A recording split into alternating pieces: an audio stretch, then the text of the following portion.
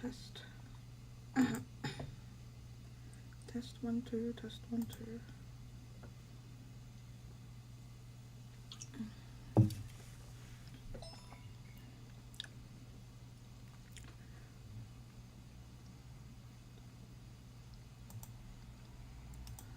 Okay. Mousy, are you here? Mousy, I need somebody to go into the chat and tell me how long it takes until you are able to hear me. I also need to know the quality of the stream. Let me have a look.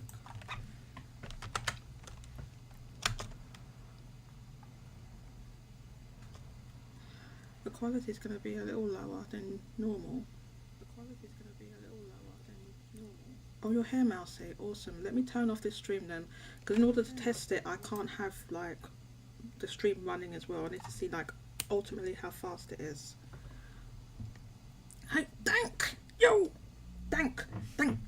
Do me a favour, you're always here. Dank, please be a mod on this channel, on the YouTube channel. I need some mods. I could really do with at least one mod. Oh, and I tested so this is just like, first we're going to test the latency and then we can get into the other stuff. But so yes, that's why you can just see the startup screen at the moment, because I really just need to know like how long. So if you type something to me, then you can see how long it takes for me to respond. So just type anything and I'll read out it. Oh, okay then, says Dank. J2 Blue in the Sky. What's up, Josie? My name's not Josie, it's Jodie. Thank you. Playing Tears of the Kingdom of Lunch break. Let's go. He agreed. Who agreed? Dank? Oh, I agreed to be a mod. Did you agree? Dank. Dank. I need a Dank or J2 or Mousy. Well, Mousy, I didn't ask you because you're already. I didn't want you to pull double duty, right? So. Oh, Dank would be a mod. Thank you, Dank. How long is it taking you to hear me, by the way? Is it really fast? That's cool. What do you think of Josie from the Spawncast? They have a new member called Josie. Well, I'll type right now. It's a mere few seconds. Okay, so before it was like close to 30 seconds, 10 to 30 seconds, right? Yeah, Josie's cool. I'm glad they've got somebody younger on the show as well, because I believe she's only about, maybe she's 20 years old or something. A minute. Did it used to take a minute before? So is this like super fast now? I don't have anything else streaming, right? So we can just see just how fast it is.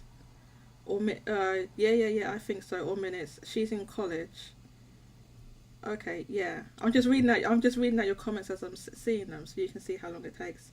Yeah, she's a young woman. Yeah, it's good to have a young woman on the show. Obviously Miss Click's not as available now that she's had a child, so yeah, it's pretty cool. I'm glad that you came out for the bonus stream. Thank you so much. Yeah, so I just wanted to test this low latency. Oh, and I wanted to see if I could get this bot to work. I might have to, in order, I'm just doing this for testing purposes, okay? I'm going to, I don't know if this works now. I'm going to make the timer like a lot the timer that I added a lot shorter. It's not going to be like this permanently, okay? So don't, you know, don't freak out. Okay, I'm going to put it for 3 minutes, right? Obviously, it's not going to stay like that, but I just want to see if it's able to, yeah, they need more young ladies, period. Well, you know, when it comes to being in gaming spaces, even though when any studies or surveys or anything done, it's like 50% women that play games, it's not 50% women in gaming spaces, because traditionally they just haven't been very welcoming for women for various reasons, including you know some sexism and you know abuse type things, that sort of thing. That happens, unfortunately. So when you're in person spaces, it can be like that. Let me turn my God. I put my heater on, so I'm over in this corner. Right. So you're saying it's super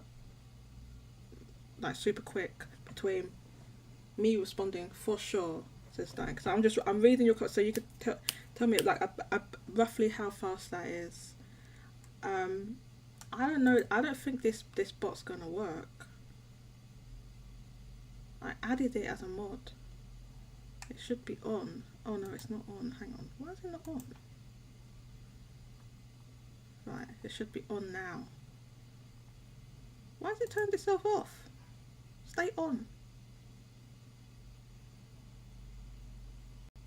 Okay. Sorry. See if CloudBot shows up now. Yeah, I found a new lo-fi track, so we can put that on in just a second. Let's see if CloudBot shows up. Do I need to refresh this or something?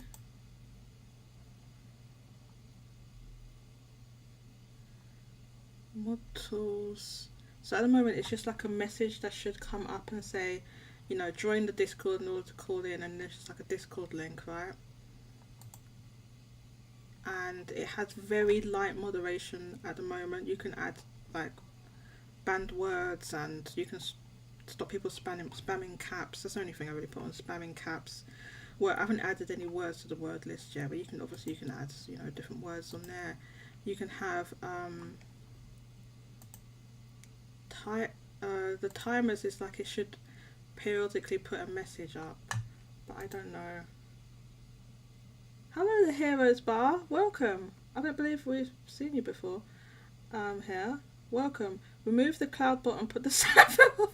Well, tell me how to put a Sephiroth bot on. I'll put a Sephiroth bot on. Sephiroth can come here any day of the week. Sephiroth can do whatever he wants to me. DK, Mario Kid DK. Welcome. Surprise Wednesday stream. What's going on? Well, basically, I wanted to test this low latency, so I want to see, like, how. I don't know what that AO is for. I want to see how long it takes for me talking to you hearing me. So that's why I'm reading your comments here to see how long it takes for you to. So you know how short it is. I'm testing ultra low latency. So what I'm going to do in a sec, I'm going to put something on. I'll put something on screen. Well, I'll show you the this cloud bot I'm trying to set. I can't get it to work. I'll show you this cloud bot I'm trying to set up.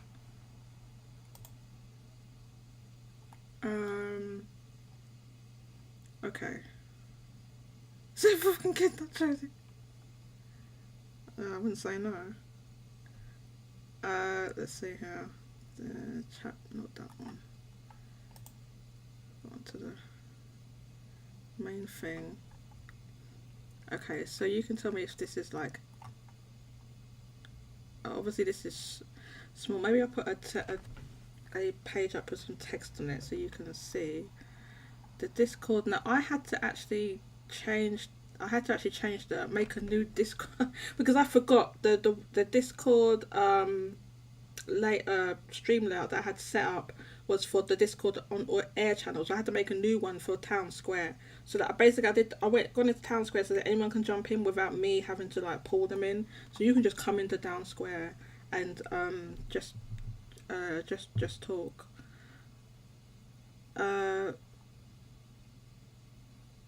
So hopefully that should be that one, and then Discord on air is closed.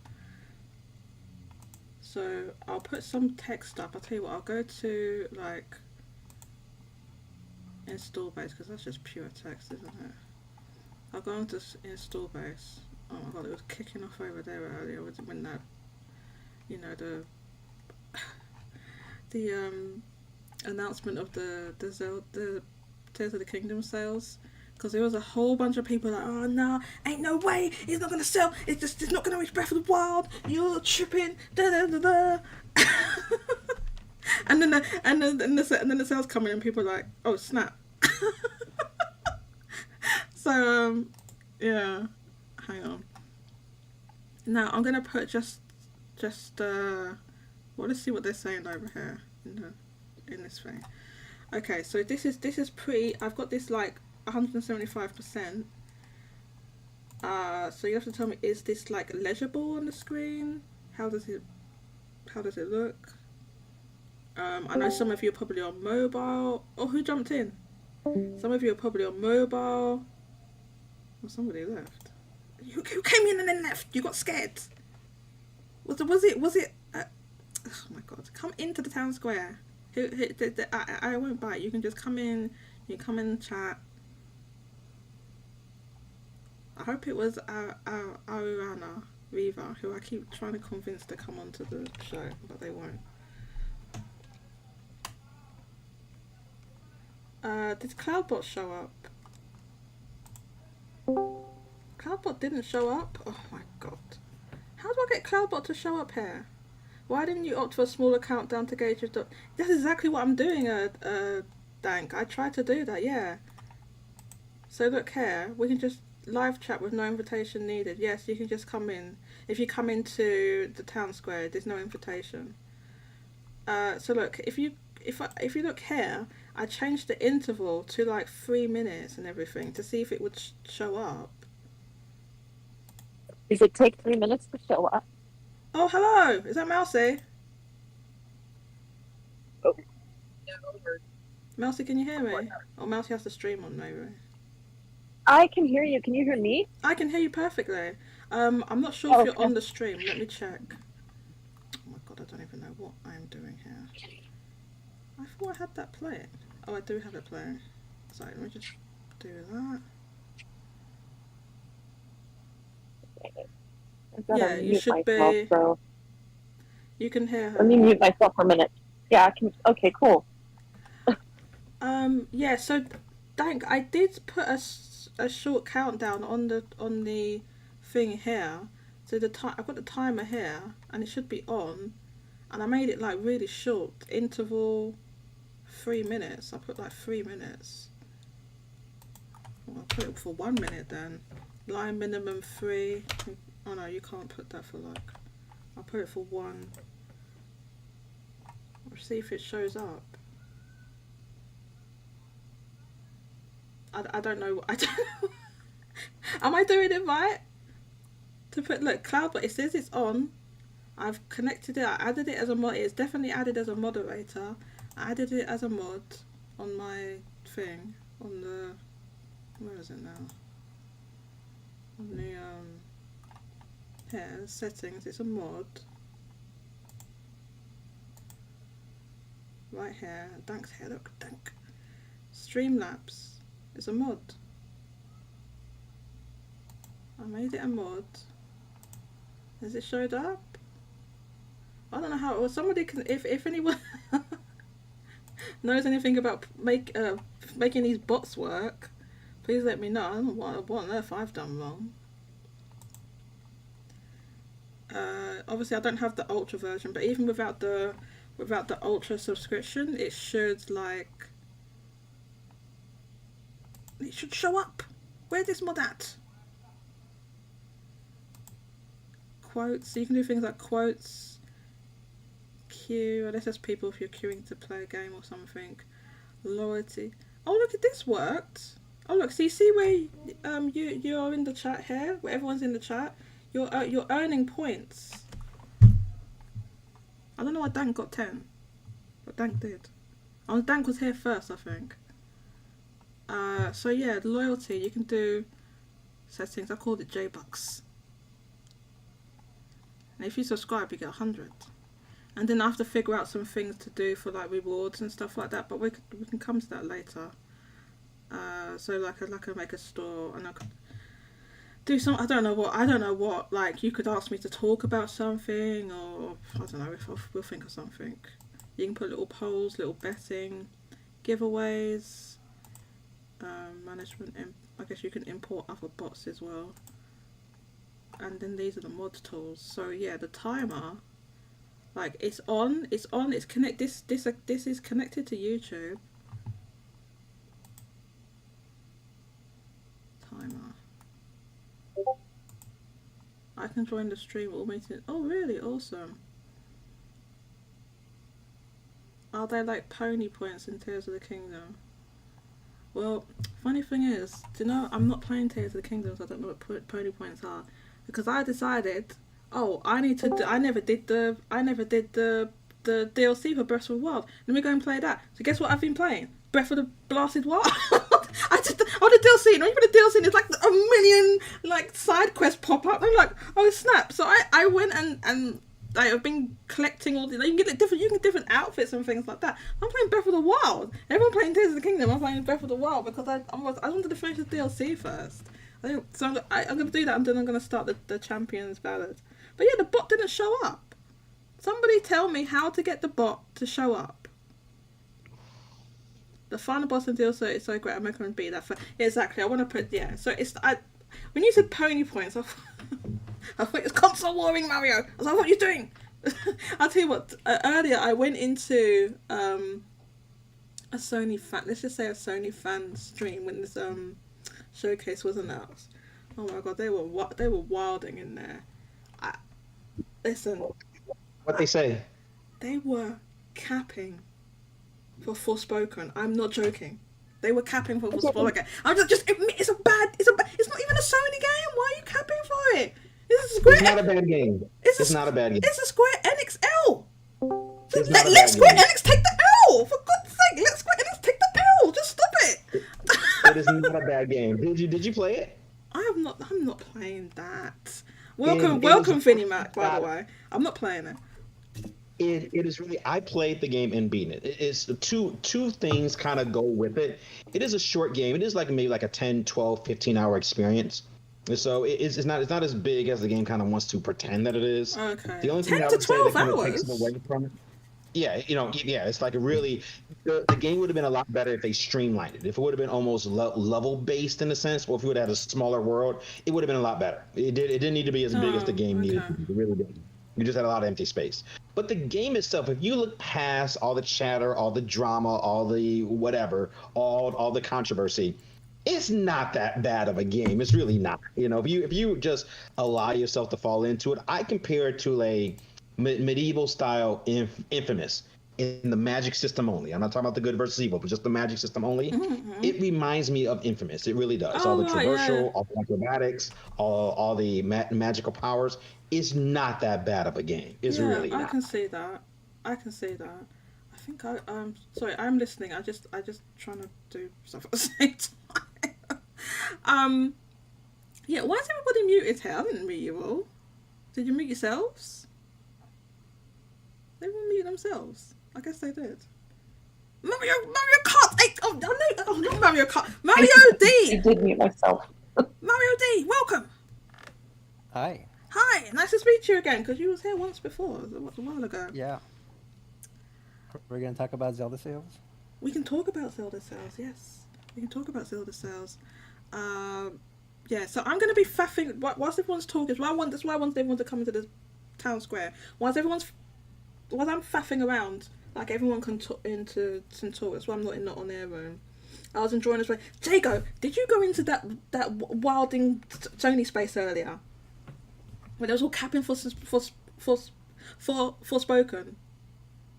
They're saying, why Forspoken? Oh my god! People basically it was like the argument that people made for Redfall. Well, if people make allowances for that, then why didn't they make allowances for Tears of the Kingdom? That's all that. Oh my god! Good lord! I was like, okay, maybe Forspoken isn't as bad. Like some people enjoyed it more, obviously, and it's not as. It was hilarious. I don't think it was recorded though. It was hilarious. Maybe it wasn't. Obviously some people enjoyed it, and it wasn't like a non-functional game or completely not bad. But to don't bring up that game and Tears of the Kingdom in the same. I don't know if that's a good idea. Well, it's definitely not the 30 frames per second that was the issue, because Redfall was straight up broken. If it was just the 30 frames per second, that would be a completely different conversation. Yeah, so Redfall had issues that it just wasn't a good. From what my understanding, what people said, that the game is just not that good. Now, Forspoken was not like Redfall levels of bad. Okay, not Redfall levels of bad. It wasn't that bad. Forspoken was just mid, really. Like it's, it's not saying it was completely bad. Whereas, like, I believe Redfall has reviewed in like the 50s. I haven't seen a game drop that low for a long time. But that, it happens sometimes. But yeah, I think there were different expectations for Redfall and for Forspoken, because you had like the prior CEO. I think he's still there. He's gonna leave soon, but he was saying he wanted Forspoken to be like a new pillar for Square Enix, and it would be like. Oh, you mean going toe-to-toe Matsuda? with- Yeah, Matsuda is yes, he's leaving good. Yeah. He's stepping down and he's leaving. He's like and he's leaving Square Enix altogether. He's not even going in like a ceremonial position or anything like that. He's completely leaving, and then we're gonna get Airbus Kiryu-san, and things are gonna get better. Well, hopefully, he's a crypto boy, so we'll have to wait and see. But yeah, we'll see. But I think for Redfall, like they never talked about like these grandiose expectations. Like it was a new IP. They were both new IPs, but from what I've heard and seen of Redfall, some of it is like pretty cheap in terms of like certain animations, or some stuff apparently is recycled from other games. it's not so. And they never said it was like, oh, this is like the next step for our studio. Whereas with Forspoken, it was like also co-marketed by Sony, and it was like made to be the next, like I said, next pillar of the company. And Luminous Studios was created just for that, like their own named like engine and everything, and they poured like years and years of effort into it, and like spun off from FF15. So I think that game flopping hurts more, but I don't know. I think they're different in well, also the fact that Xbox, they kind of need a win right now because they haven't had any good games come out for like 2 years. Yeah. So when do you think was their last good game then? Like you'd consider good? Well, let's clarify games. We're talking triple A's, in which case, like technically, Forza Horizon 5 launched to great critical success. The problem is that, well, first of all, the problem is you're on stream. Okay, they screwed up Halo. Try not. It's not like a huge deal, but try not to, please. Yeah, so they screwed up Halo, so it really doesn't matter about anything else. I mean, we can sit there and color code all these different things, but the Halo live service launch rollout, whatever you want to call it, is the problem. I mean, yeah, Redfall adds to it, but Halo just wasn't right, and that's like getting Mario wrong. You just can't do that, and so a lot of people are still kind of bitter about that. And then you go 2 years with nothing, and you get Redfall. But Redfall wasn't really. I mean, it was always a looter shooter, so I'm not really sure why everybody like looked at it as, oh, this is. I think it didn't ever look appealing to me. Mousy, I can tell you why. I can tell you why, because you remember so not last year but the year before, that was the closing game that Microsoft's one more thing that closed their show. If you remember, then they had that whole CGI of Redfall, and that was they if it's gonna be your one more thing, it's like, oh, one more thing. Here's the new game from Arcane coming up, like that. That's like you're presenting that as that this is a big game. It's not like some little rinky dink, throwaway looter shooter. That I think they want. That's the impression I got when I saw that CG. I mean, I would have at that time. I would rather have seen the game, but sorry, go ahead. This isn't assuading anybody's guilt, so I don't want anyone to think that's going. But there's a lot of talk about the origin of that particular game. But from everything I get, like the Mario DK. Is that what you want to be named at? That's fine. Yeah, it's he was Mario, saying. whatever. Yeah, I think there is a marketing for sure in some of the way the communication happens for sure, but I don't ever think because even in like the interview that Phil Spencer gave, like they really never supported Redfall. So that doesn't tell me like they ever thought that was going to be some sort of pillar of the company. I mean, that doesn't mean that there's not a management issue or there's not. I'm not saying that. It just, to me internally, I don't think they ever saw this as being like another pillar or some big game, even though we all did. I think it was hype because there was nothing else hype, basically. Yeah. So, yeah, so you think that like even though like it was a mismatch between mismatch between the marketing that we saw and then what Microsoft thought internally. Well, yeah, but it's not like that's the only time they've ever had bad marketing signals. I mean, they're notorious for having bad marketing communication on what goes what and where goes what. I mean, it's not like they've not done that before. Like, I want to make that clear. Their marketing has been back and forth for years. You know, Microsoft sometimes will have great marketing. Like, when they launched the systems, anything to do with the hardware was just on fire. Yeah. When it was good for like how they revealed the Series X at the Game Awards. It was kind of like a surprise. Even how they handled the Series S leak was just amazing. Like they didn't even. I was there, Mousy. It was just they just posted a meme of like that puppet looking around the corner. I was like, okay. Yeah, People are like, oh my meme. Calm down. that's what I'm Mousy. I'm just being honest. That's what I thought at the time. I'm just like, it's okay. They just posted a meme. They're acting like they were just like geniuses or something. I think that's like the Microsoft experience. I was gonna say, like knowing how to the PR stuff. Like Microsoft has been around for a long time. They've dealt with a lot of stuff from like anti-competitive and monopolistic, investigations and all that stuff. But yeah, I think it's just they know how to play these things off. And Phil Spencer is like, he's always been that PR guy. Oh, don't get me wrong. It was good. It was good. It was good. They handled it in the best way they could. I think. But I'm just like, people were just like acting like it was like a giant W, and I'm like, it's just. Oh, you gotta think that they did kind of flip something around that would have been like, in any other case, like other people would have been like fighting the trying to take the pages down and sending out cease and desist letters. But the point that I was trying to get to is that their marketing is really inconsistent, because around the hardware at that time it was great, but the communication around the games was not like fantastic. So, but I mean, as far as Forspoken goes, the difference there is I think Square had intended to turn that into an IP that they could continue making more content into.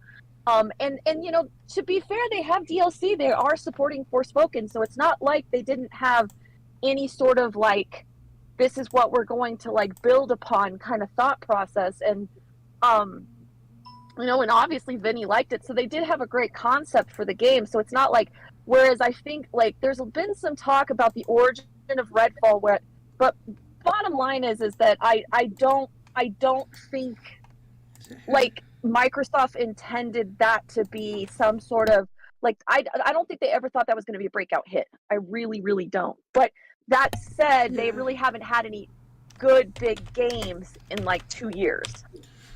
The last one was Forza Horizon 5. I would agree with Mouse on that, and because we kind of talked about this before, how you need those single A and double A games. I think because Microsoft hasn't released anything, and then on top of that, you tout yourself as the most powerful system. When there's a first-party game that comes out, everybody thinks it's supposed to be like 60 frames a second, 4K graphics, the best of everything, and it's not. This game, if this would have been any other year where there would have been a nice, healthy release of games, this game may have slid by, maybe in a high 60s, low 70s game, and it probably would have been considered a double A style game, just enough to get you into Starfield. It's just enough. We're going to keep you quiet until our Microsoft Direct that keeps you quiet until Starfield. Maybe that's the way it should have been. So there is an argument to be made. You can say that this game should have been a first party double A game, and that should have been okay. But it wasn't, because Microsoft isn't releasing anything. So there is an argument to be made in the front. Yeah, and then the problem is that I'll be honest, I almost feel like this should have been shadow dropped and they should have like really gone out for Hi-Fi Rush, because that one, like, it got the acclaim, it got the attention. Yeah. So it's like, you should have done the flip. They didn't put a physical out, so no countries that are more physical heavy are going to do anything with it. And it's like, I mean, the Shadow Drop was great, but like Nintendo did with the Metroid Prime remaster, then you should have had like the marketing engine come in, because if they had continued the marketing cycle with Hi-Fi and then like launched Redfall in there along with Age of Empires 2, which also launched at the same time, people would have been like, oh well, that sucks, but we have this one to play. But they didn't do that. Like, they just don't do things that like make sense sometimes. Like, that's, Microsoft is inconsistent. That's their problem. Yeah, no, I completely agree with you. I'm trying. So I'm listening to you. I'm at the same time trying to get this CloudBot to work, and I just realized CloudBot's not showing up as a viewer. So I need to figure out how to make it get a viewer. I think Vinny's right, and I think they were hoping to slide it through, because everything to me sounds like they were just, because I saw the Benji interview that you did, and basically he said they really couldn't cancel it. They were stuck in that position. And like, I think they were thinking they could slide it through, but the problem is just you didn't give enough attention why to couldn't they cancel it though? Well, if you watch his interview, he basically said the PR for canceling, like buying a studio and then canceling. Oh, okay. Not his interview. What Phil said. Well, yeah, and then when you look at what Benji said in his thing, if they had bought the studio and then canceled the game right off the bat, and then people find out the game had a PS5 version, then that would have made people, oh, so they're buying, and then canceling the PS5 version. So, like Benji was saying, that creates a sort of negative, and that could be used against them, like with their other acquisitions, whereas just continually releasing the game and sending it out there, that doesn't necessarily affect their acquisition viability. But if it got back to any kind of thing, then that could affect that. So now with the power of hindsight, do you think that or do you wonder whether it would have been more or less bad publicity or backlash if they had cancelled the game versus releasing it as and obviously what happened ensued after that? It would have been worse to cancel the game. It would have been worse to cancel the game. Yeah, I think they should have just... You now have something that you can make better. If you were to cancel it on top of Microsoft not releasing anything else, that's a problem. Yeah, I'm with Vinny on that one. Like, I don't think they could have canceled it. I just think they should have delayed it to where they could have pushed it in a more spot where you've got all these other different, like, because delays are bad publicity, but at least if they snuck it in with, or like I said, they should have bumped up, age, bumped up. But see, I knew something was wrong too, because like they announced the Age of Empire ports, and this was last year, and they announced that at the same time period, Arcane posted like more information towards Redfall, but the Microsoft blog or something was talking about the Age ports, not the Redfall. Yeah, so they knew this thing was not like, they knew the concept, the overall concept. I'm not saying they knew it was broken. I'm saying they knew that this concept was not the best. Like the problem with like Forspoken wasn't that it was, like Jenny said, a bad game. Although I haven't played it, I have seen some stuff. There were some broken pieces to it in the PC port, and I think that's problematic. The PC port was I remember wasn't that pretty bad, the PC port? Yeah, it was the PC port was, I've because I follow a lot of PC port review blogs and things, and but that said, the concept, because everyone loves the way the magic system works and all of that, so conceptually it wasn't like, whereas Redfall conceptually was never going to be great. It was always just going to be mid at best. Even if everything hit with it, it was never going to be this tremendously powerful game that people were going to be like, oh my god, I have to play. That was never going to happen. Phil reckoned it was double digits higher. The internal testing was double digits higher than we ended up with. And at the time he did that at the stream, the kind of funny interview, the game was in the 60s. It's not in the 60s anymore. It actually dropped down somehow. Yeah, but dropped down. double digits is 70. I mean, like, that's True. let's be real. But That's 70. mid, so. That's mid. That's mid. It's acceptable. It's fine. A game in the 70s is fine. It's not a bad game, right? But they knew. I see what you're saying. They knew it wasn't like a really fantastic game. It was going to be mid. And it's like, well, it's going to be mid, but you know, let's do it. Right, but like Vinny has been saying, like it's been where it was released, like it just, and then on top of that, you're talking about it was launched a couple weeks before like the biggest game of the decade. Like you know, it's like, I don't know, you know, it might have been better if they had waited until after Zelda to launch it because nobody was going to play it anyways. Then that's I don't know. That's you know what that's them being numpties. I mean, like if I was any, the only like. What was it? What was the gap? Like 2 weeks? I think it was intentional. Just they knew the game was not going to be that great. Yeah. In terms of releasing it right before Breath of the Tears of the Kingdom, because then Tears of the Kingdom comes out and like it's amazing and it's taking up all the media attention and everyone forgets about Redfall. I just think they should have launched at the same time as Breath of the Wild because then there's really nobody playing it. Yeah. Well, there's no one playing. Have you seen the Steam stats? It's not 200 people. There's no one. Well, there was enough to review it. Let me put it that way. There was enough people to review it. There wouldn't have been if you waited till Breath of the Wild. Yeah. Tears of the Kingdom. I think you mean Tears of the Kingdom. It's okay. Yeah. You may be right. Most other games got out of the way, but I always thought when they announced it, I thought it was a bit. I was like, oh, it's a bit close, isn't it? I can't. Why is this thing not copy and pasting? Stupid. I'm sorry. Well, it is two different markets you're going for, so it's not like you're going against the same market.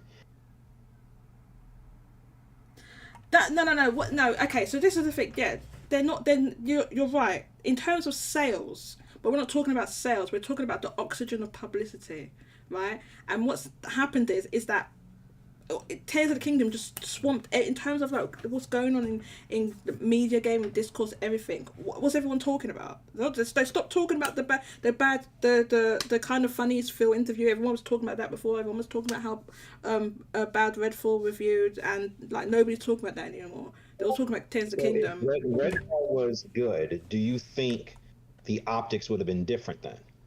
Do you think now Breath of the Wild Tears of the Kingdom coming out still would have had the same sort of discussion around that? But if Redfall would have been a better game, do you think the optics around Xbox would have changed?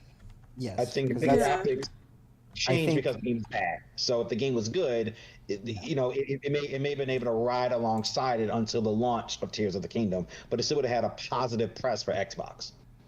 I think if it was a better game, they would have released it at a different time. Maybe not as close to Tears of the Kingdom, or maybe like earlier. I just think they knew what they had on their hands in terms of. They knew it was bad. Like I think this game just didn't get enough attention, which is what Phil said. It didn't get enough eyes on it to determine like, okay, do we need to cancel it? Do we need to delay it? Like, do they need help? Like they just kind of. I think like when they bought Bethesda and they had all this Activision deal going on, I think it's ultimately a lot to handle and deal with. So I think from a resources standpoint, Microsoft and like Phil, they just kind of have to like look at what really matters, you know, and maybe they just set the priorities like, okay, Starfield, we know that a lot is going to be riding on that, and let's make sure that gets all the attention and help it needs.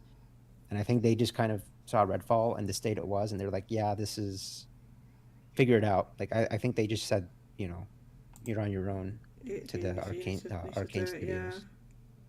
Did you set up a test command? I'm sorry, I'm talking to Dank. Yeah, I probably should set up a test command. You're right. I'll do a test one. I'll do a test. I put it on as it's. I think I put the mod thing in the wrong place. Yo, yes, it's here! I did it! It's here! The cowbox showed up! It's in the chat! It's here! It's a mod! Yeah, I did it! It's in the mod! It's in the chat! Yay! What'd you do differently?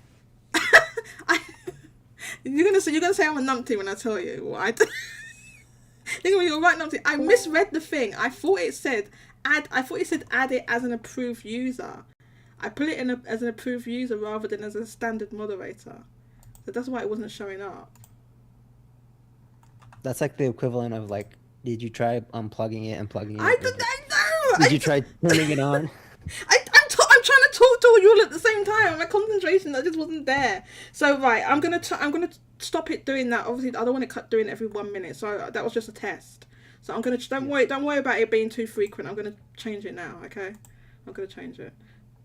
So don't freak out. Don't freak out. No, I was so I was like totally distracted when I was listening to everyone. So I just put it. I pasted it into the wrong place. Is basically what I did.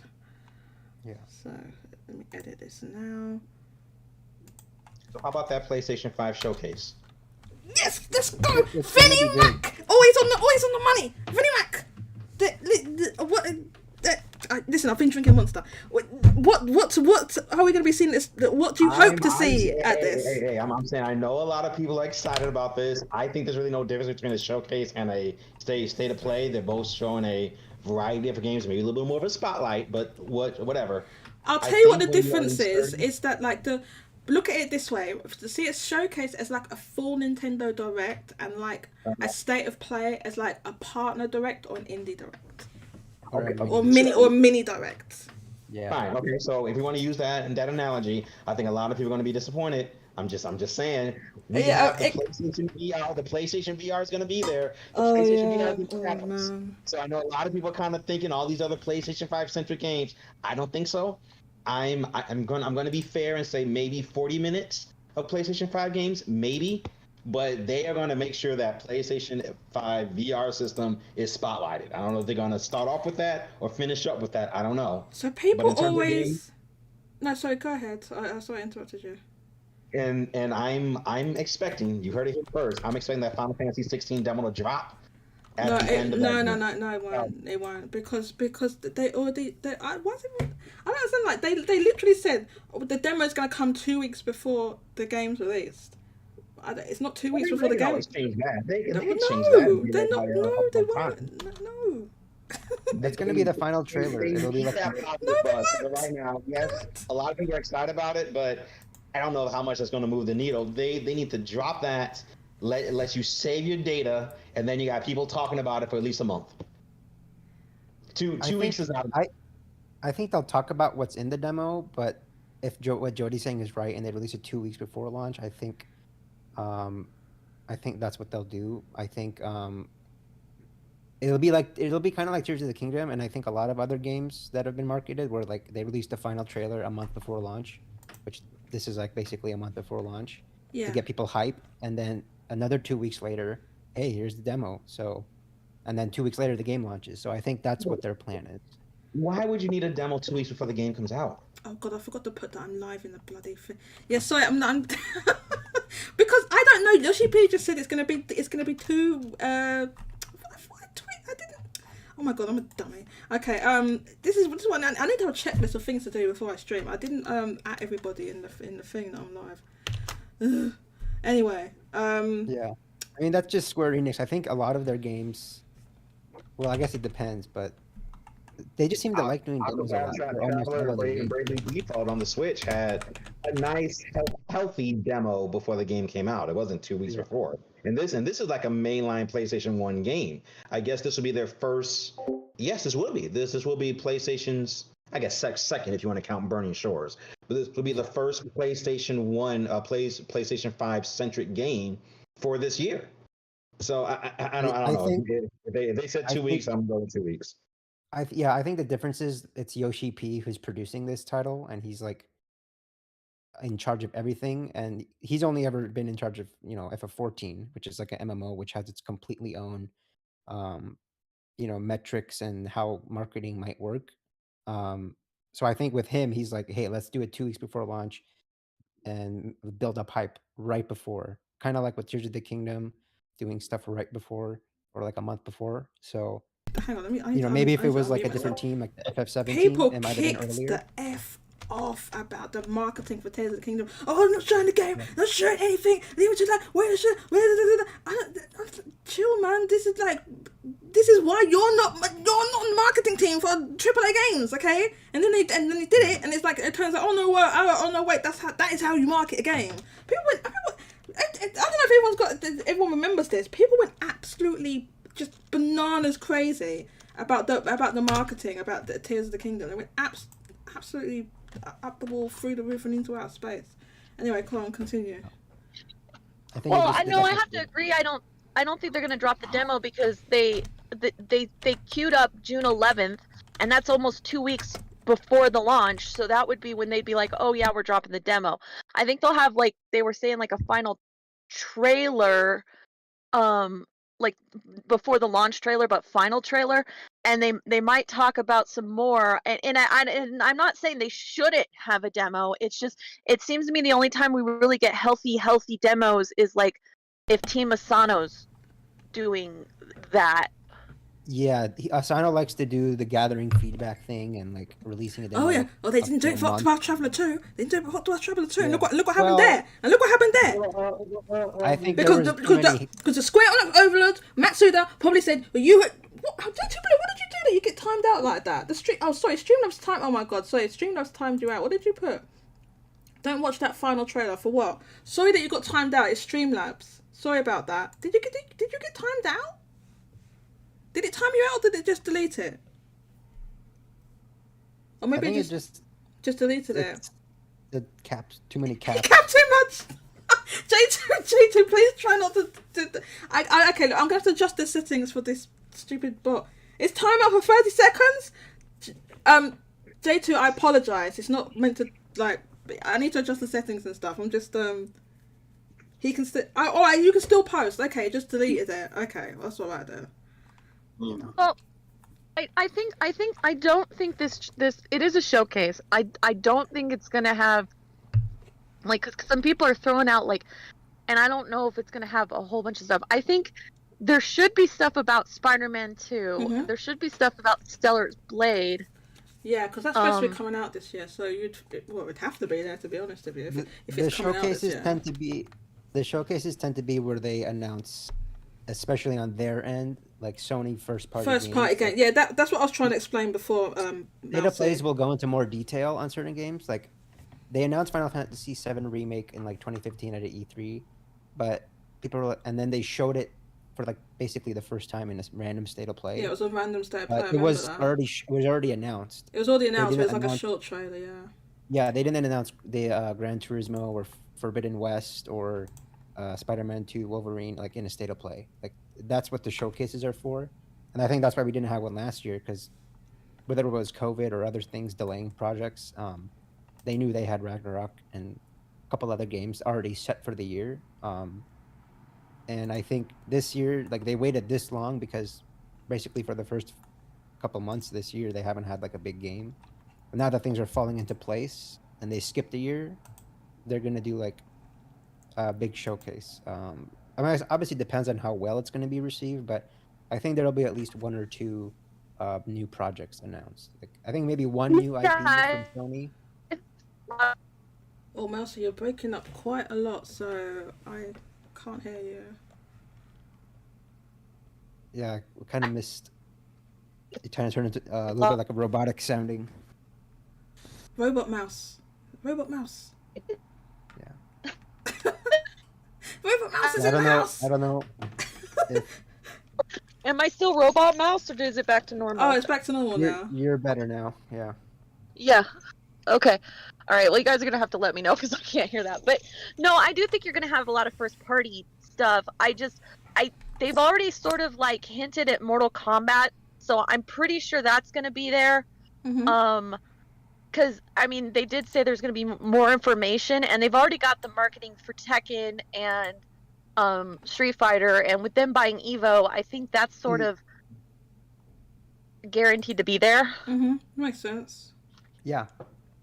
So how many games are we expecting at this showcase? Releasing by December 31st. How many games are we expecting? Sorry, say that again, please, Vinnie Mac.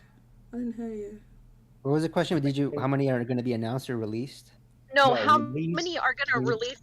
by the end of the year. Sorry, Vinny. How many games? Yes, because How because many? you got How many? Spider-Man in there. So How you many got first-party Spider-Man, games? you got Spider-Man, and so you got Street Fighter. So Well, Stellar Blade, what we're talking about? I mean, I don't know where you slot that in behind Spider-Man or in front. there's a third. I'm sure Spider-Man wouldn't mind. Those are third-party games, and then first-party games. So do you mean both? We're not counting VR, right? Because I think VR is going to take 20 minutes of this thing. All right, that's the I other don't even thing. know if it'll do. I don't even know. I was gonna say I yeah. don't. I was gonna say quickly, like PSVR the 2, they will feature it heavily mousy, because obviously it's only just come out like a couple of months ago or something, right? And It's they already need, dead. so this is what, so we don't have any sales figures.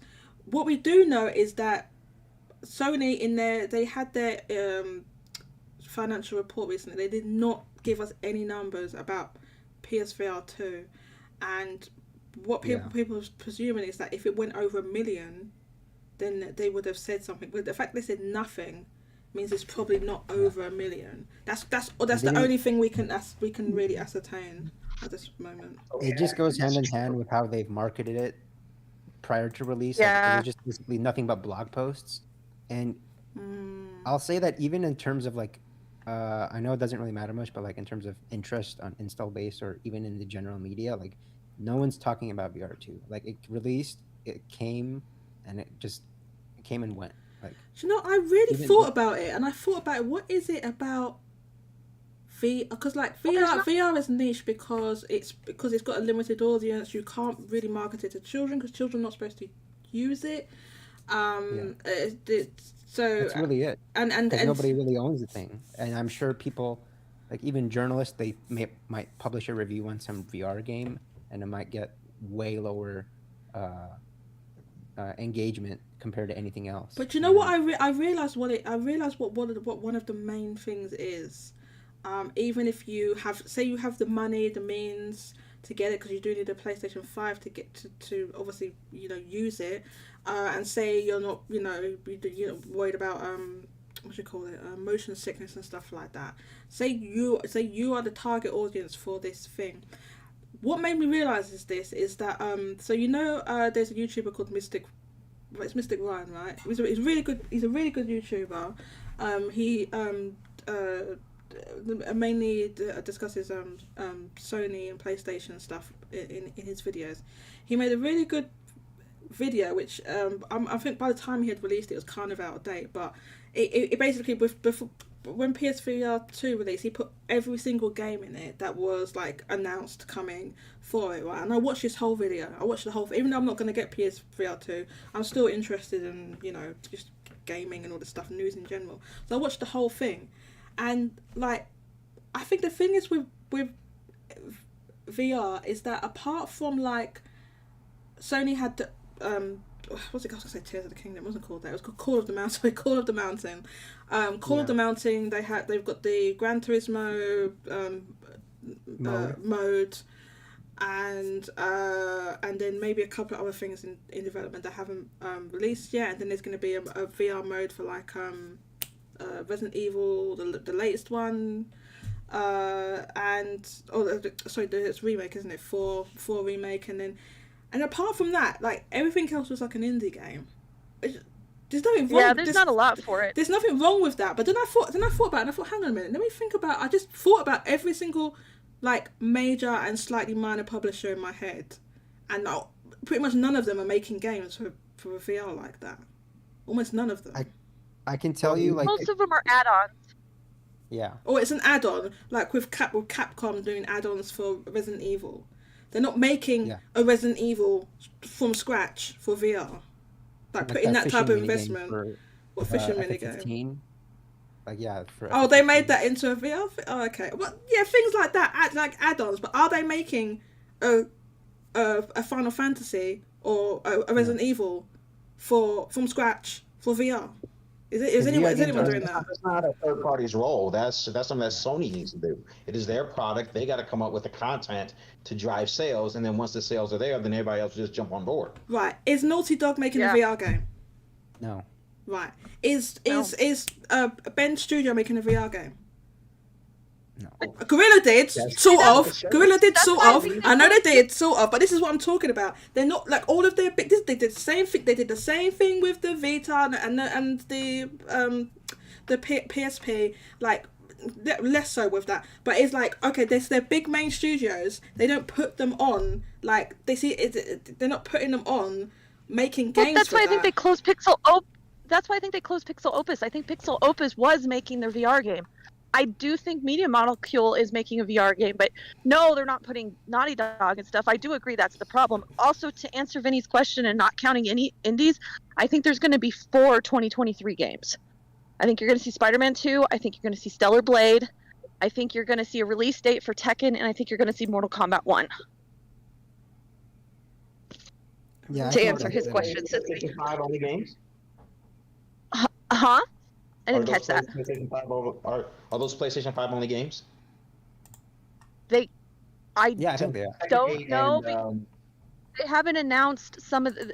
Spidey 2 will be in, I think Stellar Blade is. Mhm. I don't know if NetherRealm is doing a PS4 version. I do. The rumor is I would they're think doing a not. Switch version. That's Yeah, that's so they could be possible. PS5 only game. I mean, I guess they did what. Well, if they did anything for it, hang on. The NetherRealm's owned by Warner Brothers, right? They might do that staggered release thing that they did like with Hogwarts Legacy, right? It was the same thing. Possibly. Yeah, but they might not care because the thing is that the thing about fighting games is they're continually supporting. So if they do a PS4 version, they're have to continue to support a PS4 version, and then unlike the other two, don't sell Mortal Kombat in Japan. And they are supposedly doing a Switch version. So if they did need that, they have that version. Because Oh, Mousy. sorry, go ahead.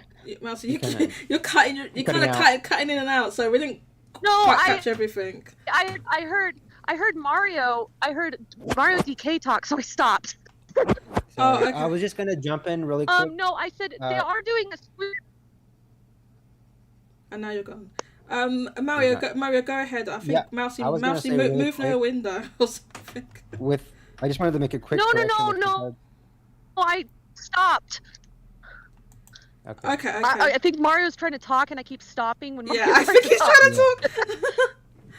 Go Just ahead, really Mario. quick for like Mortal Kombat sales in Japan, like they don't exist at all because the rating. Oh yeah, it's effectively not. I mean, you Yeah. can import it, but it's Yeah. not rated by Zero, so it's not. It's. And when was the last Mortal Kombat was ever sold there? Was it? I think it might have been a really old. Well, I probably don't looking at niche barrier. remember, but they had I'll check. I'll look they at had Niche to Barrier. they had to edit it, and they just decided to stop. The one that Yeah, was on the they NES. had to It's edit too it. much They work. just You're decided to stop basically- editing it, It's It's too much like- work cutting because everything out. listen, they do it for okay. So you probably know they make two. Gore and the blood, Two or different versions of Resident Evil. They make a version of Resident Evil for Japan. So in fact, they make two versions for them. They get there's one that they have to heavily censor for Zero, and then they make what they call the grotesque version. And the grotesque version still has stuff censored from the international Western version. Yeah, they can't show like beheading Right. and because of Honestly, Unless watch these unless the it's video historical. comparisons. Yeah. Watch the video Yeah, comparisons on YouTube. unless it's historical. Yeah. If it's historical, which is bizarre to me. Okay, I so find Mortal Kombat like comical, and I find like stuff like realistic. So when they started pulling the blood out of that, like, oh my god! oh yeah, Dank says I think Mousy is delayed and what's I think you're kind of delayed. Says Mousy is stuck in the chasms and tears of the kingdom. Skull emoji. Keep cutting in and out. You're cutting in and out. Now I've got up on the screen on the stream. I showed some Mortal Kombat on Niche Barrier, which has it's the same as basically oh god, what's that site called? You know what I mean. Anyway, the charts site. Anyway, it's got like everything that's released in Japan. There's no Mortal Kombat has released in Japan since Mortal Kombat 2. Just so you know. It's effectively completely banned well, there. that's because 1998. yeah, because you can't. I mean, it's too much. It's too much. They'd have to censor. But my point was, they don't need a PS4 version for that. So I would assume they're just going to go straight PS5, so they don't have to keep supporting it. Whereas, like, they don't have an Xbox One version of Street Fighter 6, but they have a PS4 version, which I assume is just basically for Japan. It's Japan. I think it's just the sales. I think Xbox doesn't really have a market for like. Well, I mean, I get it. I mean, they did it for Mortal Kombat, Resident Evil. If they didn't have that Resident Evil 4 PS4 version for Japan, it would have sold half the amount. It would have sold half the amount. It was almost 50-50. It was like 85, 89K, right? For I think the PS5 was slightly more, it was like 89K, and then the PS4 version was like 85K, something like that first week. Well, then they would have lost half the sales. Yeah. They did it for Japan. I mean, it's kind of obvious that that's what they had to do. What Capcom had to do. Yeah, it's for sales. But I'm just saying the thing about fighting games is you have to continually support them. Yeah. And I think if they can get rid of the other version, they're going to do that. And that's what I'm saying. I do think they haven't announced the versions, but I would not be surprised. It makes sense to me that Mortal Kombat would just be PS5 and Xbox Series. It makes sense to me that there isn't an Xbox One version for Street Fighter. I'm just saying that they did that because of Japan. I'm almost certain, because the rest of the world, they could have just gotten away with a PS5 version for Street Fighter. Well, you can tell the game is targeting PS4 as the base, just from how it looks. Yeah. Yeah. Well, they again, started development of this game like probably 3 years ago, at least 3 to 4 years ago, like pre-pandemic even. So I think, and they knew like Street Fighter V was one of the lowest selling games. So I don't think they felt confident enough to make the next gen only leap with Street Fighter. Like you can do that with Monster Hunter or Resident Evil eventually. Yeah. But I think they wanted to just release on the biggest install base they could at the time. When they started 6. I agree with you because I'm gonna have to wish you guys goodbye though, because I gotta go. But, okay, no worries. Thanks so much for taking your time out of your day to join us, Mousy. Yeah, it's fun. We need to do more of these. Well, we'll see about that. Right, Jody has to sleep. I have to sleep sometimes. Hey, I try to keep your streams down to like 2 hours, 3 hours. And you're like, no more. It's fine. No more 4-hour streams. I can't be doing that. All right. I try. You just keep going. I'm like, I know. I drink a load of Monster and I get carried away, and then I regret it. I regret it after because I literally get knocked out for the rest of the day. So. Oh, yeah. I know this. Yeah, because I disappear. I know this. I talk to you. Mousy, you are like full. You're dead for like. Yeah, I'm gone. You're on like robot mode, so maybe it's a good time. It's a good thing you're going. Yeah, it is. That's why. Bye. Catch you later, Mousy. Bye. I wanted to look for that tweet and then retweet that tweet that I did. Bonus stream tweets. So as of right now, we have one person saying 4 PlayStation 5 games are coming out. What does everybody else think? This year? What do you mean? I mean, obviously there's going to be way more than that in general, but do you mean like ones that are in this showcase that will release this year? I guess that's what you mean, right? I'm talking about PlayStation 5 only games. So PlayStation 5. PlayStation 5 only games. Oh, I see what you mean. PlayStation 5. Eternites, PlayStation 5. How many? Wait, hold up. Is that only PlayStation 5? That indie looking game? Is it the PlayStation 5 or is it PlayStation 4 and PlayStation 5 for Eternites? That rinky dink looking indie game is only PlayStation 5. Are you sure? Are you sure? No, it says PlayStation 4. No, maybe I don't know. Actually, maybe I'm wrong. Checking Eternites. Rinky dink Persona knockoff? I don't think so. Eternites? I'm looking at it now. What does it say? Oh, this doesn't Who's say me? anything. It's PlayStation blog. What is this game? I'm seeing it listed as a PS4 That's game, too alright? RPG. I'm seeing it listed as for PS4 and PS5 on the PlayStation thing right now, It's a dating action game. which is not a thing. But anyway, it's, they made up a new genre. But yes, it's PS4 and PS5. Okay, I guess I was wrong. So There's no need for a game that looks like this to be only be. why Really, not? Mac. Why not? It's Why can't this game need to be on the PlayStation 4 as well? because it's an indie game that needs as many to reach as many people as possible, right? And it would help. It doesn't need to be next gen only. And when they think about when they started developing this anyway, they said the guy says he started developing it right after Persona 5, which was like years ago now. So they must have started developing it for PS4 back then. Fine, so I'm going to give you that. So I want everybody on this chat to be honest with me. Does everybody think that Spider-Man 2 is going to be a next-gen built from the ground up game, or do we think it's just going to be a PlayStation 4 game souped up? Well, I don't think Sony is like Capcom where they sneakily reveal the PS4 version later. They're not going to As say far that. as we know, Well, they did. Yeah, They as sort far- of did it for Gran Turismo, but they won't do it. They won't do it for no way they're doing that for Spider-Man. That would be too. Oh my god! If you Yeah. if you think people kicked off about Redfall, they kick off about that. I would not be surprised if we find out that this was really like a PlayStation 4 game souped up, almost like God of War, and they just decided, you know what, let's just put it on PlayStation 5 only. God of War would have got away with it if it's just a PlayStation 5 only game, and it's clearly a PlayStation 4 game. But we don't I'm know. wondering We about don't know, Spider-Man 2. Vinnie Mac, because we don't know the development and what stuff they've done to the engine, the assets, and the improvements they've made in animation and lighting and textures and things like that. We don't know. There's not. I think the game will be like as as probably as next gen as you get at the moment, because there haven't even been that many next gen only games that have there's been a few, but the ones that have cut. No, hang on, I'm trying to think.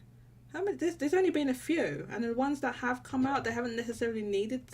They came out. People are like, this doesn't look next gen only. Like I think it's literally just Star Wars Jedi Survivor. Gotham basically the only- Knights, Jedi Survivor. Right, yeah. Exactly, Jedi Survivor. So do we think Spider-Man 2 is going to be more Jedi Survivor or more God of War in terms of how the game looks and performs? Jedi Survivor. Okay. I don't know. Yeah. I think more God I have of no. War. I have no I- clue, and PlayStation 4 game souped up for the PlayStation 5. That's what I'm thinking. I just don't care. Well, I think that's what Look, I can't pretend I care whether. Oh, does it look next gen? Yeah. I don't know. Maybe you all care about like that. That it's look because those type of games look good to me anyway. I'm not hung up on that like other people personally.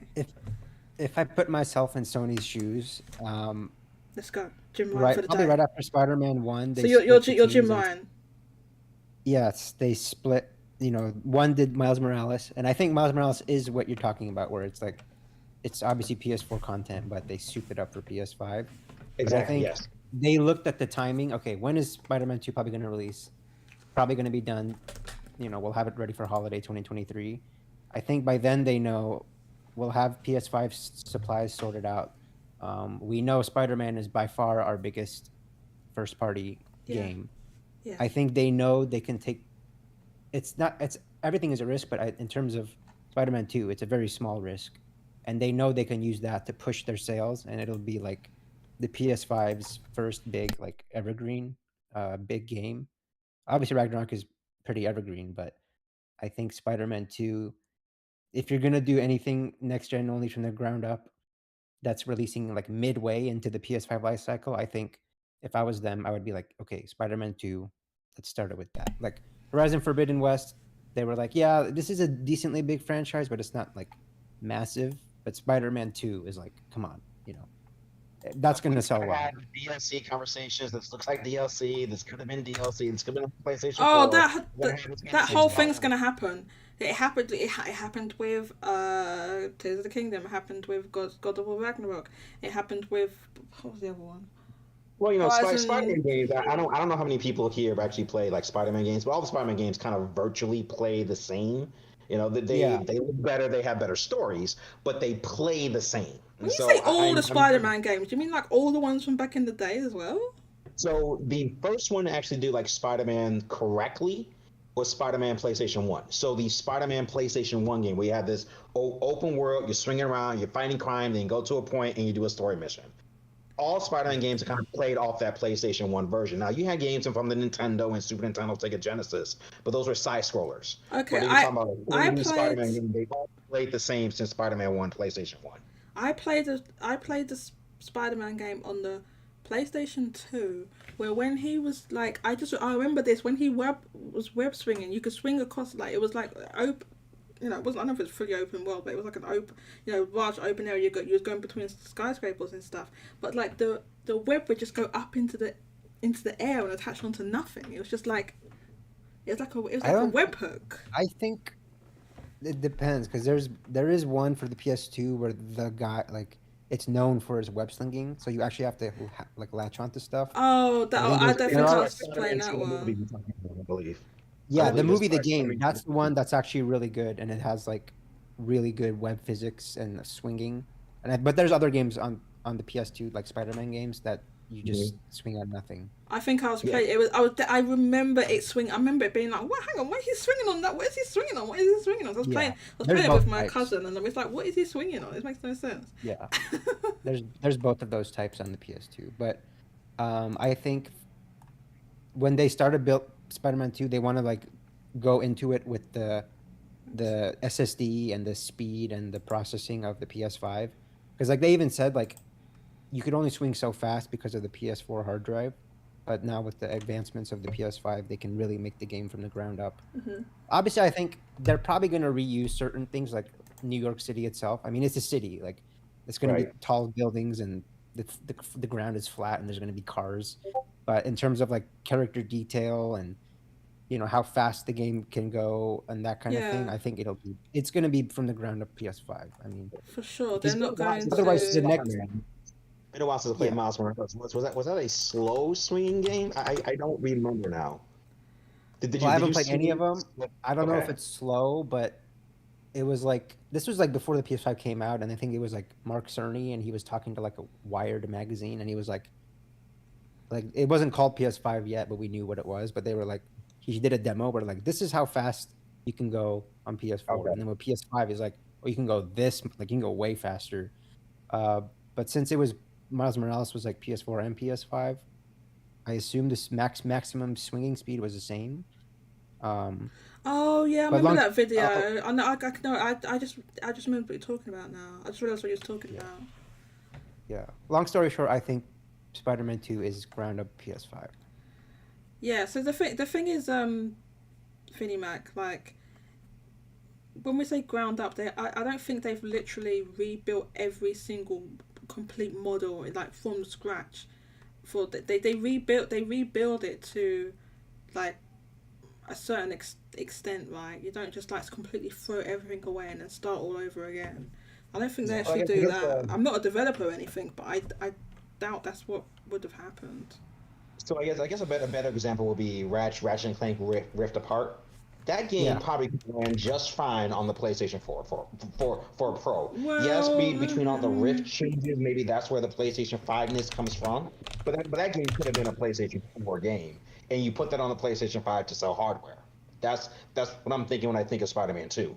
I'm thinking Spider-Man 2 is a game that could be on past gen. It could be a cross-gen game. But if you want to push PlayStation 5s, we'll just put this game on the PlayStation 5. And I think again, when I say God of War could have done that too. Scrap the PlayStation 4 version, just release the PlayStation 5 version, and if you want to play God of War Ragnarok, you got to have a PlayStation 5. But I guess there just wasn't enough out there to kind of do well, that. So you had they to kind of had like, to because I mean they put that's probably what they was intending to do. But then the pandemic happened and the supply right. constraints, and I think that at the time, like the PS5's caught up a bit now, but you remember you just could. It was only like a few months ago. You just could not. Oh no, sorry, Keycat, I didn't realize. What? Why are you muted? I haven't muted you. It doesn't say I've muted you. You've been trying to talk. Try leaving and coming back in again. Kiki, I didn't realize you was talking. No one reacts. Oh, I'm so sorry. I've been trying to speak for a while. Sorry, I didn't. I thought you had just stepped out of the room because it says you're muted. I muted for a while to take care of something. Try leaving, ending the call, and then returning, Kika. And hopefully that'll fix it. I did try to speak before. Yeah, sorry, Kika is having some technical difficulties. Yeah. Let's see if Kika, just like leave end the call and then join again. Yeah. Sorry. Continue. Yeah, there you go, Kika. It's working now. Is it? Yeah. I hear you. Is it? Okay. Sorry about that. I had no idea. No, I've been trying to speak and nobody's saying anything. I'm like, oh. Oh no, I'm sorry.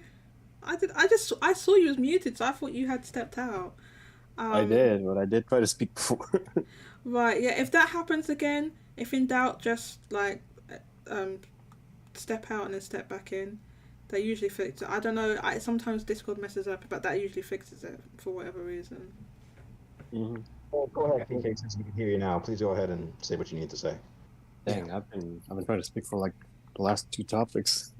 Oh really? Oh no. Oh what? Yeah, go on. Go ahead and say what you'd like to say. I think I joined. So Mortal Kombat is coming to the Switch. No ifs and no buts. Coming to the Switch. How do you know that?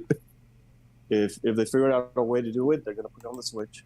Probably. What else? There's only gonna be one PlayStation 5 title in the whole presentation. Spider-Man? Yeah. And even then, they're gonna. In 6 months, it's gonna be on PC. Okay, so that Stellar Blade game was that announced as being next gen only? Yeah. Well, yeah. Right. So if that comes out this year, Yeah. did it say PS5 only? That's how I'm saying PS5 games. Yeah, because I believe it wasn't also supposed to come out on the Xbox, and then Sony said, "Nah, here's some money." They got a bag. They're publishing it. Yeah, it's just PS5 only. It's PS5. This is only PS. If this comes out this year, then that'll be 2. That's if it comes out this year. What? Actually, no. They said it was supposed to come out this year. It's supposed to. In here, it says release date to be determined, but in the trailers that we saw, it said 2023. Tears of the Kingdom said 2019. No, it didn't actually. Infinity Mac. It didn't. Okay, you're joking. It was. We saw it in 2019. It was like, oh yes, good. Well, I was doing that anyway, but then like I think they announced it too early. I don't know why they announced it that early. It was unnecessary. They announced it way too early. I think it would have come out a year earlier if it wasn't for the pandemic, but it's still even that it was still too early. All right, PK, sorry to cut you off. I'm trying to think what else, because it's been a while. Because I joined, I started joining, and you were talking about Redfall. Redfall. I mean, yeah. What would you like to say about Redfall? Have you played it? Oh no, I don't. He's like, no. There's another. Oh, it was should it have been canceled or delayed?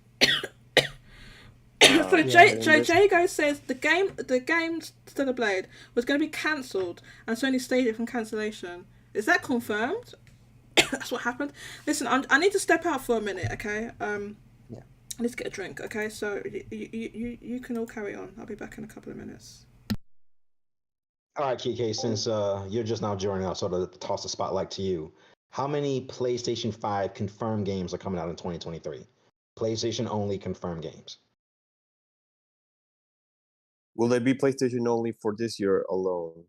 Yes, for the calendar year 2023, PlayStation. I'll give you PlayStation 4, so I'll give you that. But PlayStation 5 centric games coming from from the showcase. How many are you predicting are coming out this calendar year?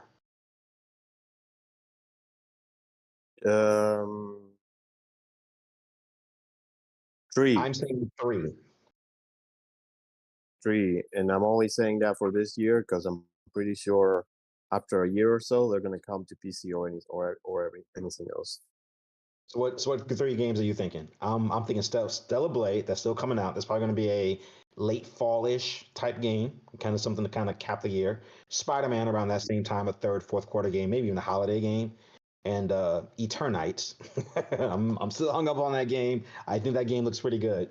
That game, of course, Final Fantasy has come out, so I guess 4. No, yeah, I've been thinking Final Fantasy, Spider-Man, and I'm thinking there's gonna be one surprise. Not gonna be a big one, but it's gonna be one surprise. See, for me, it's hard to predict because I don't know that much about Sony's studios, and it feels like every other month they buy a new one. So as with Nintendo, I can be like, oh, like the Zelda team, Mario team, the whatever EPD group or Next Level Games. I could probably like have a better informed I mean, there's a guess. bunch of studios that have stuff cooking, like Oh yeah, I know, but I don't know off the top of my head like how many they have. Like I know like because like okay, we have the Santa Monica, which did God of War. Like I don't think they're gonna have anything coming out this year.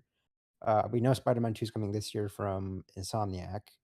Um, for Guerrilla Games, they just did the DLC for Forbidden West.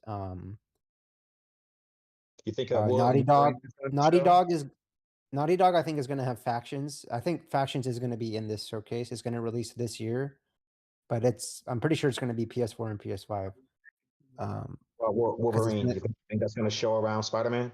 They're going to sort of tie the two I don't together. think I don't think they're gonna talk about Wolverine until after Spider-Man 2. You They don't might think tease it Wolverine may make an again. appearance in Spider-Man 2?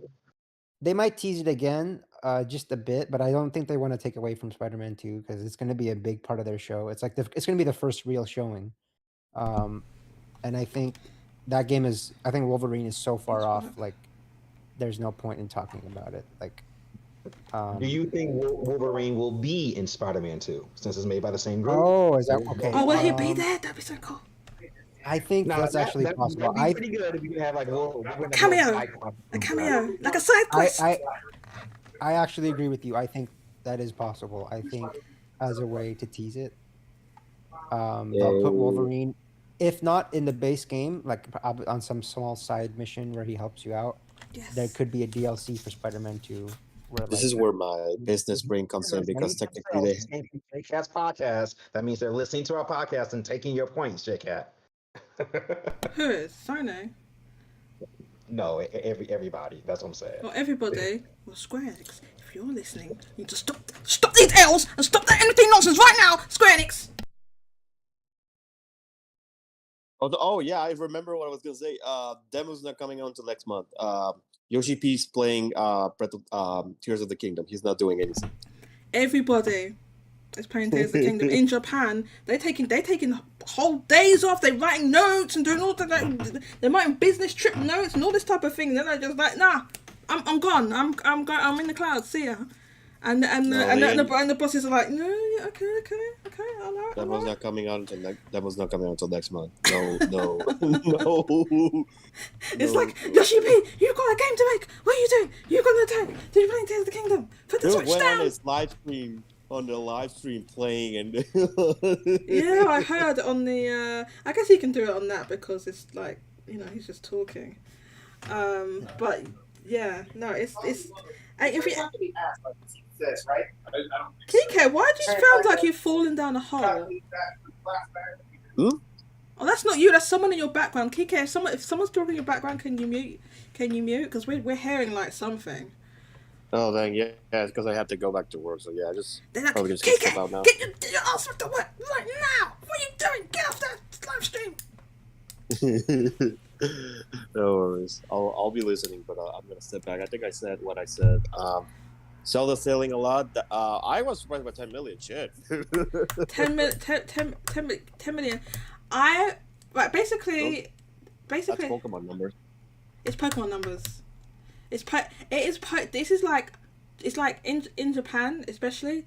It's like, because we don't forget 25% of it is in Japan, right? Which is pretty high, I think. And it's like, if you look at like the last Dragon Quest 11 launched on 2 platforms. So I think it was PS4 and 3DS. Yes. Just over. That was just over 2 million, right? That was 2 million, a couple of million. I think. Yeah. So and then I mean, it didn't get to like Pokemon. What was the last Pokemon? Scarlet Violet? So it didn't get Scar. It wasn't. It was like Arceus levels. It was Scarlet and Violet. Yeah. Scarlet and Violet were the last ones. Yeah, I don't think it wasn't quite that high. Oh, Vinnie Mac, thanks for coming through. Take care, Vinnie Mac. So real quick, are we gonna just move on temporarily from the Sony stuff and just talk about Tears of the Kingdom sales? We can do. Just a little bit because I gotta go. Oh, okay, yeah. Okay. Gotta go. Yeah, I did not expect 10 million.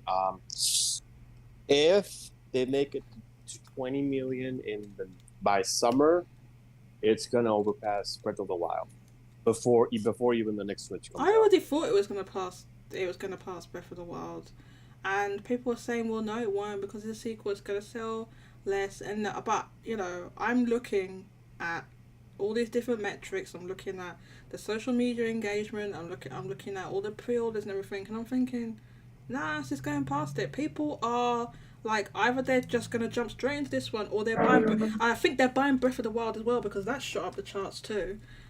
Yeah. Mousy says, leave my Pikachu alone. I don't know what you're talking about, Mousy. Jago's here.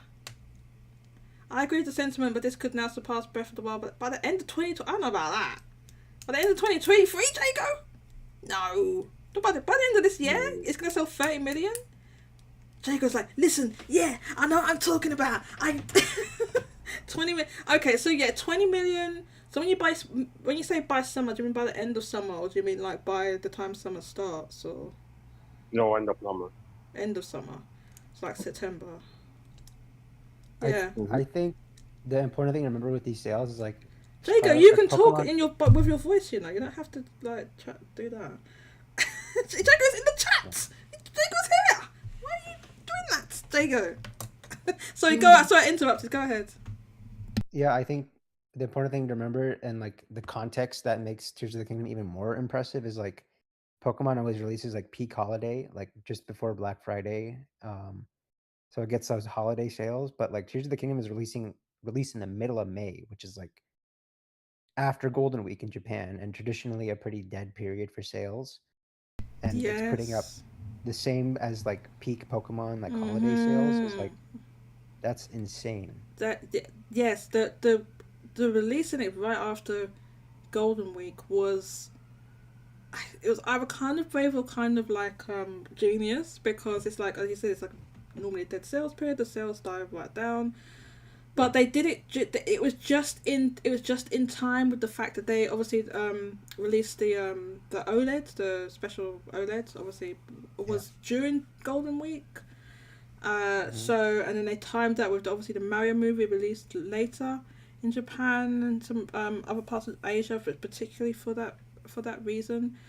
So there was just like a general probably Nintendo hype in Japan, and and definitely I think they released it at a time when people they just got off the holiday. They were anticipating that OLED, the special OLED. They was all waiting, and the game ended up going way past where I thought it was gonna go. I know we obviously from Nintendo we've got the digital plus physical number. We have to wait and see tomorrow for just the the Famitsu sales, which will also be 3 days, because Nintendo's given us 3 days: Friday, Saturday, Sunday. And do you remember when we? Sorry, go ahead. Do you remember when we talked about our predictions for the Japanese sales for the first week? No, remind me. What did I say? I said something dumb. You predicted 1 million, and I had predicted 2 million. I said 1.2. Jago, you are here. Why are you saying all that or not? Jago, welcome. Yes, you did say 1.2. So. And I'm sticking to that. Yeah. And physical, I yes. Said, yeah. I think Jago could be right for physical, because if it's 2.24 million, and the digital's likely to be high because of they were pushing those voucher catalog tickets really hard, and it's quite a big saving and a lot of people probably were getting Breath of the Wild and Tears of the Kingdom as well. Yeah. But I think when we were talking about it, it was like total first week sales, and I think you were like closer to 1 million, and I had said 2 million. Yeah, I hella lowballed it. Yeah. Because I was just, everything with being the sequel to like the number one game in Japan, at least voted on by that That's television true. You did say that. Yeah, there was that survey or yeah. In the US. Yeah. And the marketing they did for Japan, like some people were saying like it was more than Splatoon or more than yeah, like the any other marketing title. was there was like tons and tons and the marketing was wild. They had all like deals with like all different companies. I saw like Lawson.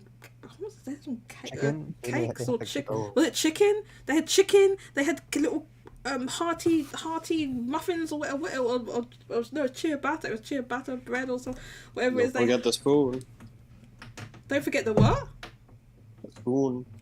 Oh my god, the spoon. And the plank of spoon. wood. The plank of wood was in the States. That was in the States, okay? These pre-order things were so funny to me. It felt like someone in Japan like ordered too many spoons for like the cafeteria, or they had a bunch of pieces of wood laying around. They were like, Takashi, you idiot! You ordered too many pieces. Spoons. What are we supposed to do with them? Listen, yeah. I looked on Amazon, right, and there is a bundle that has a spoon and fork. I'm not even joking. I saw it. It has. I'm gonna find it while we're talking. I did see that as well. But what is this plank of wood? I think it was GameStop or Best Buy. If you pre-order on GameStop, they give you a wood, a piece of wood. It was literally a piece of wood. It was a piece of wood. Have you played the game yet? Have you played the game yet? Yeah, I'm playing. You know, when you activate the shrine, there's like that image with the hand and the eyes, and it's all the weird. That's basically what's on the plank of wood. So it's not just a piece of wood. Yeah, no, it has a design. Oh yeah, I see it now. Yeah, that's pretty sick. That's pretty sick. I would have preferred if it was green, but yeah. Yeah. Okay, so let's see. I got too many hours. It's still all at the top. I have too many hours that a man with a full-time job should have in a game already. How many? How many, Jago? Look at this! It's a fork and a spoon! It's like a full cutlery set! What is this? I'm wondering if the full intended experience is you're supposed to have the plank of wood and you put your food on it and then you eat it with this fork and spoon. What meal are people eating with? Like a spaghetti or something? Or they're having little noodles or with a fork and a spoon? Yeah. A full course meal gives you all three main utensils. Yeah. You can't cut. You cut with the side of the fork. If it's soft like spaghetti, you can do that. But yeah, like I don't know. This is legit. Amazon. This is the only place that's doing it. Amazon came up with this. This one has a fork and a spoon. At least this one has kind of like gold inlay on the. And it doesn't even say Tears of the Kingdom. It's just The Legend of Zelda. But I guess it is Tears of the Kingdom because it has that little thing on the left, which I think is only from Tears of the... What's on the left and the right? Yeah, that's like the new imagery. Yeah, so that is from. And then the spoon has it as well. Both. Yeah. Oh, so basically, are you all looking at the stream? Yeah. And it's super low latency, right? So you can see this really fast. You're looking at the spoon, right? I'm looking at the spoon. Well, she hasn't moved her mouse in a while, though. I'm moving it now. Have you ever played Tears of the Kingdom? Okay, that's about 2 seconds. I'm playing. Listen, right, I'll explain to you. Because I haven't done the DLC for Breath of the Wild, so I'm playing Breath of the Wild now. I know everyone's playing Tears of the Kingdom, but I need to do I put the DLC, and then I went onto my file. I hadn't played it since 2018. Because I finished the game in 2018, right? But I was like, I'll go back to the DLC. And then I bought it and I just never got around to it. So I was like, let me finish the DLC first. And then I ended up getting sidetracked on side quest. Because like you can go and get collect like outfits from different past Zelda games. So I went and got those outfits, and I got some like horse armor, and I didn't know how to change the armor of the horse, and I didn't realize. I was like, this blew my mind.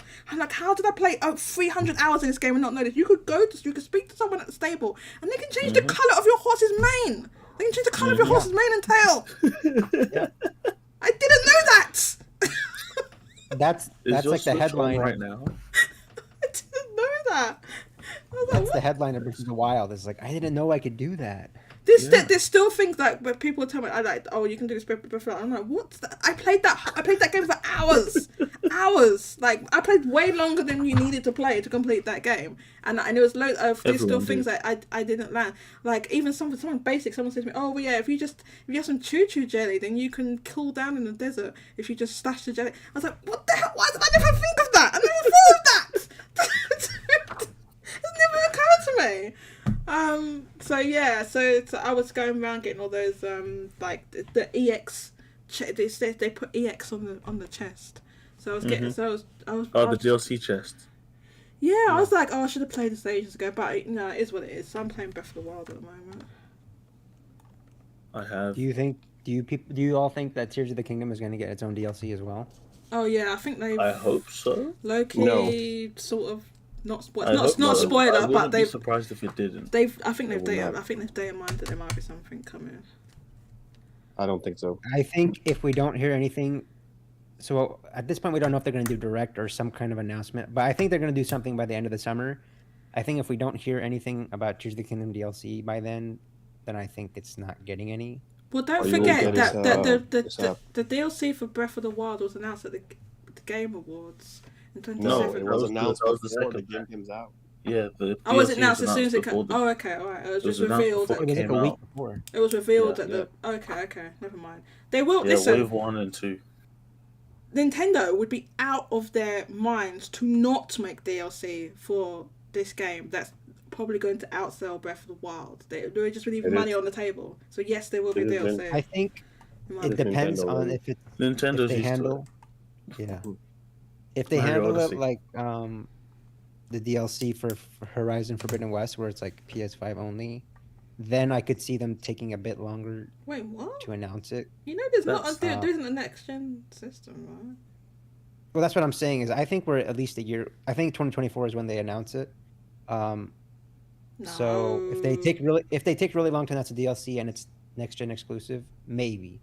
But I don't think they're going to do that. There's completely zero chance of them making a next gen exclusive DLC to a game that's on Switch and is likely going to sell like 40 million on Switch. There's zero chance of them doing that.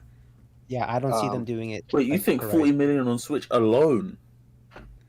Yes, I'll tell you what, because I didn't think that because of how fast it's selling, Jago, and the fact that Breath of the Wild is over 30 million, and there's people that are really hyped, and I mentioned this before. I said Breath of the Wild got really good reviews and everything, right? And it sold a lot. But we saw with another game recently that got really, really good reviews, and then a load of people went and went and bought that game that wouldn't even probably normally hadn't done in the past. We know that. There's Elden Ring, which has sold 20 million, but Dark Souls 3 sold like 10 million. So a whole in a year Elden Ring has sold 20 million in a year. So a whole load of people that had never played a Souls game before went and because it got such high review scores. And there was so much hype. And don't forget, people were talking nothing about Elden Ring for months. That's true. It was as soon as the review scores come in, it was locked and loaded game of the year. That was it. Nothing's going to score over 96. It was locked and loaded game of the year. People talked about Elden Ring for 6 months straight. It only petered out because I think there was some other games came out, and then game of the year. When I say game of the year, obviously I know there's loads of different game of the year. I'm talking about the Keighley Awards, right? I'm just using them as shorthand of the Keighley Awards. We all know we mean the Keighleys, right? So then we're like, okay, it's going. Oh yeah, because I know why. Because God of War Ragnarok came out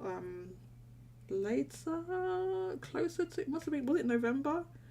It was God of War Ragnarok's marketing started in October. Okay, so that's why people were talking about God of War Ragnarok, and that's when Elden Ring only died off then. People were talking about Elden Ring, nothing but Elden Ring, for months. It was in the charts, it was in the MPD for yeah, it must have been in the MPD for months. It was like, it's still there now, I think. Isn't it still there now? Yeah, it's still there. It's still there. So like, that's what happened with Elden Ring. Now, Breath of the Wild, Tears of the Kingdom, I think it's seen a similar effect and even more intensified because Breath of the Wild, because of the reviews, even though Breath of the Wild had basically the same reviews, but it didn't have the years and years long of being on a system as a system as popular as the Switch behind it. Like, people didn't know that the Switch was going to be a massive, giant, colossal success. It was released on the Wii U and the Switch.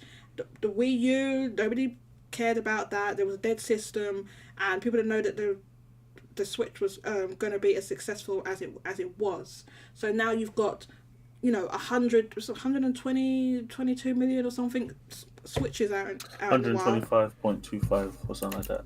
Jago, this is why we need you, Jago. 125.25 or whatever it is. What Jago said.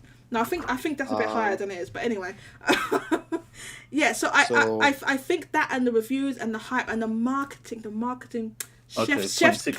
Thank you, Jago. Chef's kiss to the marketing. Who did marketing people saying, oh, look, they're not showing the game enough? They didn't show what? No, there was every single person that was saying that nonsense was wrong. They did the marketing perfectly, and people were still questioning even after they had the Al Numa presentation. Well, when they showed the Al Numa presentation, people were like, okay, it's not just DLC. Some people are still saying it's DLC, and then they dropped that trailer. And as soon as that trailer dropped, people were like, oh, that whole DLC thing that just didn't quite. After the trailer dropped, this is what I'm saying. After that hype and the revealing hardly anything. I know the game leaked and everything, but obviously it wasn't part of the marketing. In a way, it kind of helped, right? But all of that to the that's the fact that this game is being pirated, but it's barely affecting the sales. Right. I've spoken about that on the show before. Why I think it's not affecting the sales as much as something like with the PSP or even the 3DS. Obviously, that was I have to leave. Okay, thank you, Kika, for joining us. Thank you so much.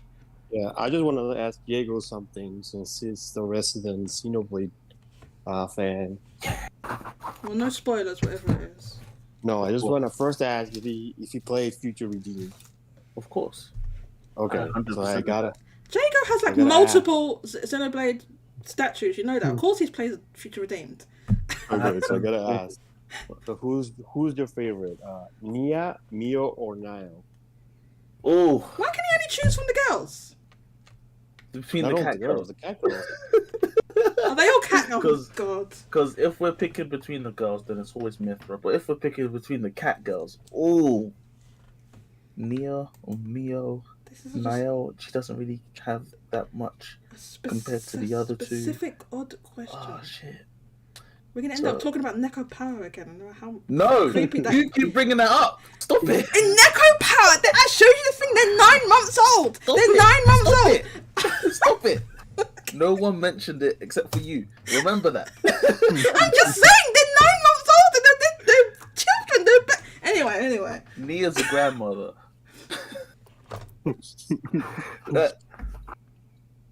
Okay, so let's see.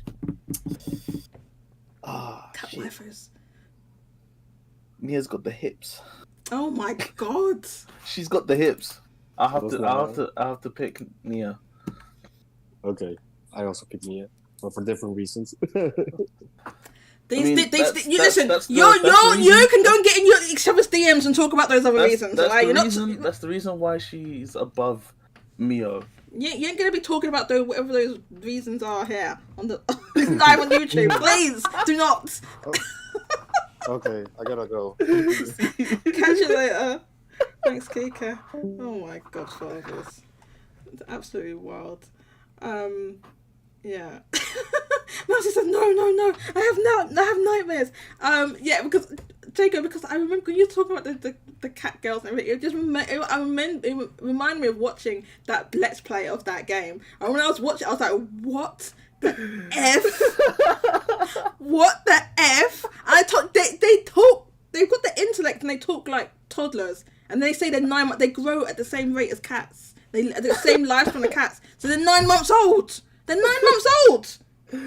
I'm not talking about no visual novel. I'm talking about real game. Oh, they're real game with real men with cat girls in it. Hell yeah! Man's not talking about the game. Was you Dank? Did you? Oh, Dank! I don't think he was there. I think we talked about in the pre-show. I don't know if he was there, Dank. Basically, for some reason, I'm not going to repeat. It was something that triggered me to say that, right? Because Jago loves cat girls and Xenoblade. I love Xenoblade.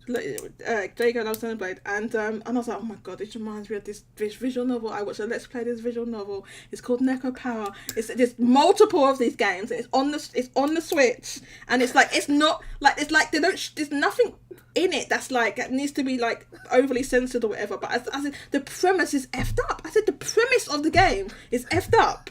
Right? I said you need to understand. They make the humanoid cats that they've made in the lab. They're made to be, you know, they say they're meant to be like partners or pets, right? So they said that, and so then they grow it. They have the same lifespan as cats, but they have the intellect of like a toddler.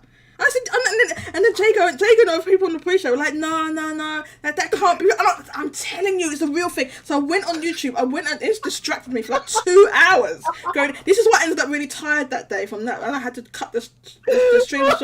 Right? I went and I found this Let's Play. I said, no, I'm telling you, it's real. I found the Let's Play on YouTube because they don't show anything sexual in this game. It's the premise is effed up. And I went for it. I was like, no, I'll get to the bit of dialogue where it says it. I'm telling you. They say the age, and then it was like you're introduced to a cat girl that says, oh, she looks like a human 12, but they say she's like 3 months old. I was like, I told you, she's 3 or 6 months old, right? Because she's like a cat, like a kitten, right? And then I was like, how old do you think the girls that look like teenagers? They look like teens, and they say they're 9 months old. They're 9 months old, and they'd be doing stuff with them, because later on, you know that they'd be doing stuff with them. They're talking about, master in the bath. Oh, will you wash me in the bath? Are we gonna have a bath together? Because you know they'd be bathing. The mousy nightmares. They'd be bathing with each other in Japan anyway. After 2 hours, I was talking about this goddamn Neko Power. There's multiple. It's not even just one. There's like multiple of this game. Like I'm like, how is this game even allowed? The premise is effed up. It's effed up. Think about that. They've made cat girls. Steam lets anything. No, but this wasn't on Steam. I showed the Let's Play. It was on YouTube, and this was on the Switch. There's a Switch. Oh yeah. I know it's on Switch. I have a friend who has I think there's 6 of them. There's 6 of those games. I think so. At least on his play activity, last time I saw it was like Neko Power 6 or something like that. Oh my god. Yeah, I looked it up and it's anime and everything. I just said, look, if they were adults, if they were adult cats that were consenting, that's one thing. But I said, okay, so they're sex slaves. I mean, there's no other way of, they're not consenting to that. So I mean, there's no other way of putting it. Like that's the premise of the story, the visual novel. They don't show you anything. You don't see anything. But that is what they say their ages, and they talk. It has an anime, Kike. Yeah, it has an anime. They talk like you saw the thing. They talk like toddlers. They don't talk like an adult with like full intellect, or even like a normal teenager or something. But they look like maybe 15, 16. But they're 9 months old. I think this is great because you keep going on about it. And they say in the game that they can't live independently. They're like cats. They're like stray cats on the street. People are not looking after their cat girls. They're letting them wander out. They're letting them wander out in the street. Oh look, they're not brushing their hair and all this type of thing. I said, what? I said, if this was a real thing, what do you think people would be doing with these cat girls? They grow up at the rate of a cat to be entering puberty in a matter of months. What do you think people would be doing with them? If that was a real thing, if that was real, what do you think people would be doing with them? Just like fixated on. Dude, it's effed up. It's effed. Do you know what, right? Do you know what? The premise of it has never left me for all those years when I first saw that Let's Play. The premise was so effed up that it scarred my brain. If they had been just like adults, it was just like adults in a game, which is what it appears to be when you just look at it, and before you actually see what the story is. And I didn't think anything of it. That's why I watched the Let's Play. So I thought, let's just watch the visual novel Let's Play. And I was like, what? Hold up, back up. How old did they say they was? I was like, hang on, they're growing up like at the same rate as a cat. I think they went on the street and they went to the ice cream cone thing, and they saw a younger cat, and they said she was like 12 years old. They said she looked 12 years like old, but she was 2 months old because she grows up like the same rate as a cat, as a kitten. That's what they were saying. So then at that point you're like, how old are those other ones then? If she's 2 months old, and then they're 9 months old. Yeah, 9. I think That's I think it's like completely ridiculous. Well, I'm glad you think it's ridiculous. Oh yeah, I play Xenoblade. I know what good cat girls are. You know a good ridiculous plot. This is a bad ridiculous plot. Oh, it's not good ridiculous. It's insane. Oh, don't be putting no rude things in here, Kika. Oh, it's just a little gift. Insane. Yeah. So if you just saw this, it was just like this.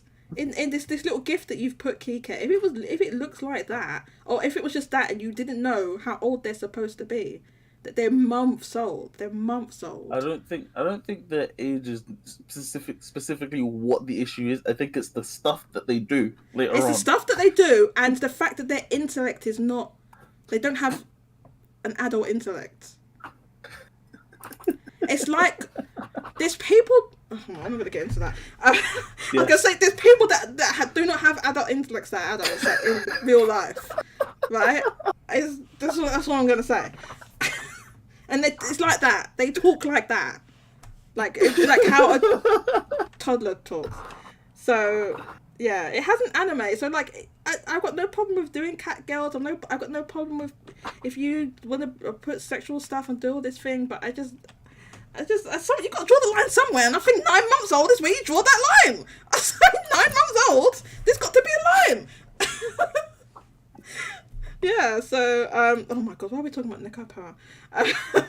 Every time. So how about those Zelda sales? I know, right? The Zelda sales. What are we talking about? What else was we talking about that? Anyway, the Zelda sales. Because you keep bringing it up. Because Jago, because every time you come here, you want to be talking about cat girls. It's you that I bring up the cat girls. And if you talk about cat girls, I'm going to think about Neko Power. I can't think. Okay, anyway. Then it's time for you to play more Xenoblade. Oh, no, oh my god, I barely played the first one. If you like Breath of the Wild, it's time to hop onto Xenoblade. Jago, this is the thing. I own them all. I literally own them all, even Torna. You have no excuse. I don't have an excuse. I have no excuse. Do you know how many? I've got peak fiction. I've got piles and piles and piles. And maybe it'll be the next thing I play after Tears of the Kingdom. Let's go. I'll play it after that. Let's go. Yeah. So there's Zelda sales. So yeah, if you look at how Mario. Mario Kart. To Mario's point about the you said that Tears of the Kingdom had topped like that poll in Japan, and then other Game of the Years and all polls. Not Tears of the Kingdom, Breath of the Wild had done this, and that's where you could see. So I think, like honestly, Mario, you had more foresight than me, because I was looking at, because I thought, okay, I just gonna sell. This is back then, obviously like a month or two ago when we was talking about it. That's why I was thinking like 1 million.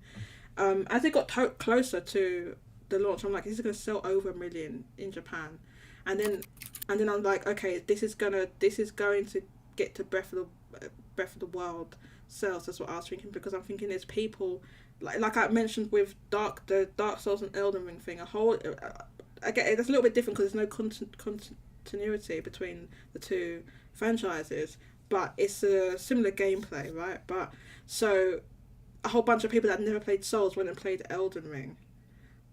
So I think people are going to play Tears of the Kingdom. Some people that have not even played Breath of the Wild, or they're going to get Breath of the Wild as well. Yeah, I don't know if it'll be as big as the jump, because to go from like 10 to 20 million is one thing, but Breath of the Wild is already at 30 million right now. and 40 million is like Animal Crossing's New Horizons level, and that game is already like pretty casual leaning and kind of like you do your own thing on your own time, and that was like peak of the pandemic. So I don't know if it'll reach 40 million, but I can see Tears of the Kingdom like actually just splitting the middle and like doing like 35 million. 35 million. Yeah. I could see that. Yeah. Yeah.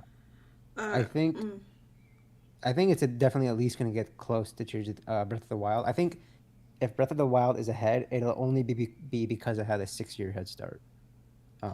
Yeah. But I think if you like match their trajectories, like I think Tears of the Kingdom will basically be ahead at almost all points. It's obviously outpacing it is what I'll say. Do you think it'll keep up its momentum like Pokemon did? It's hard to say, just because it has such an explosive start. But it also launched in like middle of May, which is not peak holiday season. So, and we've never had a game of this magnitude launch in the middle of May, like anywhere, like ever. Well, probably at some point, but it's like a dead zone completely in Japan. Can you see this? Oh no, you can't see this. Oh, you're on Amazon Japan. Oh, now there's nothing. Yeah, sorry, I was trying to get the Discord thing to display. Where is it? Here we go. I sound like Matthew. You sound like Matthew. Oh, okay. From Xenoblade 3. Is it because he's British? Because he's British? Is that what it is, Mousy? Just generalising, that's all. I'm taking a lick in here.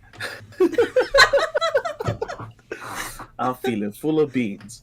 Is that what he says in the thing? He says I'm full of beans? Yeah, I'm feeling full of beans. Oh my god, that's... Yeah, that is... And when he's got low HP, he says, "Oh, I'm taking a licking here." He says when he's getting beat, he says, "I'm taking a licking." Yep. I do like that they put British colloquialisms in the in the games. It's beautiful. Other people may not get it, but when you hear that, because hardly any games will ever have British voice acting. Yeah, like when I heard him say, "Oh, I'm taking a licking," I was like, "What?" Did you start cracking up? Yeah, it was like 2 a.m. and I was like, "What is going on?" Yeah, don't you people eat beans for breakfast? For breakfast, hell yeah. He's from South London. If you're having a full English, you can choose to have beans if you want them or not. Wait, is the character from South London or are you from South London? You're from South London, right? No, East. Oh, you're from East. Okay, so he sounds like he's from South London. Oh yeah, Matthew, definitely. Oh really? See, I like to do that. He does sound more South. Because like how Shulk sounds just generic South England. Yeah. You know? And then like you can pinpoint Matthew, he's like more around Croydon. Oh my god, you're that specific? God. That is, for people that don't know geography in London, that is extremely specific. That's one specific like suburb. Yeah, he's like a lot more Croydon than just even South Croydon. London. Wow, Croydon is like that's even like different from like just like South London, like Bermondsey or whatever. He has this well, it sounds crazy to you, Mousy, because you're not used to British accents. But what I like that they do is that they obviously it's from the history of what happened with the game. Thank you, Nintendo of America, for being so stupid. I know. Okay, I'm glad that they kept it up. That they, it's actual British, not Americans. Because when Americans do British accents, it's just not the same. It's either. I noticed they do this thing, Jay. You probably know what I'm talking about. It's either there's only two accents. It's posh or it's Cockney. Those are the two accents. Yes, well, I feel like Princess Zelda is done well. It's all right. Yeah, it's not bad. It's not bad. It's not a bad British accent. I wouldn't say. I just don't understand because they already have the talent and the people from Nintendo of Europe and all the British voice actors for Xenoblade. I don't know why they hired a Canadian to imitate a British accent. I mean, probably because when I'm sure she was directed in the way she was doing it. Yeah, she probably just auditioned the best for it. Yeah. I doubt they were like, now do a British accent. I'm sure she like looked at Zelda and was like, I think she would sound like this. and then they were Well, like, 'cause- "Oh, do it more this way," and then she sounded more like, "Oh, how she is," and then she got the job. That's how I'm Sorry, assuming. did I not put the Discord thing on? Sorry, I thought you could see it. This is what they posted in Discord. This the top one is that is from the Neko Power anime, 9 months old by the way, and and that's why she's got her mouth open like because they've got the intellect of a toddler, right? And then the bottom one is from Xenoblade 2. Anyway, Xenoblade 2, peak fiction. Well, according to you. Yeah. Yeah. I'm not gonna argue because I haven't played it, so I am bold and loud. bold and Xenoblade loud. 2 is incredible. I will play it. I just they're long ass games, man. They're long. It's not a game you can just be like, oh, right, I'm gonna get into like playing this now. They're long ass games that you've got to commit to. And I'm a person who likes long ass games, you know. So it's just like I'm trying to do this one game and not trying to like I've overwhelmed myself like sometimes with too many games, and like I'm like I can't be doing that. It needs to be one game. I felt that a lot before, but then another long game fixed it for me. What was that? Because before Xenoblade 3 was releasing, I just felt burnt out of long games. Mm-hmm. But then Live Alive released, and God, Live Alive changed everything. That game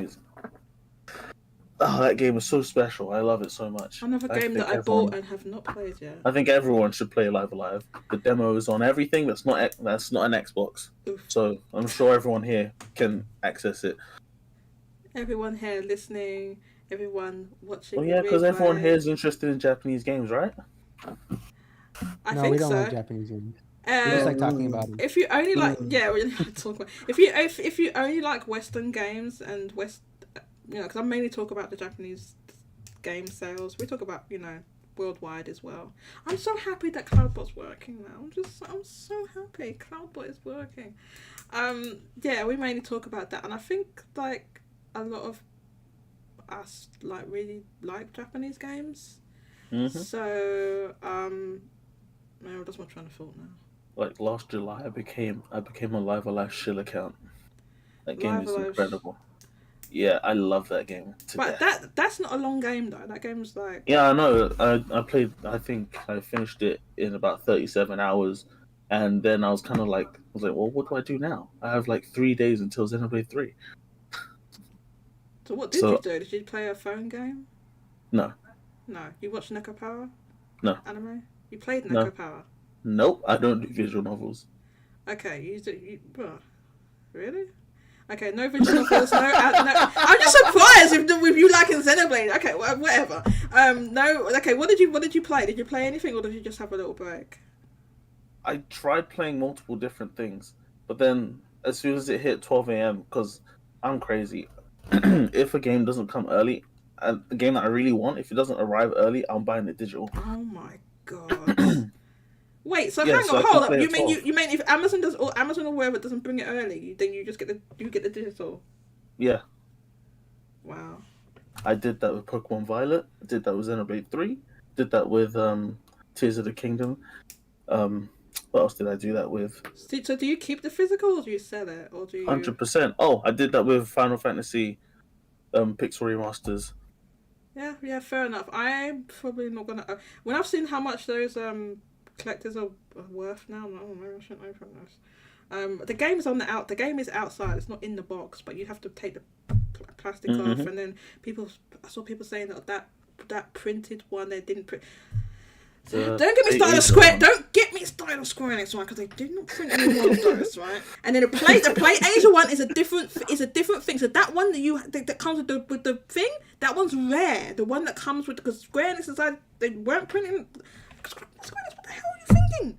Why would you not print more of those when the thing was selling out here selling millions? You know it's gonna sell millions. Why are you not printing more physical copies of that thing that you were overcharging? People kicked off about what they were charging for it anyway, but they still bought it. But this is what gets me when people kick off about the price of these games and they go and buy them anyway. I'm just like, for God's sake, stop! Why are you complaining?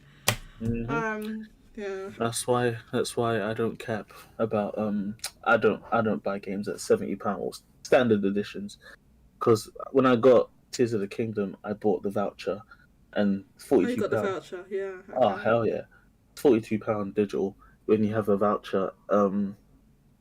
And I was lucky enough to be able to get God of War Ragnarok for free, so I For didn't buy that. free? Yeah, That is lucky. yeah. So I wasn't gonna get it until it was like £35 physical, but I got a digital code for free, so I played that. lucky. That game is fantastic. I haven't played Elden Ring, but I'm sure when I do, I'm still gonna think Ragnarok is better, and it should have won Game of the Year last year if it wasn't gonna be Xenoblade 3. Xenoblade 3 got what's the word, snubbed for music and RPG. Yeah, no, I can't agree with that. Oh, and Xenoblade. Yeah, do you know why it got snubbed? Because all those stupid critics don't play good games. They don't play there. Basically, because it's like how long does it take to complete the Xenoblade? It's like so if you're just mainlining the story for Xenoblade 3, I believe it's about 55-ish hours. Right. But obviously, if you're playing Xenoblade, you're gonna want to do the side content as well, because the side content is just where you get the heart and soul and everything. Just, Xenoblade is peak fiction. This is gonna turn into a Xenoblade preaching stream now. I mean, I'm sure any other Xenoblade fans would agree with me. I'm sure they do, but this isn't. Because OJ said in one of his streams that there's a reason why there's like two groups of people. People, if you like Xenoblade, you really, really, really, really, really like it. And if you don't like Xenoblade, then you're more like RGT, and you're just like meh. RGT's like that, but I don't watch his stuff anymore. Really, he's too grumpy for me. And he says, and he's like, it just wears on me when he's like make like all these things that he was saying about well, if you probably remember this, PS5. The PS5 about the Switch being dead. I'm like, but you're not looking at the actual. Oh my god! Like, you look at that. That's when I was like, that's it now. I just can't watch his stuff anymore. And I just unsubscribed. It just was getting so. I just unsubscribed from him. I'm just like, he's making stupid claims, like ridiculous, without looking at any other evidence. You're just looking at. He wasn't even looking at the software sales. He's just looking. Oh, there's 90k weeks. There's 90k. That's the baseline for PS5. That's it. It's over. Switch is dead. And I was like, well, how does that even make any sense? And you're not looking at any sales. And he also You should look at the software sales. And he also only speaks up when PS5 does outsell.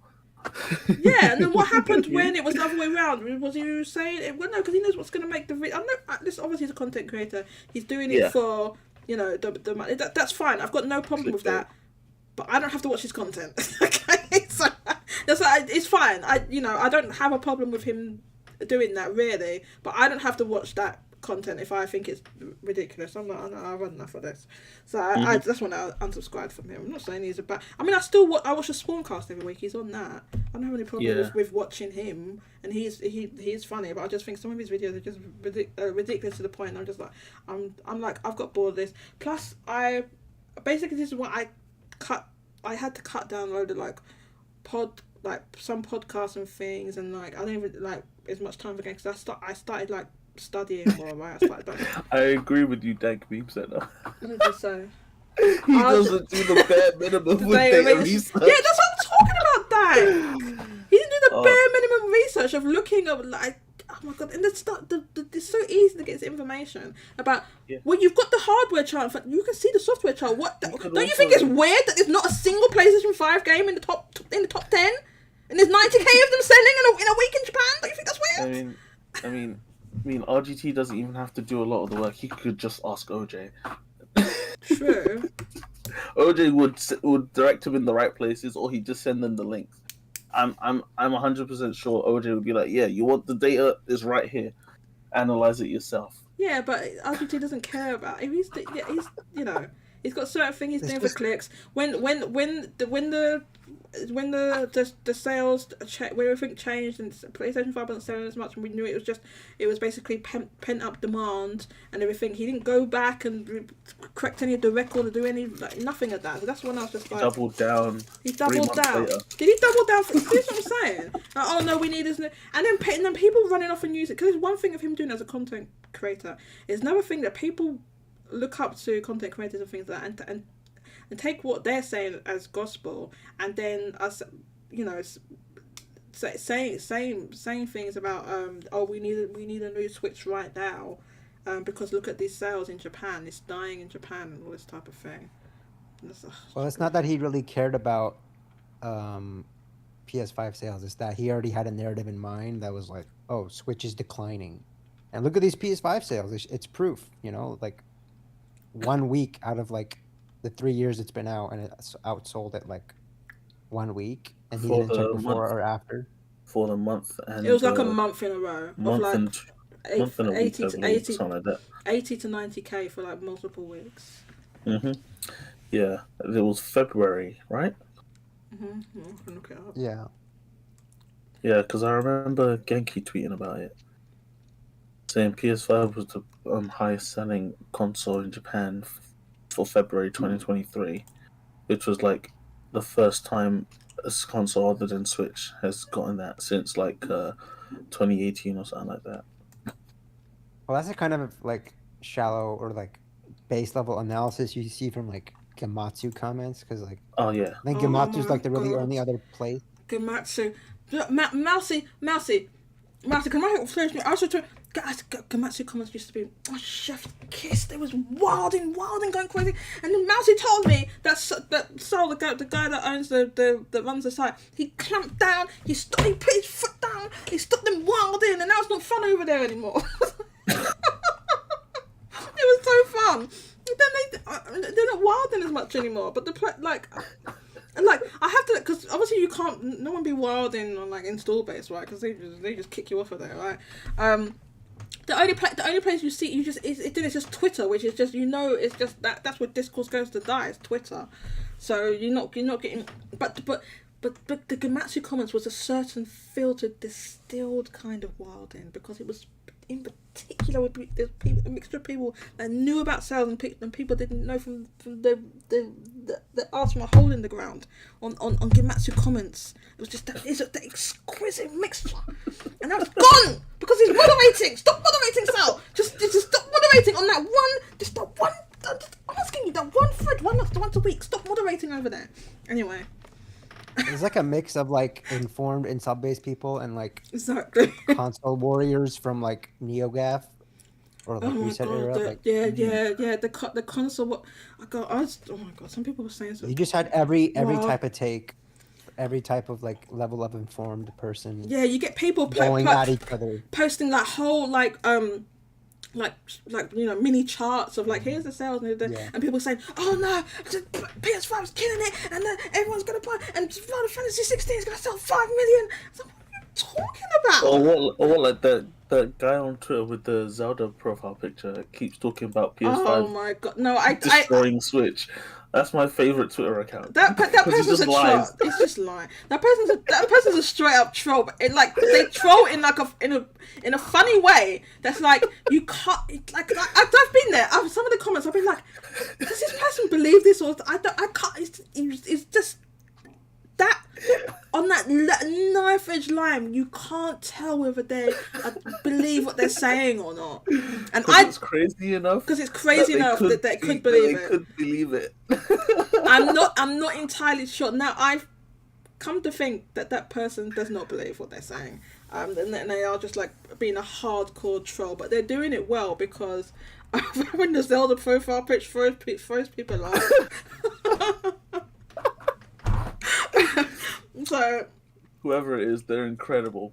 Yeah, and I've seen them popping up, not just on Twitter, but like on YouTube. There was one recently, they popped up on, I can't remember what they popped up on, and they said something so like you want to hold your head in your hands down. I can't remember what it was now. What was it? I mean, even in an install base with a lot of informed people, you see people post like every week, like, wow, really impressive PS5 hardware sales, and then that's it. I see that on install base, and I'm like, oh, like here, and I think what it is like some people just don't like saying like negative. Well, either they don't like fully. By the time you get to it, like to the point where you're joining like an a forum like Install Base, you must know something about the sales, because you can't even just join. You can't even just view that site. You have to actually join, and they vet you. And it's basic vetting, but they in some way you have to write something, right? So you must know like at least a little bit, because I don't think that's a forum you just stumble upon. You must know at least a little bit something. So some people, it's still pretty small. It's small, but it's like all the people that were doing the media create sale threads over on there's a big fallout there, and they was kind of all migrated and started up Install Base, right? So most of them are there now, and that's created this. That's a whole nother story. That's created this weird thing when you go over. If you go over to Reset Era, it is Sony land over there now. It's like because they're always been that. It's always been that. That's even why, more so. Left. Even more so because Xbox people. Go ahead. Xbox people left. Yeah, Xbox people made their own site, and then a couple others did, and then sales people left, and then Nintendo people followed them. So it's even more like. I think what happened is that gradually over time, over the past 5-6 years, what's happened to the Japanese market. So I noticed like sites like so I talked about this before. What's it called again? Push Square and some other place. They would report about these Japanese sales all the time, and then they just stopped doing it. And they said why they stopped doing it. And Push Square is part of the same like media group as like Nintendo Life and Xbox. I can't remember what the Xbox one's called. Yeah. A whole different thing. And they said on there, look, we don't report anymore because PlayStation's barely showing up in these sales. It's not doing well, so we don't report on it anymore. So, you know, naturally, if some sites like that are not reporting on it, then less people that are interested in PlayStation and look, and you just end up with this. You just ended up with this natural split that happened. Now you still got people that are they really are interested in sales, and they're not, you know, really. It's not about the platform and all of that, right? So there are a lot of people like that, right? But this weird split has also happened as well, and it's got to the issue now. Like you've probably noticed, there's some like weirdo stuff happening on Install Base, with people saying, someone said in there recently, I'm not gonna like name names, whatever, people like, everyone here overestimates all the Nintendo games, they overestimate it in the predictions and stuff like that. And then one of the mods was like, no, look, here's all the predictions and the media predict, and they showed all the stats and everything. And it's like, you're just, why are you saying something like that without evidence? And then when you see the evidence, it's the complete opposite of what you're saying. People are lowballing. Yeah. They lowballed everything except for Xenoblade. What was it? Xenoblade 3? Was it Xenoblade 3 or Fire Emblem? I think. Oh no, I think it's Fire Emblem. They lowballed everything except for that, where they thought people thought it was going to sell more because of some of the stuff we've seen on Comeg and stuff like that. But yeah. Well, I don't really take too much interest in like predictions. I make a couple, but what is more intriguing to me is like I'm not gonna name names either, but it was like we were talking about like why are PS5 software sales so low compared to like the hardware sales, and even some people were like, hey, let's just stop talking about it, like we've already talked about it. And I'm like, well, if it happens every week, then there's something to talk about. So some of the mods are putting a stop to that. The thing that really shocked me was someone, I'm not gonna name them, they were like, this is like Jago's like, what is going on? Because I don't think Jago's on Install Base. Like this is like, let's just invent about Install Base. I'm looking in the chat. You would expect the person to know, given how like they're ranked and how much they're on the site, and they were like, well, obviously PS5 software sales aren't selling, is because there's not a lot of games coming out. Sorry, did you get timed out? No, it said please refrain from. I think that's a warning. It's a warning. Sorry about that. I need to. Still cloud. It's fine. I said lol. So I can see it, but I just can't unhide it. Or maybe I can.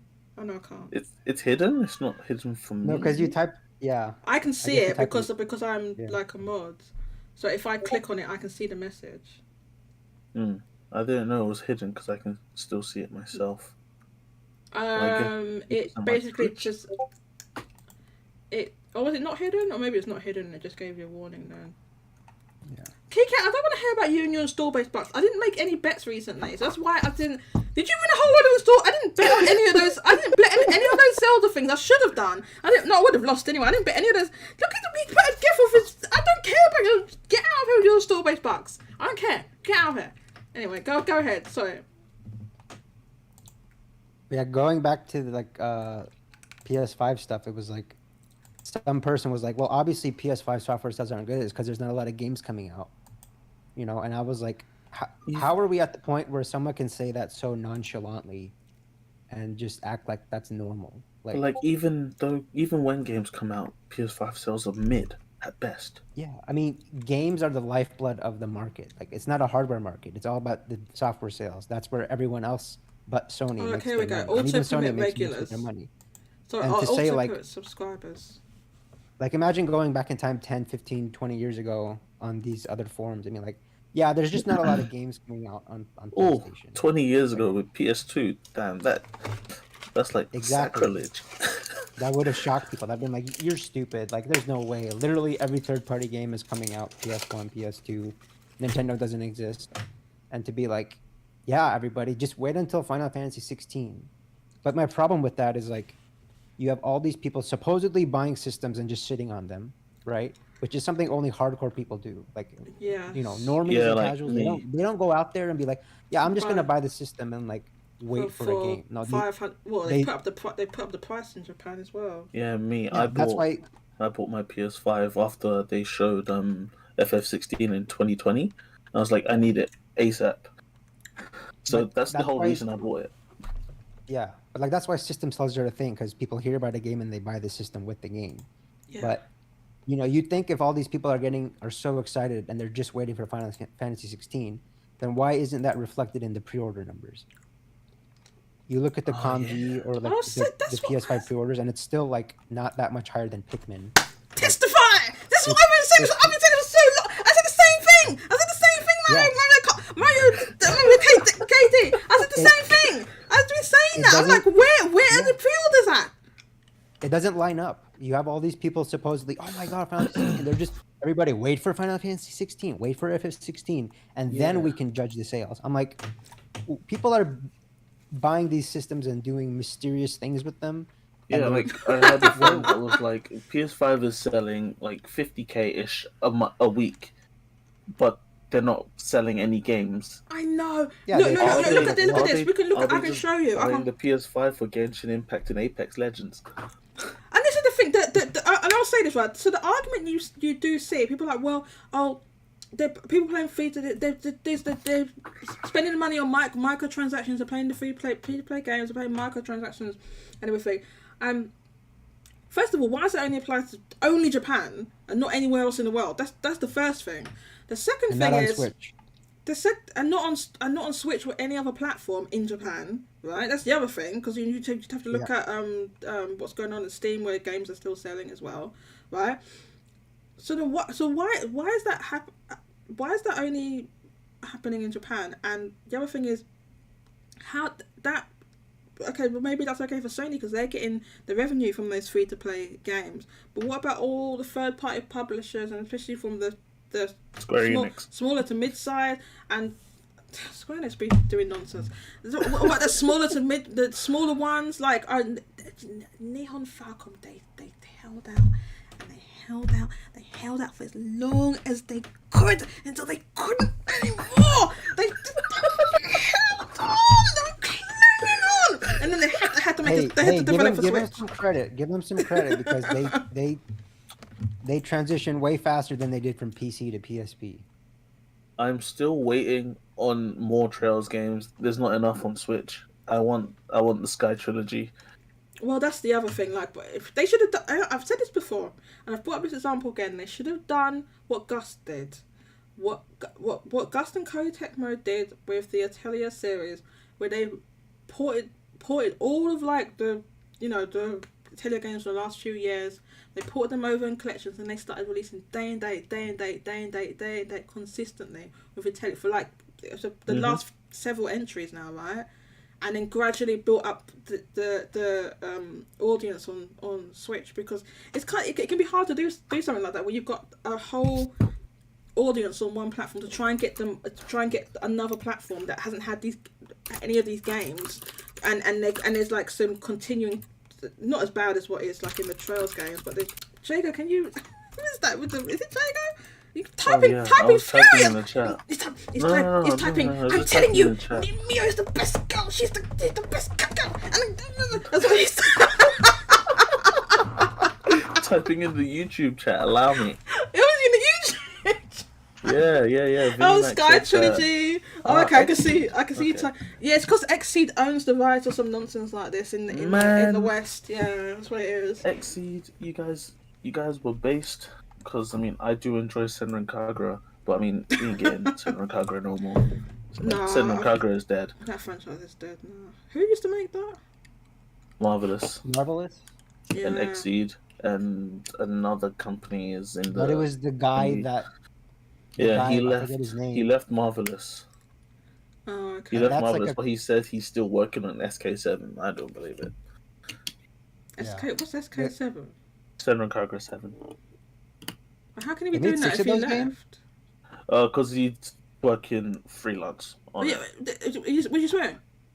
Huh? What did you say? Was that a swear? No. Okay, never mind. I said he's working freelance. Okay, I thought you said the F word. Yeah, freelance. That F word, yeah. That's the only F word I know. Oh, okay, Exactly. so I see. So he's work. Oh, So okay. he does what like Uematsu did for Final Fantasy towards the end Right. of and he's doing what Shoji Meguro would do now for Persona and SMT because he left Atlas. Right, yeah. It's not that uncommon in the video game industry. Like in Yeah. Japan in general, people tend to stay at their company. But Yes. there's so many companies that are like SNK is literally just ex Capcom people. Mhm. And then you have so many ex like what Monolith Soft. They're basically X Square. X Squaresoft. Yeah. So That Chrono Trigger Final Fantasy V Blood. yeah. Beautiful. Jacob, you're so funny. I love you. Oh, Listen. God. There's no one else I could speak to that would even know what these games are you're talking about. Like, no one else I know. Even though they'll be like, what are you talking about? What's a Chrono Trigger? Listen, let me tell you something. First of all, that is Square Enix's own fault. Why nobody Yep. knows about Chrono Trigger. Yep. Where is Chrono Trigger on modern It's literally platforms? on PC. Just put it on PlayStation. Why is it and not on Switch. PlayStation? It's so Why easy. is it not on any other modern platform? Well, no, you'd have to. All they have to. Yes, I need a PC It's so version. easy. It's so easy. It's on PC. And they fixed it last This is year. the thing with Square Enix. That is such an easy W. It's like it's like the W's just sitting there in front of them, and they're not doing anything. How does that make any sense? Literally, and it goes on sale on Steam like every other month. Like, just puts it on Switch and PlayStation and sell it for twice the amount. You will sell. Easy, twice the amount. So good. They could do physical with it as well. Exactly. People They would could people do a would double buy pack with that. Chrono They could Cross. do that whole damn nonsense they did where it's exclusive to this guy store and then it's hardly any and da.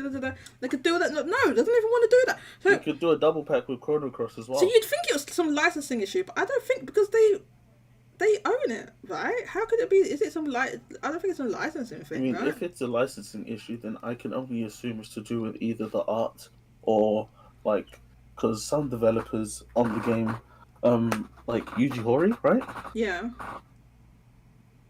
Yeah, like Yuji Horii, his company owns Dragon Quest still, and Yeah. I assume it would be something like that. I have no idea. But that makes no sense because I just Yuji Horii want still Dragon works Quest. directly with Square Enix now.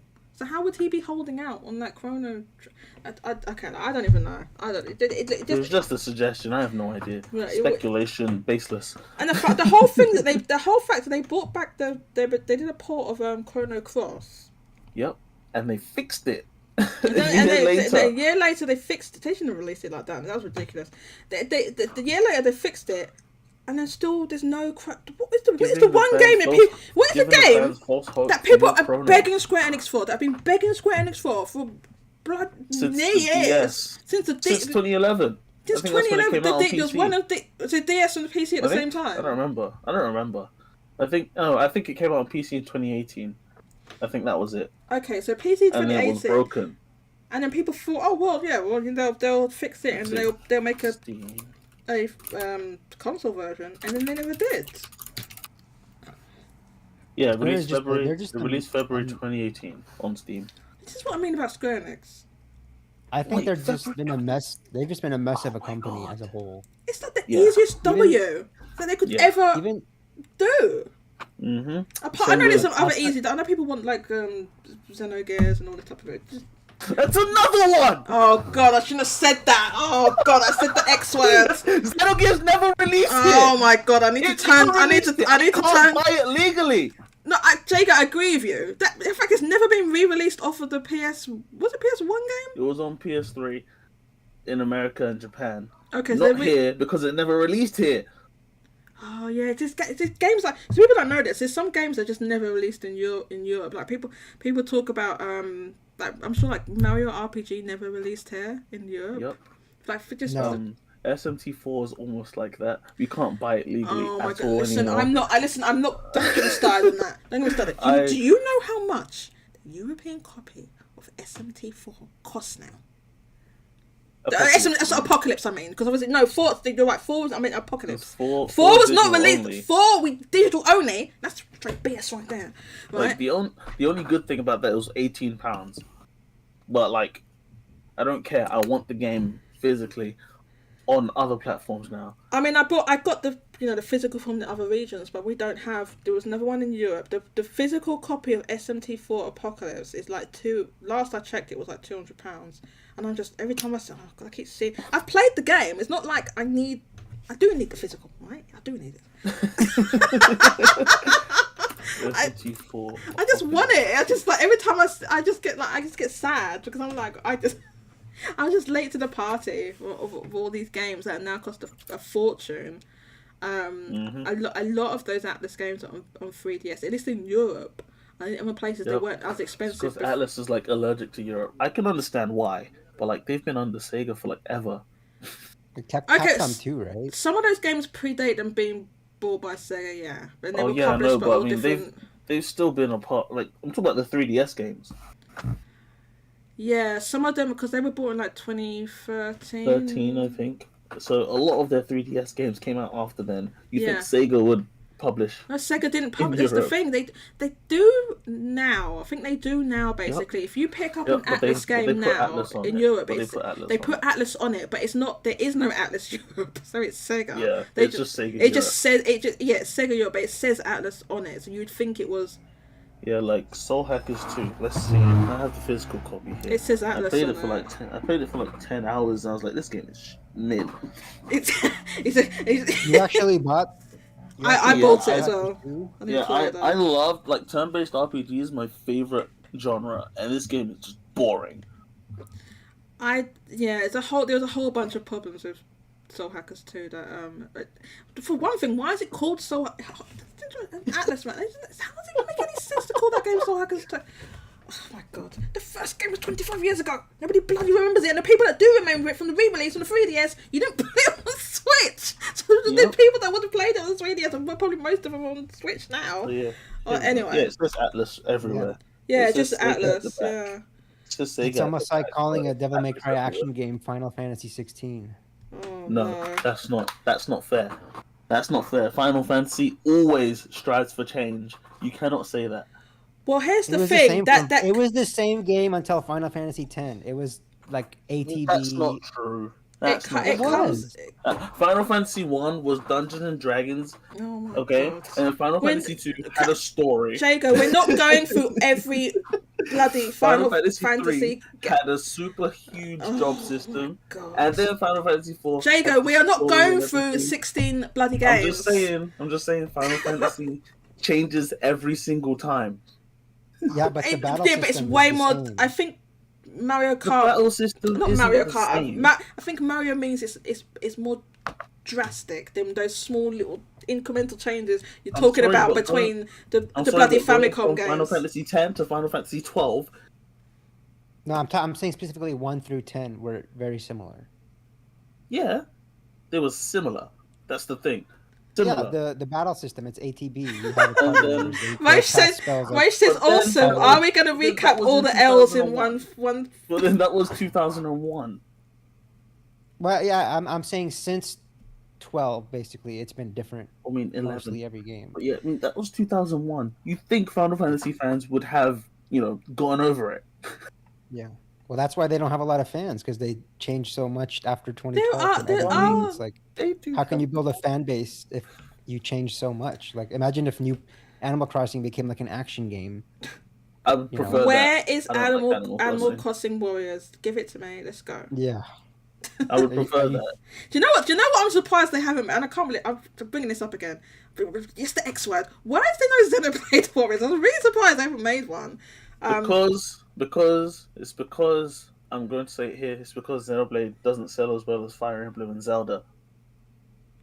It's not that much. Okay, lower. but Fire why did Emblem's they like make? 3 million? But Fire Emblem They could make what they could is make one of almost those. at 4, and Xenoblade 2 is at 2.44. Yes, but they made that first Fire Emblem game before Fire They Emblem. made it before. Yeah, they before made it. Three Houses. But they made it after Fates, which already hit like 2 point whatever million on 3DS, and Awakening also Right, and what also did did just Xenoblade so much 2 more than sold? expected. Xenoblade 2 sold 2 million. So Yeah, but what are we doing Fates there? sold 2 million a lot faster. I mean, they're pretty. All cheap, I'm saying is they pretty cheap. fund Bayonetta. They funded Bayonetta's weirdo Bayonetta spin-offs. They've been funding all these Bayonetta games that sell hardly anything. Xenoblade Warriors would sell more than the weirdo Bayonetta spin-off. Okay. Yeah, I can agree there. But I can't imagine Xenoblade Warriors selling 1 million. No, probably like 500 to 800,000. Well, how much did Fire Emblem Warriors sell? Yeah, I think it did hit 1 million. That one hit 1 1 million. Well, the first one or the second one? both. They both hit Yeah, a both. million. Yeah. Uh-huh. I don't think it's think possible. Xenoblade I would think hit 1 million. Xenoblade Warriors could hit 1 million if it released I right now. I don't know like because now. Xenoblade. I don't think so because Xenoblade fans, we love combat. Warriors is a bit too different. We also love our story, and I mean, what Xenoblade Warriors would have is our characters. And yes, we all love our characters. You've seen that firsthand multiple times in your server. Have I?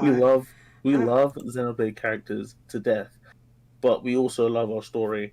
We also love our Takahashi craziness. We love everything about Xenoblade. Also, Well, to be fair, Warriors. Sorry, but the Warriors just formula. I don't think. I agree with you. It's like a big old mishmash fan servicey type thing. But the reason I'm surprised they haven't done it is because there's just like so much. There's so many characters. Yeah, basically because you need a lot of characters for most of these. well, to be fair, I think like maybe the old style where they basically just copy and pasted the exact like same Hyrule gameplay. Warriors. Yeah, like the yeah, first like one. that. That's what I'm thinking of. Yeah, like the first Hyrule Warriors, like that. Rather recently than the they've been- story. Recently, they've been doing more of like the Persona Striker style. So If they were, I think because they worked with them, like that story's canon. It's like officially a sequel to Persona 5, not Royal. Yeah, This is weird. yeah. Well, Atlas is weird. And That's I why don't know it's what they weird. would do story wise for Xenoblade because I haven't played them, but I know it's like there's like Story- Future I have- Connected, and then there's I have Future a few. Redeemed, and I have it's like a half prequel There's sequel. all sorts like, of weirdo stuff. The and Future cat Connected is an girls. epilogue. The Future Weird. Connected is an epilogue to Xenoblade 1. Torna is a prequel to Xenoblade 2. And Future Redeemed is a prequel to Xenoblade 3. But you should play all of the In release order, the right? side stories after the main game. yeah. Okay.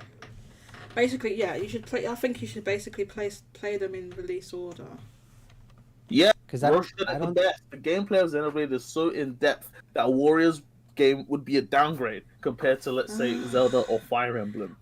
Jacob, I've got a question for you. Since we're talking about Monolith Soft, Is it Batten Kaitos? it isn't. They're not even involved in that. I don't think they're involved. I know, in that but I mean, at it's all. still a Monolith Soft game. Do you know, right, that in the UK you can only get a physical from game? Yep, and it's releasing June 30th. Is it June 30th? Yeah, I knew it was a Yeah, while away. that's what I saw from the source from Go Nintendo. And I can't really remember. like the cover art, and so I had to Yep. get it. I'm surprised they're even doing a Pre-ordered physical it. for that game. I'm not. I am not. Wait, so when that wasn't that, so it's a whole weirdo thing with those two games because Like Nintendo when owns they, one and because Nintendo owns one or so I think they must have done something with Bandai. Like, okay, we'll release them, but we own one, so like you can only release them I on think Switch. Nintendo published the second game as a prequel. They published that one. Yeah. Um, Because worldwide. when you go and look at the the copyright or whatever, it Yeah, says it's Nintendo for that one, and the first one is Bandai Namco. Yeah, And so allegedly, Nintendo also owns the English voice acting. That's why it's not in the remaster. so I say allegedly, but then I why don't know. wouldn't they put it? No, I think that's just. I think the reason is no. I don't think that's the reason. Apparently, because I was looking on Reset Era about that, and that might not be the reason. It's bad. Well, like I heard people that wouldn't prevent them doing it. It's not because if Nintendo owns it, they wouldn't. I mean, they've already done a deal with them. How would that stop them putting the voice acting on there? No, it's because they've only have it for one game, right? It's only the second game that they have the English voice acting. So apparently they've kind of joined these two games together. This is what I read somewhere. They've kind of joined them together somehow. But where did they initially So they say that? Because that's not even on the website. I know. I tried to look for that everywhere. I heard I saw them. Someone said that on Reset Era that they've kind of joined these games together somehow. Even if it might just mean that you have to go into the same menu or something to play them. I don't know if they've actually been like properly stitched together or it's just like it's in the same menu. It could be something like that, and they didn't want English voice acting in one and not the other. So then you only get Japanese voice acting. I would have expected it to be more like other collection or 2-in-1 games like the Sega, like Team Sonic Racing and Sonic Mania, where you just put the car in and it has both games show up on the menu. Oh, so yeah. So I think it's not like that. Final Fantasy. Yeah, it's not that. Yeah. When you put the cart in and a whole bunch of them pop up. No. I think they're in the same menu. I think that's what it is. Oh, so it's like the Mega Drive collections from back in the day, where you have to go into the Mega Drive collection and then you have a selection of games, but this time it'll just be those two. It's like that. Yeah, I think it could be some. Well, I think so. When they say joined together, I thought that they had like somehow like literally joined the games together, but I don't think it's that. I think it's like Or have one the so that you menu beat is the the final joint. boss in one and you start directly the next game. Yeah, that's what I was thinking, but I don't think it's that. I think because that would be too much work, right? I think it's like they've done some thing where they're like they share a menu or something like that. Did Kike come back? Yeah. Yes, I did. I can't handle this Xenoblade Warrior slander. Slander. No, it's not slander. It's fact. Well, Jago's saying that they wouldn't. I don't think that they wouldn't make. Would sell 1 million. Okay. Yeah, Right. Okay. Jago. If they ever announce Xenoblade Warriors, we are having a bet. I am buying it 1,000,000%. Well, I know you probably would buy 1 million of them as well. Then it would get to 1 million because you'd buy 1 million. What is it about Xenoblade that make people just talk about it so much? It's like every other topic on install base like pretty much died. Like people used to slander Harada for not putting enough Bandai Namco games on Switch or like. Yes. What happened to? You're right, Mario Kart. What happened to the Harada slander? Let's bring that back. I'm calling that Bandai Namco. I'll be out here calling that Bandai Namco. I'm calling that Bandai Namco. I'm doing that. We can't slander Falcom anymore because they put their games on Switch, right? Now it's like, but always. Who's left to slander? We can slander Atlas. We can slander Square Enix. Obviously, that never stops. But it's not the same. Sony. Sony's exempt. It doesn't have the same. Sony's not exempt. I'll tell you who's not exempt. Neo, Jim Ryan, PlayStation is not exempt. Yeah, but when people talk about it, it doesn't have the same like tangent like. It just doesn't consume the conversation. Every time someone brings up... Why do you think that is? The only things that come up in install base where people just... If you bring it up, people just kick the F off. You know what it is. It's Dragon Quest... Xenoblade it was, but it's always Dragon Quest 12. For some reason, people just kick off every time someone brings up Dragon Quest. I'm like, we don't even know anything about this blasted game. Why are you... So wait, could you explain what the Xenoblade thing is on the install base? It's just like the same reason people talk about. It's like, oh, why does this game sell? Why does it have this kind of art style? Like, it would sell better if it was an action game. Like, any topic that you can think of. If it People was just an talk action about- game, if it was an people action just- game, it would be like Tales, and that's boring. Yeah. It's Well, not unique. specifically yeah. that. It's unique. It's unique, and its combat works when you know how to play it. Okay, Xenoblade 2 is criminal because they never updated it so that you can learn how to play the game because the tutorials are. I'm not going to sweat. Bad. Please don't sweat. Like, whilst tutorials are the worst No, thing wait. about I the can game. hit you. Hold on. Okay, you're going into one. You're both going into one. I just want to quit. Like, I've been missing like a whole bunch of people have been talking here, so I just want to catch some of these comments. There's only a couple of them. So the game. So Roche says the gameplay of Xenoblade is so in depth. I guess that's in depth that a warrior's would be a downgrade compared to the gameplay of, let's say, that of Zelda or Fire Emblem. Didn't Nintendo also own some IP rights because it was a GameCube IP exclusive that also caused to be the first interaction between Monolith and Nintendo? I assume you mean Bart and Kartos.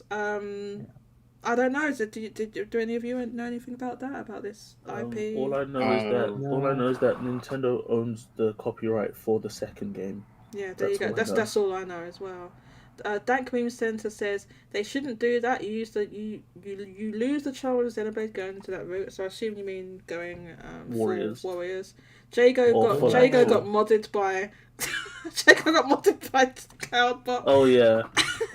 I thought I fixed that. I fixed it for. Are you not subscribed to my thing? Subscribe. It's not supposed to mod subscribers. Yes, Vinnie Mac. Yes, Vinnie Mac. Vinnie Mac says Jago speaking truth regarding Xenoblade series. Xenoblade Chronicles 2 is still the best out of the trilogy. Yep. And okay, wait. Before anyone says anything, I think I know why Xenoblade has this kind of like conversation about it. It's because I think maybe Jago said it, but it was like OJ said, with Xenoblade, you either love it or you just don't care for it at all. And I think because the series is that way, like you get people that are like, oh, Xenoblade doesn't sell because it's weird and too hard. But then you have the fans who really like it, so they come out and defend it. I think it is weird too. So you get that intense, you get that back and forth, you know. Mm-hmm. Yeah, I mean, I'm not gonna. What's the word? Push back on Xenoblade being weird. Its combat is weird as hell. I mean, it works. When it works, it works, and it just hits perfect. Oh my God, I need to turn down Jago's volume so or something. good. You know, we're hitting red bars, Jago. I'm hitting red bars actually. Oh, good lord. But do I sound too loud, everyone? No, it's just so good. You know, like. I mean, my least favorite Xenoblade combat system is Xenoblade 1 because it's just far too simple. Yeah, I guess but most people will play Xenoblade 1 and they'll be like, "This is too hard." No, Xenoblade 1 is simple as hell. Xenoblade 2 is where you get the perfect build up once you learn how to play the game because the game doesn't tell you how to play it. Yeah, I've heard that's an issue with the tutorials and stuff like that.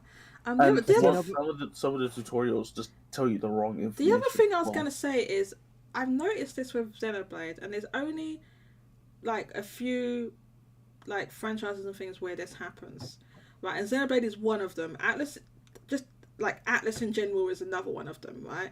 Where basically the amount of like content and like content creation and fan creations and stuff you see is completely disproportionate to how popular the games actually are, right? And I've noticed that like there are like hardcore hardcore where they're not just Xenoblade fans, they are fans of Monolith Soft, and they are fan of all the Xeno games, like, you know, the older ones that they won't port for whatever. Anyway, that's a whole other thing.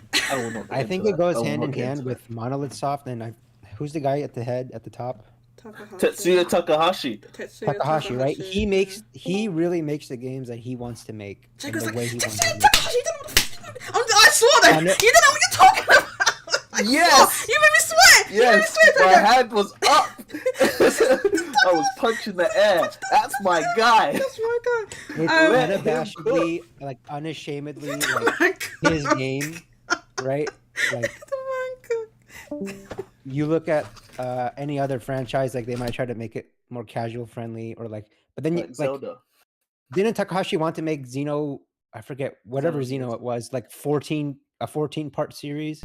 Oh no, Xenogears chapters Xenogears was meant to be 6 chapters. or 6, Xenogears was or meant I to be think I think 6. that was even cut down from like Then 12 to Xeno's 14. Saga was meant to be at least 6 or something. No. Yeah, it was like because the Xenogears has a whole like Bible where the Xenogears Perfect works, where there's 6 episodes, and there's events in these episodes that basically just the whole story of Xenogears is episode 1 through 6, and obviously he was.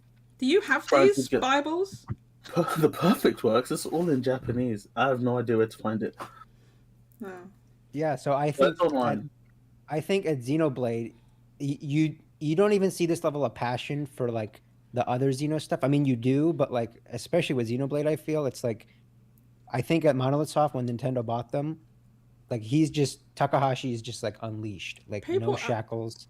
I He think gets so to make because the of games. what That's a happened. Xenoblade reference. my Let the God. shackles be released. Yeah, Oh my he gets to God. make the games that he wants with the This art is so that he funny wants. because they're so hardcore Xenoblade fans, and I'm not. So like, I'm they're not. making- I'm not they're- either. they're making me laugh. Xenogears was going to be multimedia. That was Yeah, it. no, trust me, I don't even play Xenoblade either, but I can Well, you tell. know all of this though. I've read interviews. I've read certain things here and there because like I'm pretty sure I don't know if it was Takahashi. Wasn't he on Chrono Trigger too? Yep. Or was it And Matsuda? Final Fantasy 4, Final Fantasy 5, Yeah. So and 6. those other games, like he's working with other people, and maybe they were more successful because of that. They kind of rein him in, but even when he's at Monolith Soft, I mean, even him by himself with his studio, they Unleashed. still make. He still makes the games good enough to where they sell like 1 to 3 million. He was So, unleashed. But I think it's just like the people like blew up at the art style when Xenoblade 2 got revealed. Right? It was almost like Wind Waker levels of like what the hell is this cell shading I don't crap, remember. right? But I don't think they blew up. They didn't blow up No, as I much don't as remember. that. I actually, sorry to cut you off. It's just Future Redeem came out. I was just in the biggest Xenoblade mood ever. So I just went and watched like all the trailers, and I also looked back online to see the reception to these trailers. And what I saw, the art style controversy was more to Xenoblade 1 in 2019 and 2020 than Xenoblade 2, because people liked how Xenoblade 2 looked How does this before stream look? they Well- played it in handheld mode. it was pretty split, I think, because there was people who were like, Well, "Oh, that was- Xenoblade that- 1 had the more like quote unquote realistic style compared to like the super anime style." Anybody thinks of that 2. looks realistic? They're absolutely No, not tripping. realistic, but like more realistic. Less like, anime. Yeah, less. What, the quote, Xenoblade unquote 2 looks anime. less anime? No, Xenoblade No, it 1 does. It looks more. on Wii and 3DS. Oh, and yeah, that's X. because they didn't have enough. But I mean, X is ugly. Yeah. Yeah. If they bought X back, they would do what they did with Definitive Edition. I doubt think. it. I doubt No, I'm it. saying if, Jago. I said if they would I have know. to fix the faces, wouldn't they? They'd fix the faces. I doubt it. I think they would fix the collision on the cars in NLA. What, the no collision? Yeah, they would fix it. But you know, it's I mean, exactly. I guess that was a hardware limitation of the Wii U. But no, but it's Oh. like that in Final Fantasy 14. There's no collision with anything. There's like literally no collision with there any of the No, there isn't. In Final Fantasy 14. Wait, you said monsters? Okay, I thought we were talking about like the airships and stuff. I was like, what? Yeah, there is. Oh no, like buildings and things like that, and like certain trees, I guess. But like the actual monsters, you just walk straight through them. Oh yeah. Man, speaking of FF14, I need to hop back on. I love that game. I sold my soul to it in 2021. I'm sending my soul to Square Enix right now because I haven't cancelled the blasted subscription for months. I've never played it for months and cancelled the subscription. I played it You look again at, like, last month. You look and at it's- Xenoblade 3, right? In Xenoblade 3, there's like you can have 7 characters on screen all at once, and there's all these numbers. Oh And my this- god! Now you sound like a OJ from Player Essence. It's like there's only characters and you can have characters. No open world game. Yeah, open world opening the game and having 12 characters and on top of all of that, Tails of Rise can eat it because it's the Tails from Sonic. no Tails of Rise. I said Tails is in like Tails of. Listen, Tails can eat I it because you agree can't have wholeheartedly. and then you go off into a separate battle screen and then Xenoblade then goes to the battle screen. I I've heard it all. Okay, I've heard it all. With OJ, okay, like Tales of Arise is fun. It's good, but it's just not special like Xenoblade. It's not. It just doesn't have that sauce. Xenoblade fans are Doesn't have that sauce. Something special. Anyway, I was gonna say the thing about the disproportionate. I realized that when I found the whole ass just complete channels of just Xenoblade, and when I found that Luxin channel, I was like, hold up, what we got? Are people this hardcore? Like, yes. Like, every time I try, I don't watch them. I've seen a couple of his videos, but because all of his videos. He does like an analysis of like a 3-minute video for like an hour plus. He went crazy over like a 17-second teaser. And I think he put out a 75-minute video. I was like, that's the Luxin I know and love. Yeah, that's when I realised that Xenoblade fans are hardcore. And then because it's continuing from the previous Xeno games that those particular companies in question refused to bring back, that people are fans from then. They're fans of Monolith Soft from what they did previous games, but they did before. They're fans of Monolith Soft because of the obviously the Xeno games now. And then I think people that are fans of Monolith Soft because they're hardcore enough that they know that Monolith Soft also helps with other Nintendo games as well. So and I think that probably adds to it. It's just Monolith Soft is something special, you know? They make Xenoblade as grandiose and incredible as it is on Switch, and then they help out with Nintendo's other stuff, like Splatoon and Pikmin. We don't know if they're working on Pikmin 4 yet, but I wouldn't be surprised if they were. Zelda, obviously, they've been helping on Zelda since Skyward Sword. And Animal Crossing, they've been doing that since the 3DS one. Yeah. And while they're making their own games, and then their DLCs are just more games, it's hard to not just be like, you guys are the best thing ever. Never change. How did this turn into a Monolith Soft string? Oh my god, yeah. So they help. Better than Necopara. See, because I think with like Mario. I think with Mario or Zelda or other series, it's like they hit really well or they hit really hard. But Xenoblade, I think because of the way it is and how unique it is, when it hits with certain people, it like really hits, like even more than the peak of like someone who really likes Breath of the Wild or like Super Mario Odyssey, you know? So I had a question. This is what my question was gonna be. In the past, Monolith Soft have done other gameplay styles and battle systems and things like that. So how would Project X Zone. Sorry. Did they do Project X Zone? Yeah, they did on DS and 3DS. They did. Okay. Well, that's not even what I was talking about. I was referring to like Barton Kaitos was like this card mechanic thing, and the turn-based and things like that. So if they made another like their next IP. Was like because obviously we've had hints of a new IP and everything, right? It has a completely different battle system. Have we? Have we what? Have we had hints? What's that thing that they had all this concept art and stuff like that? What was that? Nintendo doesn't do that though.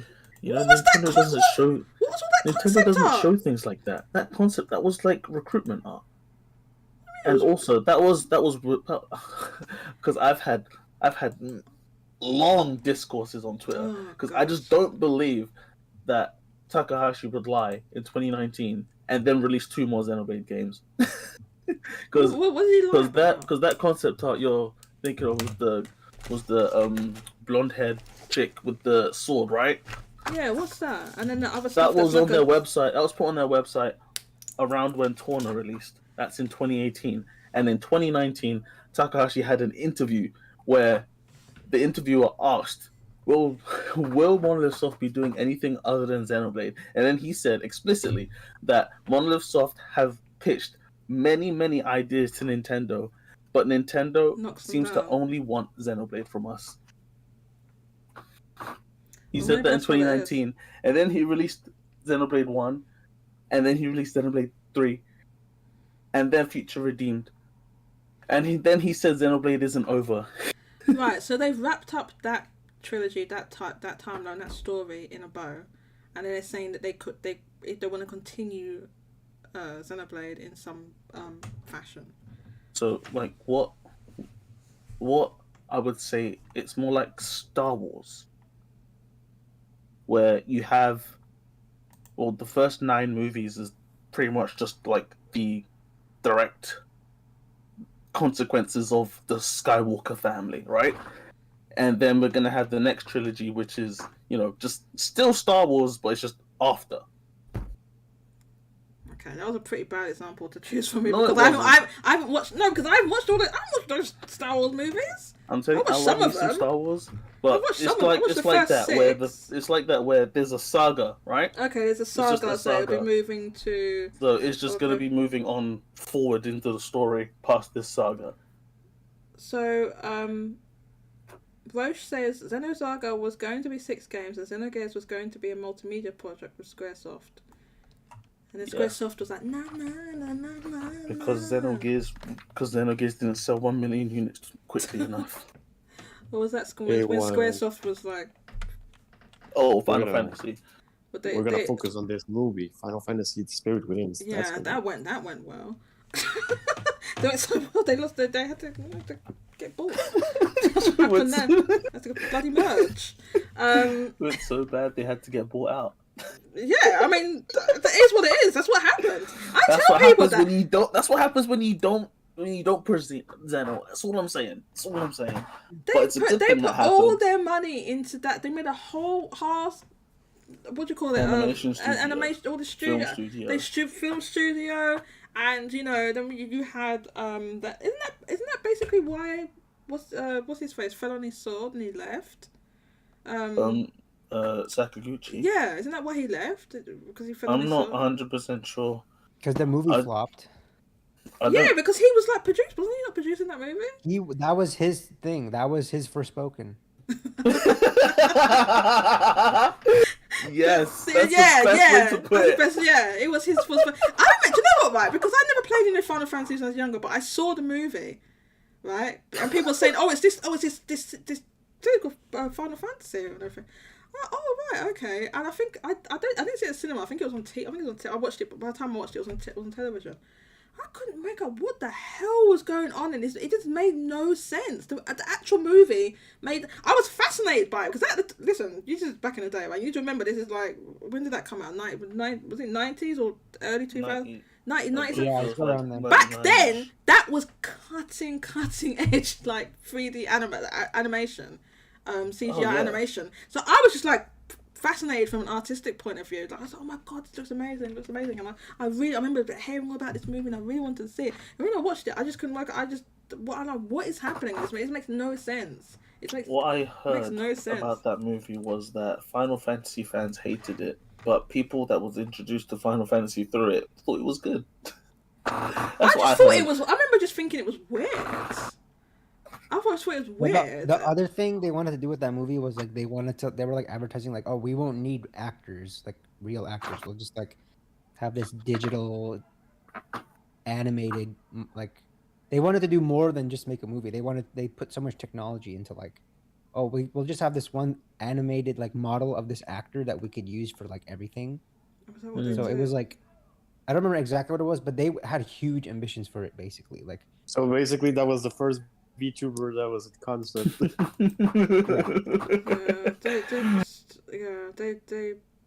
It was Square's first Forspoken. I love that. I love that so much. It was that was their. That is quite literally the perfect way to put it. What was even the thing? It was even worse because Forspoken didn't tank the whole goddamn company, right? It closed to tank the studio, yeah, but not the whole entire company. Like because Square Enix is much bigger than SquareSoft, they could absorb it. It's Enix, but I said Enix bought Squaresoft. He said no. Are you sure about that? I was like, yes. Just look at Wikipedia or whatever. Yeah. I was like, Enix bought Squaresoft. That's what happened because Square's just bigger. Like much bigger. Like bigger, but it was just like more prominent.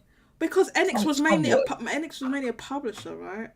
So like Squaresoft's IPs were more. Notice, Because they owned popular. them, whereas Enix didn't own all these IPs that they're publishing.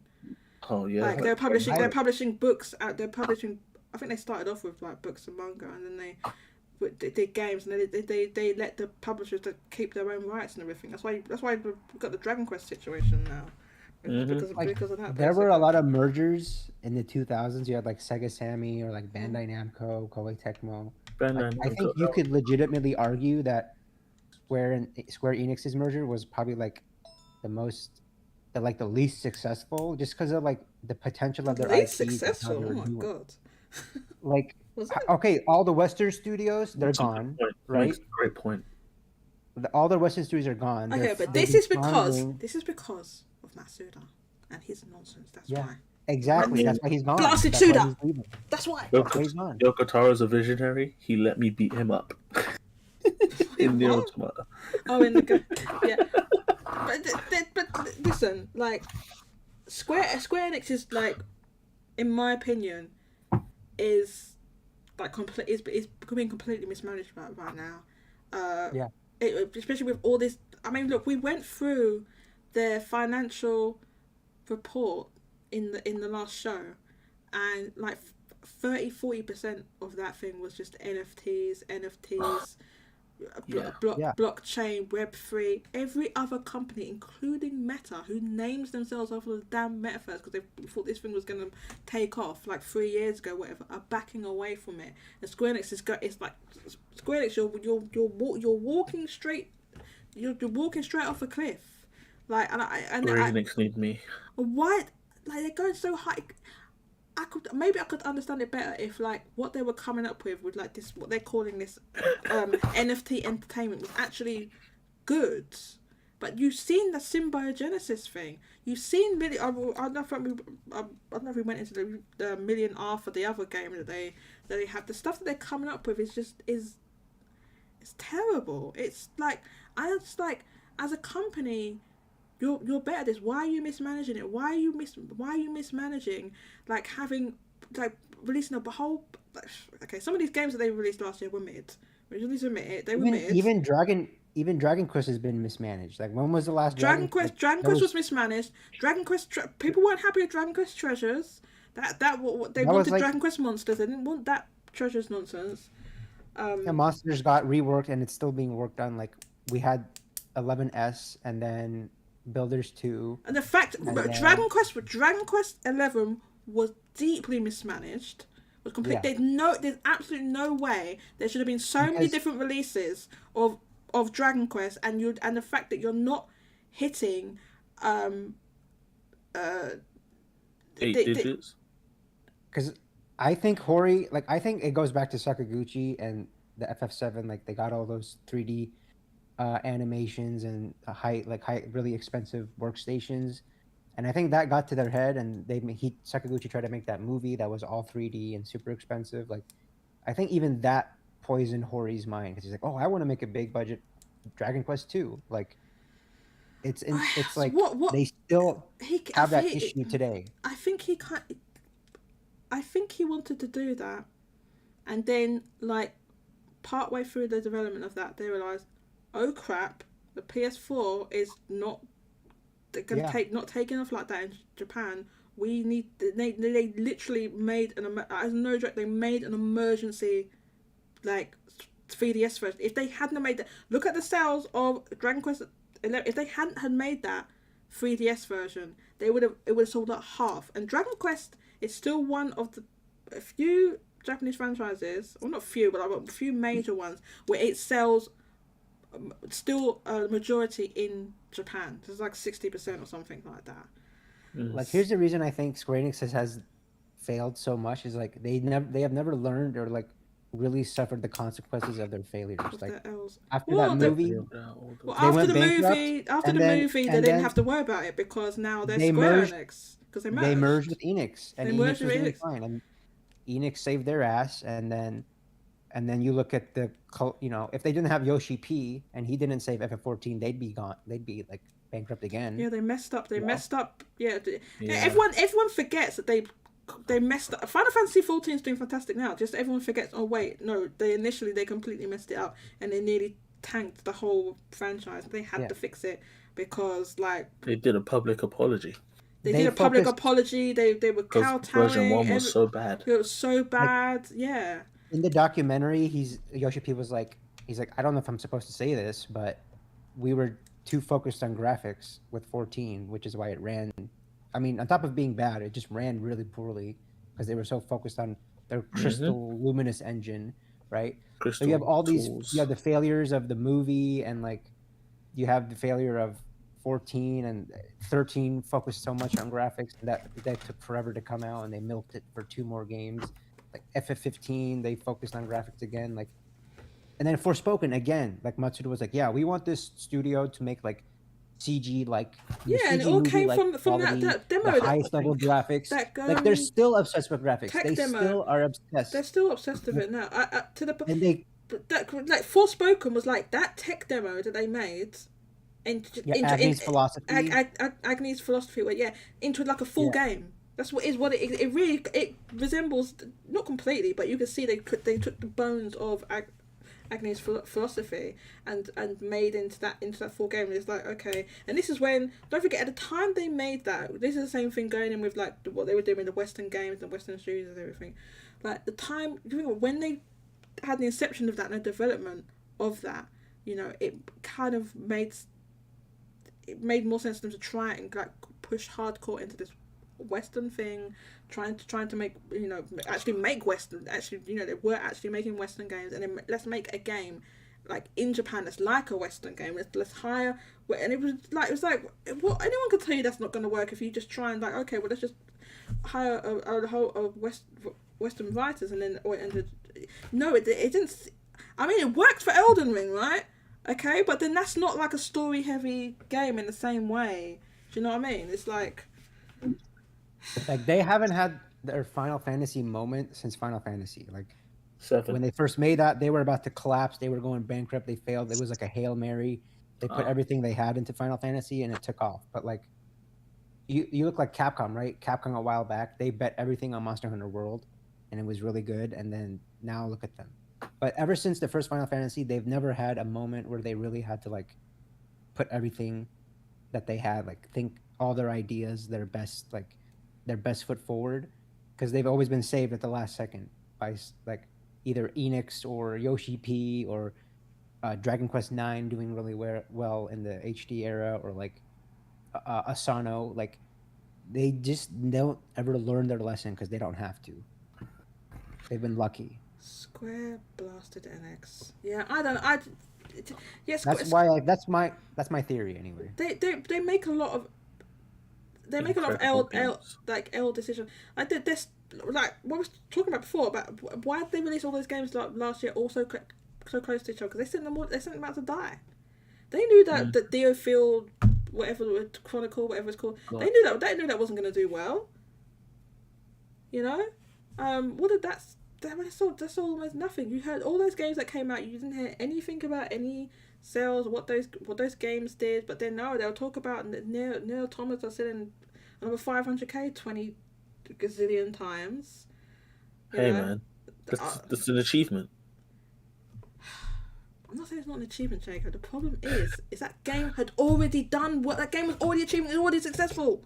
Why are you announcing this extra sales of the same game and not updating about brand new games that you had that just came out?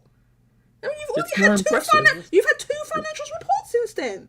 Why would I hear about Deerfield Chronicles? Why would I hear about Octopath Traveler 2? I said that game, Octopath Traveler 2 hasn't even sold 1 million. It should have been a Switch exclusive like Live Alive and Triangle Strategy and Octopath Traveler. Or Square Enix needs to learn how to market their games, because they did the same thing with Near the World Ends With You. They just let that game don't get me started. Die. The whole franchise is dead now, by the way. I don't need to hear it. Don't need to hear it. You know that you can tell that they wanted it to be an actual bring it back and everything, because they made a whole anime. Based on the be fair, And that anime was pretty good as well. I haven't even It seen wasn't. It wasn't incredible. not based on the decent. second game. The anime was not based on the second game. The anime was based on the first game. That's how you know they wanted it to be a thing, because they based it on the first game, not the second one. They wanted to bring it back, but they just did nonsense. They did nonsense, like having a whole E3 presentation, and that game was about to come out, and then they didn't include it in that E3 presentation at all. It was there for 2 seconds, and it didn't even take up the whole screen. No, it wasn't even there. Was it there, or they had one little? It was there for 2 seconds at the end after they showed off Final Fantasy Pixel Remaster on mobile and Steam. Yeah, and that was also like 30 seconds, and it was mobile on Steam, and then people were like, yeah, and then like, what? And then Vinny Mac, I've got something to say. Are you in the voice chat? But, oh my god, Mousie's gonna call me out because I've been streaming for more than 3 hours. Are you in the? Where are you, Vinny? Oh, I thought you was in the thing. I've got something to say. Sorry, I thought you was in the voice chat. What do you want to say, Vinny Mac? Is it about Square Enix L's? It must be. That's why it's coming in. I'm ready for the L's. Give them to me. Hey everyone, I had to put my meeting on hold because I couldn't deal with this blasphemy no more. Oh no. They marketed these Square Enix games. Dealfield Chronicles was in a PlayStation showcase. Dealfield Chronicle had a demo, and they had two YouTube channels. Two Square Enix YouTube, task on that. Dragon Quest Treasures, we didn't get any marketing on that. What's that game called you guys were just talking about? Neo The World Ends With You had 4 trailers and 2 demos. Square Enix is marketing these. Just one demo. They don't want them. The market says we don't want these games. No. They did not. There was no. Where were the ads for? Where were the ads? You should be ads playing. There was no ads. Because normal people are not watching PlayStation State of Plays and Nintendo Directs. Not for like, no. That's just the average. First of all, the average person. Second of all, do you feel that game was probably never gonna do? It's not. From my head, it's not like a completely terrible game, but it probably was not going to do incredible. And just the fact with the marketing. Single game just to fill in the blanks. I agree with you. Yes. It was in a state of play. I can't remember what else was in that state of play, but there was stuff that people cared more about than some just random, was it knockoff Fire Emblem. Star Ocean 5 and Valkyrie Elysium, I believe, were in that same showcase. Or same state of play. Yeah, Valkyrie Elysium. That was in that the. What happened to all of those games as well? They was in that same block of games that Square Enix released all at the end of last year, but they all bombed. Man, they all bombed. They bombed to the point. They bombed to the point that blasted. What's that studio that develops Solio? So no, not that one. The one that develops Star Ocean. They went. They was insolvent. They went insolvent. Trice. They went insolvent. No, they're still around. Yeah, I believe. No. I said insolvent. I didn't say they're gone. What's solvent? What is that? Insolvent. It means that they haven't got enough money coming in compared to what they got going out. Yeah, I think Star Ocean 5 helped them. I think that was successful enough to keep them afloat. No, I don't think that's what happened. They need to become a support studio. That's why they're doing a lot of contract work. They did work for Xenoblade 2, I think, right? I don't remember seeing them in the maybe not Xenoblade 2, but I know it was a Nintendo game. Triace has helped with Nintendo stuff. They do a character art? Whatever it is to stay afloat, I guess. I don't remember exactly what they do, but yeah, but they were having they said I think they said they were having money issues before the game came out, and then the game came out, and then we knew it didn't do that well. I think that's what happened. So what would it be similar to Alpha Dream? No, because Alpha Dream went back. There's a difference between bankrupt and insolvent. I think insolvent is just like you're not getting enough, making enough profit compared to what it's costing to run your company, right? So you're in the red. Whereas I think bankrupt is when you have to do like a legal filing where you're actually like you just cannot. You've got so much debt you can't run as a company anymore. Okay. But someone can correct me if I'm wrong, but I think it's obviously it must vary from country to country, but it's something like that.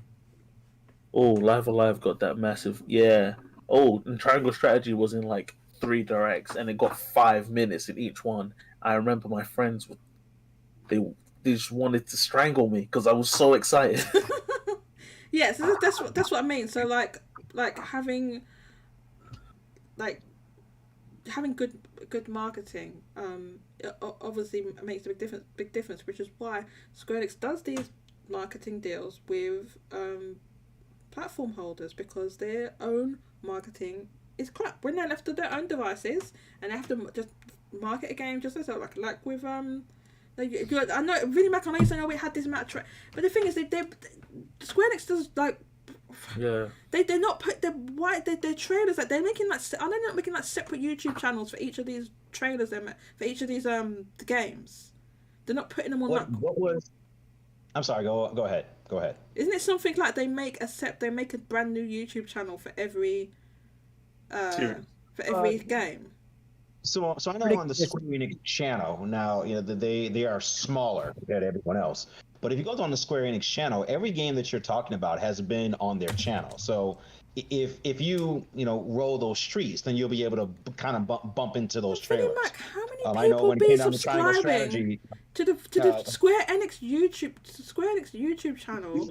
But don't forget they have regional ones as well. So it's not like they've got one YouTube channel for the whole world. They have regional YouTube channels where it's all split up and stuff. How many people are like signed up to that or getting those or seeing them in their feed and all of this?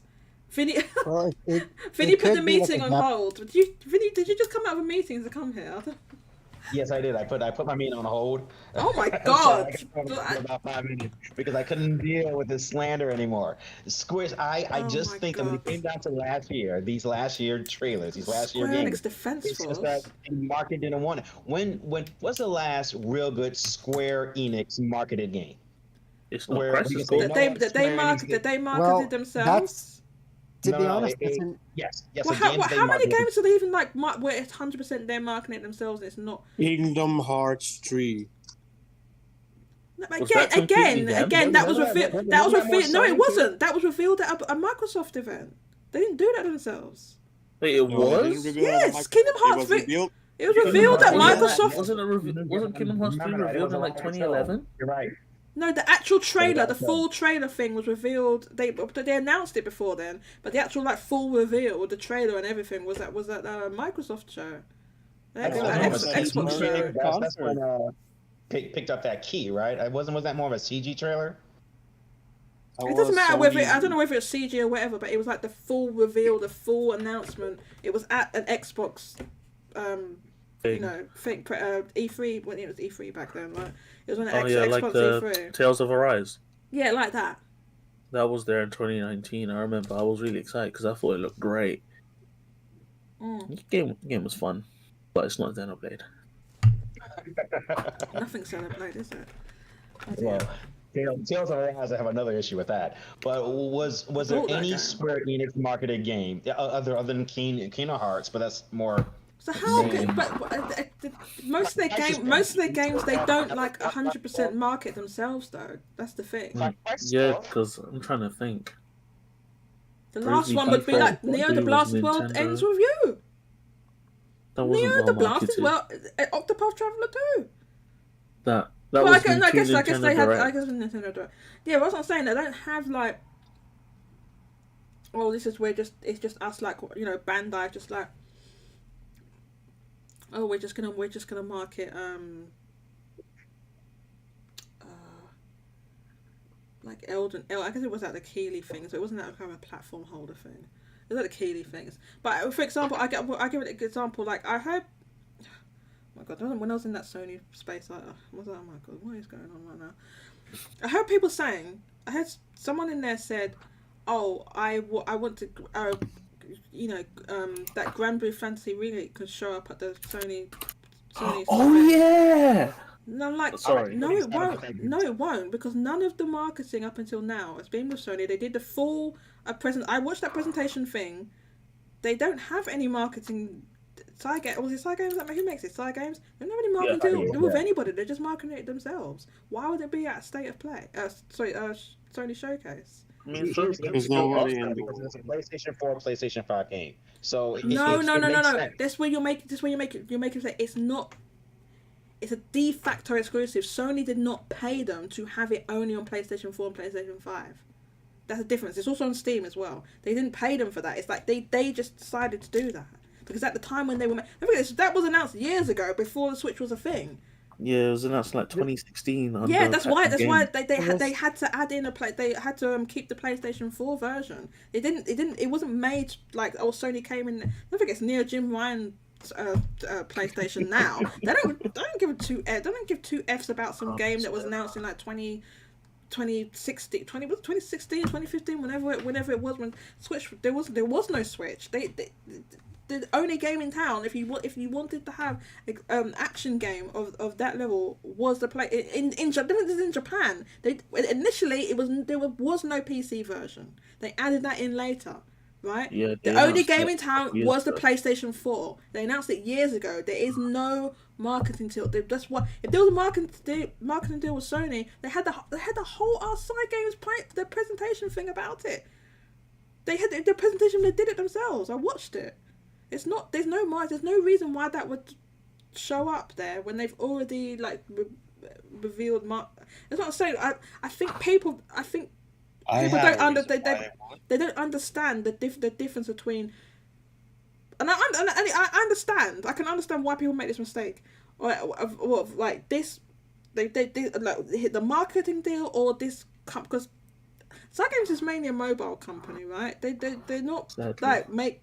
Games. Do you remember that game that was shown off? I forget where, but it was like this super realistic looking game, medieval with like it was a tech demo thing that Cygames made. Yeah, but where's the game of that? There's no game of it. It was a tech demo. It's been like 2 years, I think, since we saw that. Exactly. I know. I've seen it was a tech demo of their engine. Yeah, I don't know. No, anyway, I'm gonna get into that now. But yeah, but it's kind of like Nier Automata, right? It was only for PS4 at first, but there was not like a... It came out on PC like a couple weeks later. I think there was actually a marketing deal for that one. Well, I could be wrong. Yeah. So they because it wasn't on Xbox. No, it wasn't on Xbox. It came to Xbox later. 2019, I think. Right. So I think there may have been a marketing deal for that one. But it's like, and don't forget that again, that's Square Enix, who tend to take bags, right? If Square Enix can get a bag, they'll get a bag, right? If they can get a bag for something, they'll get a bag, right? I don't blame them. So, so I think the way they manage things, they have to be getting these bags. So Kat, I have a question for you. So I'm just asking your opinion on this. So for next week at the PlayStation Showcase, yeah, is it your opinion that every game that is shown has a marketing deal by PlayStation? Otherwise it wouldn't be there. That was going to be my question. Yes, it's literally, that's how they what do you think they're there for free? It's just like, Sony, can we show our game at your thing where here's why I asked that question, because when we see a direct, you may get Pac-Man World or Repack may be inside of the direct, yes, but it's also coming out on PlayStation and Xbox too. No. Okay, you're a game can have a marketing deal with a certain platform and be multi-platform at the same time. We're literally having, Vinny Mac, come on, you must know that. So like Neo the Wardens with you. Like literally, we see that thing now being played out with the Activision Microsoft, where they're buying Activision, but COD has a marketing deal with Sony. They have this a marketing deal that they've had for years, right? But their COD is multi-platform. So you can have a marketing deal for multi-platform game. Or Elden Ring. Remember Elden Ring? It's marketed. Elden Ring didn't have a marketing deal with any. No, that's what I'm saying. Right, okay. Microsoft paid to have it revealed. They had it revealed. They had the reveal, but they didn't have the marketing deal. They didn't have marketing. That's what I'm asking. So when you see this PlayStation Showcase, are you saying that every game has a marketing deal, or PlayStation just announcing it first, but it may come to like other platforms? Well, we might not know that until after the fact. It can be a mixture. It can be both. We don't know at the time it's announced. We don't know, but like so it can be. Anything that's there has some deal of some sort with PlayStation. Otherwise, it wouldn't be there. They're not just randomly there. They have like it's either they're exclusive. There's a marketing deal. We see like all with those like indies that all those indies, right? Up with. I was literally just gonna say that, Jago. Those indies are handpicked they're not just randomly there. Like an indie's like, oh yeah, can we be in your show? Yeah, no, they handpick all those indies. They have deals with them. They release on PlayStation first. Some of them go to other platforms after, but they are on PlayStation first, and they're heavily marketed. So we saw games get a lot of marketing that way elevated them, and those games sold like really, really well because they got really good marketing. Being in the a lot of them in some of them like in multiple state of plays. Right? Like people still ask now, what happened to that game, Little Devil Inside? Little Devil Inside, what happened to that? There's people talking about what it has gone MIA. That's one thing. But people, if that game had not been, it was just on Steam or something, people wouldn't be talking about it like that. It's good marketing. It's good. It's a marketing deal where the publisher of the game, the developer of the game, they're sacrificing being on multiple platforms for the marketing exposure you get for being in something like a Sony State of Play, because it's huge. And it can be the other way around from Elden Ring, right? Because Elden Ring had the reveal at Microsoft E3, but then after that it was just multi-plat.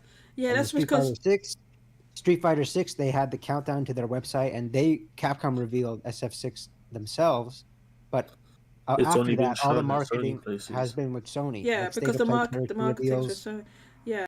So the demo has been first for PlayStation system, so it's kind of a mix. Like you can have the reveal first or the marketing after, you know.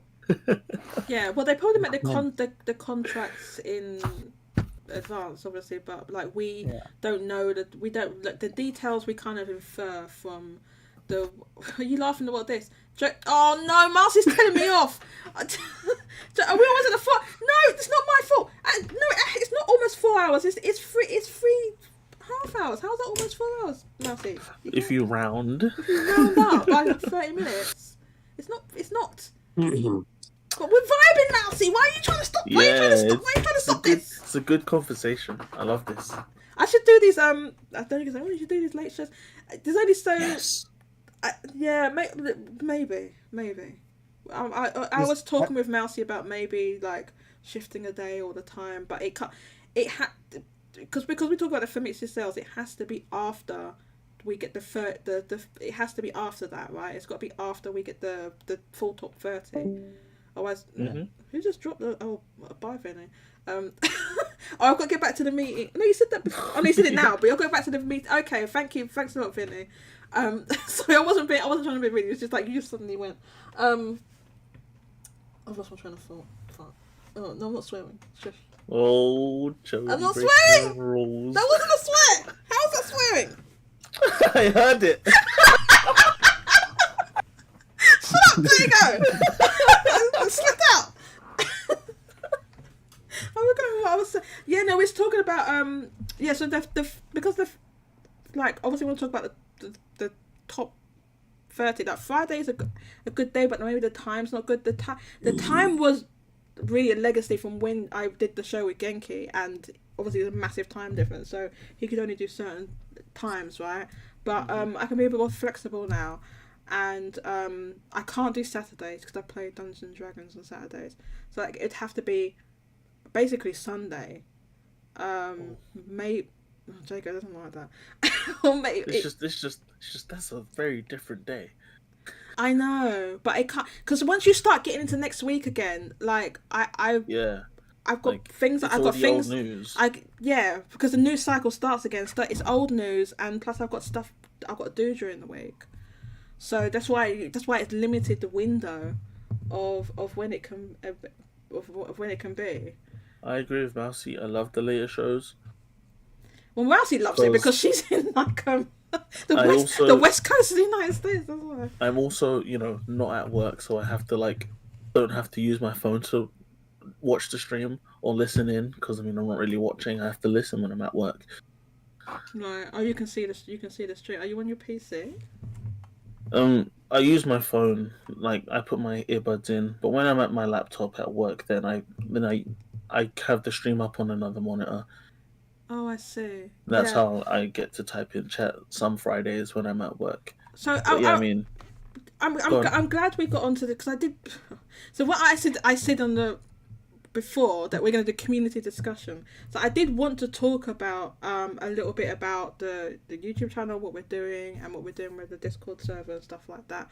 And so one of the things was that I did want to do like another, you know, show or another or like bonus content outside of like the main show, just like something like, even if it's just like when I'm doing stuff or you know working on the different things, like where I was trying to find the bot and I actually got the bot working and stuff like that, and then I can just like do a little stream in the town square. It doesn't need to be on YouTube. We're on YouTube now, but yeah, usually I probably wouldn't do. I would just do like a bonus thing in the town square, and people can just hop in with me. I was thinking of doing something like that. Game Corner Shop After Dark. No, we're where not you stream at 7. But it's not after that for everybody, because Mousy, like, Mousy, Oh, yeah. Mousy, are you like in Washington State or something? I can't remember where she's. What matters is it's after dark for you. Oh, it's after that for me. Okay. Yeah.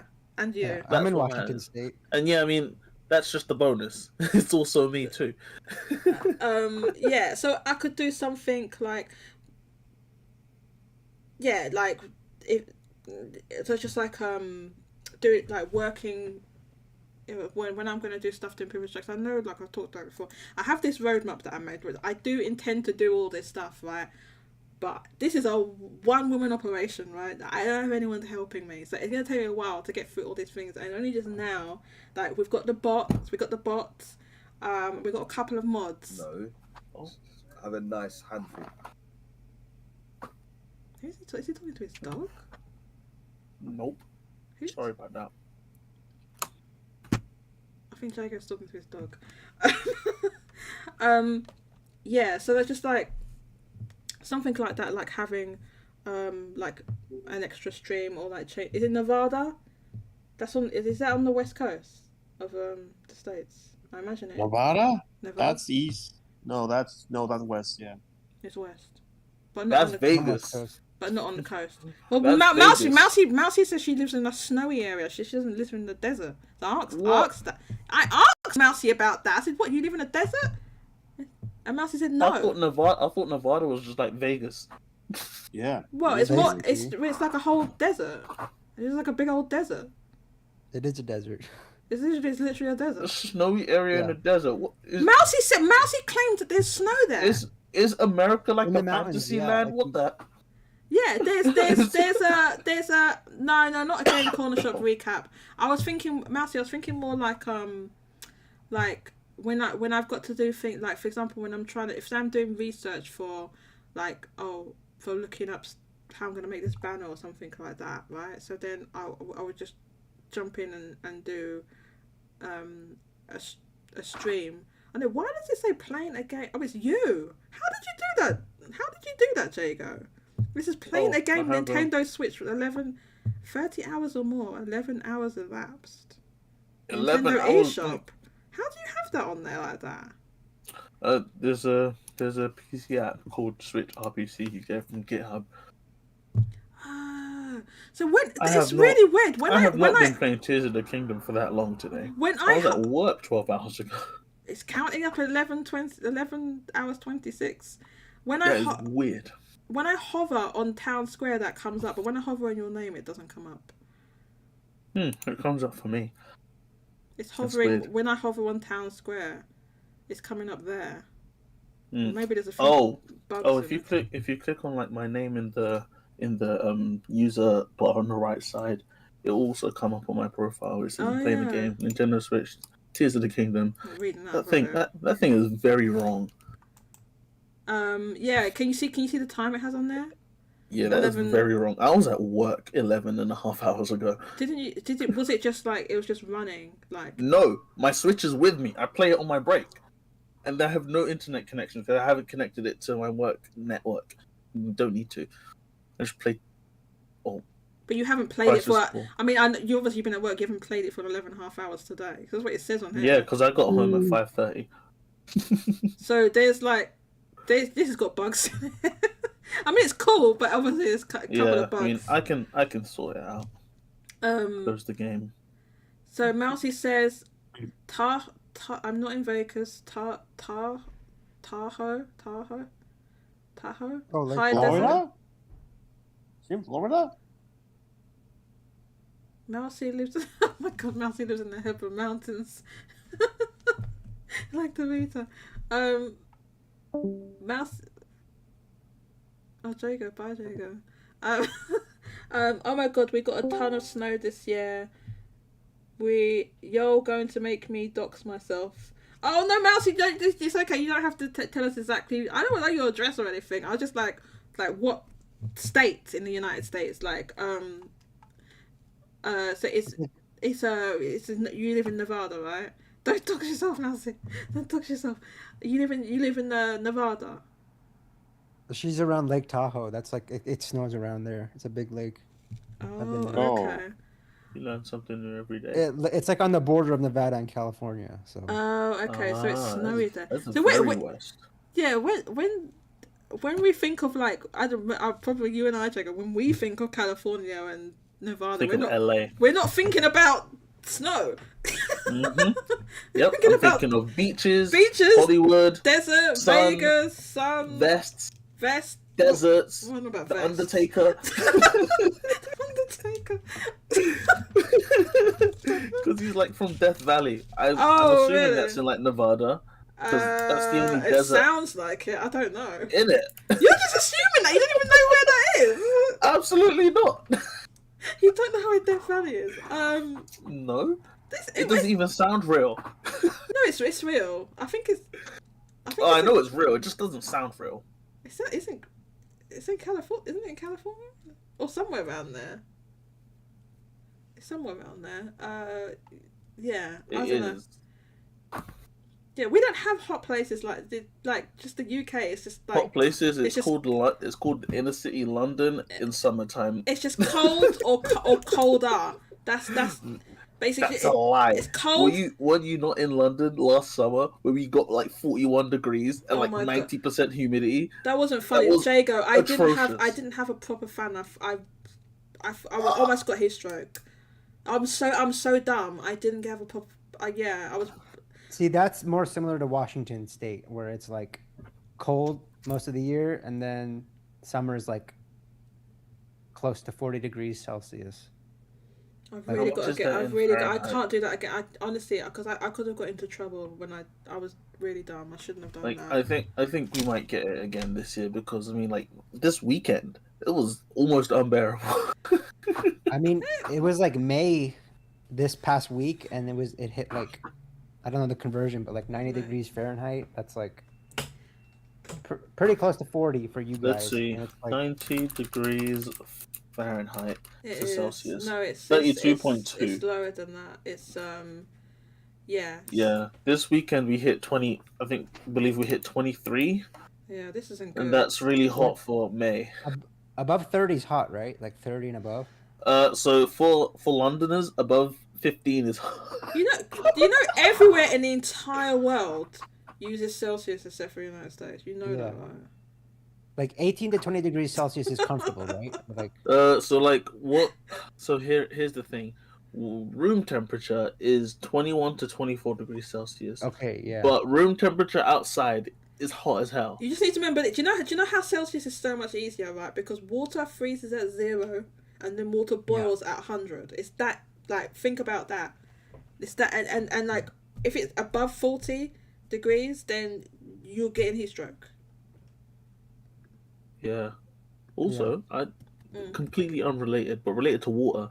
Water. I learned that in order for you to have legally in the UK, your house needs to have hot water that's at least 60 degrees Celsius for it to be like actually usable. Habitable. Is that what you mean? Yeah. Is that the law? Is that the law? Yeah. Yeah, kind of want to see that. Yeah. For it, like, your water has to get to 60 degrees. That is so that's so random. Why do you even know that, Jago? I learned it at work because my colleague was like, my colleague had to deal with the contractor. No. He had to deal with a contractor that was checking our water temperatures in the building, and he came back with that bit of trivia. It has to be 60 degrees. 60 degrees. Yeah, your water has to hit to. No, it shows in Celsius. But you know, it annoys me. Oh my god, I'm going to get started. It annoys me to this day that in Pokemon. Yes! Yes! I was going to Oh my god! say it! Yes! Pokemon! Oh my god, it's so irritating because because they translate it into American English. All the weights and all the measurements and everything are in blasted Imperial. And everywhere else in the world, why are we getting Imperial in inches? Oh my god! In Pokemon, it's so annoying. I don't understand because they have to do that. They have to do a metric for everywhere else. So why can't they just put it in the European one that we're getting? Just God, it's so irritating me. Apparently, the European cartridges also have the other languages in it as well. So you have to play in the other languages to get the metric up. You have to play in Spanish or Italian or whatever to get those to come up. Yes, because they're not putting Fahrenheit and all this in their one. They're not putting Imperial in there. They don't make a non-American No. English. This is what Americans don't. This is what Americans don't realize. This is what Americans they do it with something, but and Fire Emblem. This is what Americans don't realize, right? The English language comes from, obviously, England. It comes from this country, right? But most of the people, there's a concentration and a power balance of America. We're massive. Huge. So everything is made for, everything is localized and all this is all this. That's why it's kind of... That's why Xenoblade is also awesome. That's why it's like irritating, because anything that's done into, like, anything that's... Especially like, you know, obviously we love some more than others. Jago, I into like, you know, Japanese. I'm joking. So I into like with Japanese stuff, right? It's translated. Everything is translated or dubbed or whatever. It's all in American English, like everything. Yeah. American accents, American like you don't realize what it's like as like someone from the UK, and it's just like. Everything's American English. It's like you've got growing up as a Pokemon fan. Everything's American English. The Pokemon thing. Yep, growing up as a Pokemon fan, where I avoided reading books by reading the text in Pokemon Ruby to my mum, and that ruined my spelling growing up. Oh, because of of the American. I avoided reading books by reading the text in Pokemon Ruby because she was like, "If you're not reading, then I don't see why you're playing these games." I was like, "No, there's lots of words." Yeah, that's not. And I will go through and speak to NPCs to show her I know how to read. Oh my god, Jago, you're so young. Yeah, like all this stuff that we get, it's in American English. That's why sometimes just like, oh my god, I'm gonna play with Japanese audio because these American voices. Sometimes you just like, I've enough. Yeah, and our TV is lots of American shows as well. So you just kind of get bored of the American accent. Yeah, just everything it's a novelty. That's why when like Americans hear a British accent, they hear, oh wait, hang on, there's like a whole ton of regional accents in the UK. I didn't know that. No, you wouldn't know because you don't see hardly any like. You don't get British media. You don't get it like often. tons and tons and tons and tons and tons. Like the British media you get is Peppa Pig. At least as far as I'm aware, that's it. I think Harry Potter was like the largest exposure a lot of people had. Like it was my first. And that's not even a good example of like British accents because a lot of them are doing like RP accents and all this and. Yeah. They have to do it in the most like easy to understand, I guess. Yeah, because they made those films with a mind of like this is gonna do the most in the American market outside the UK because the UK is tiny compared to the United States. Yeah, like the UK has like 70 million people, whereas America has over like 400 million. Like, Zombie Tech Pack. Big number. Zombie Tech Pack. Game of Thrones is not British though. And a lot of those actors in Game of Thrones were American. They filmed some of it in Europe.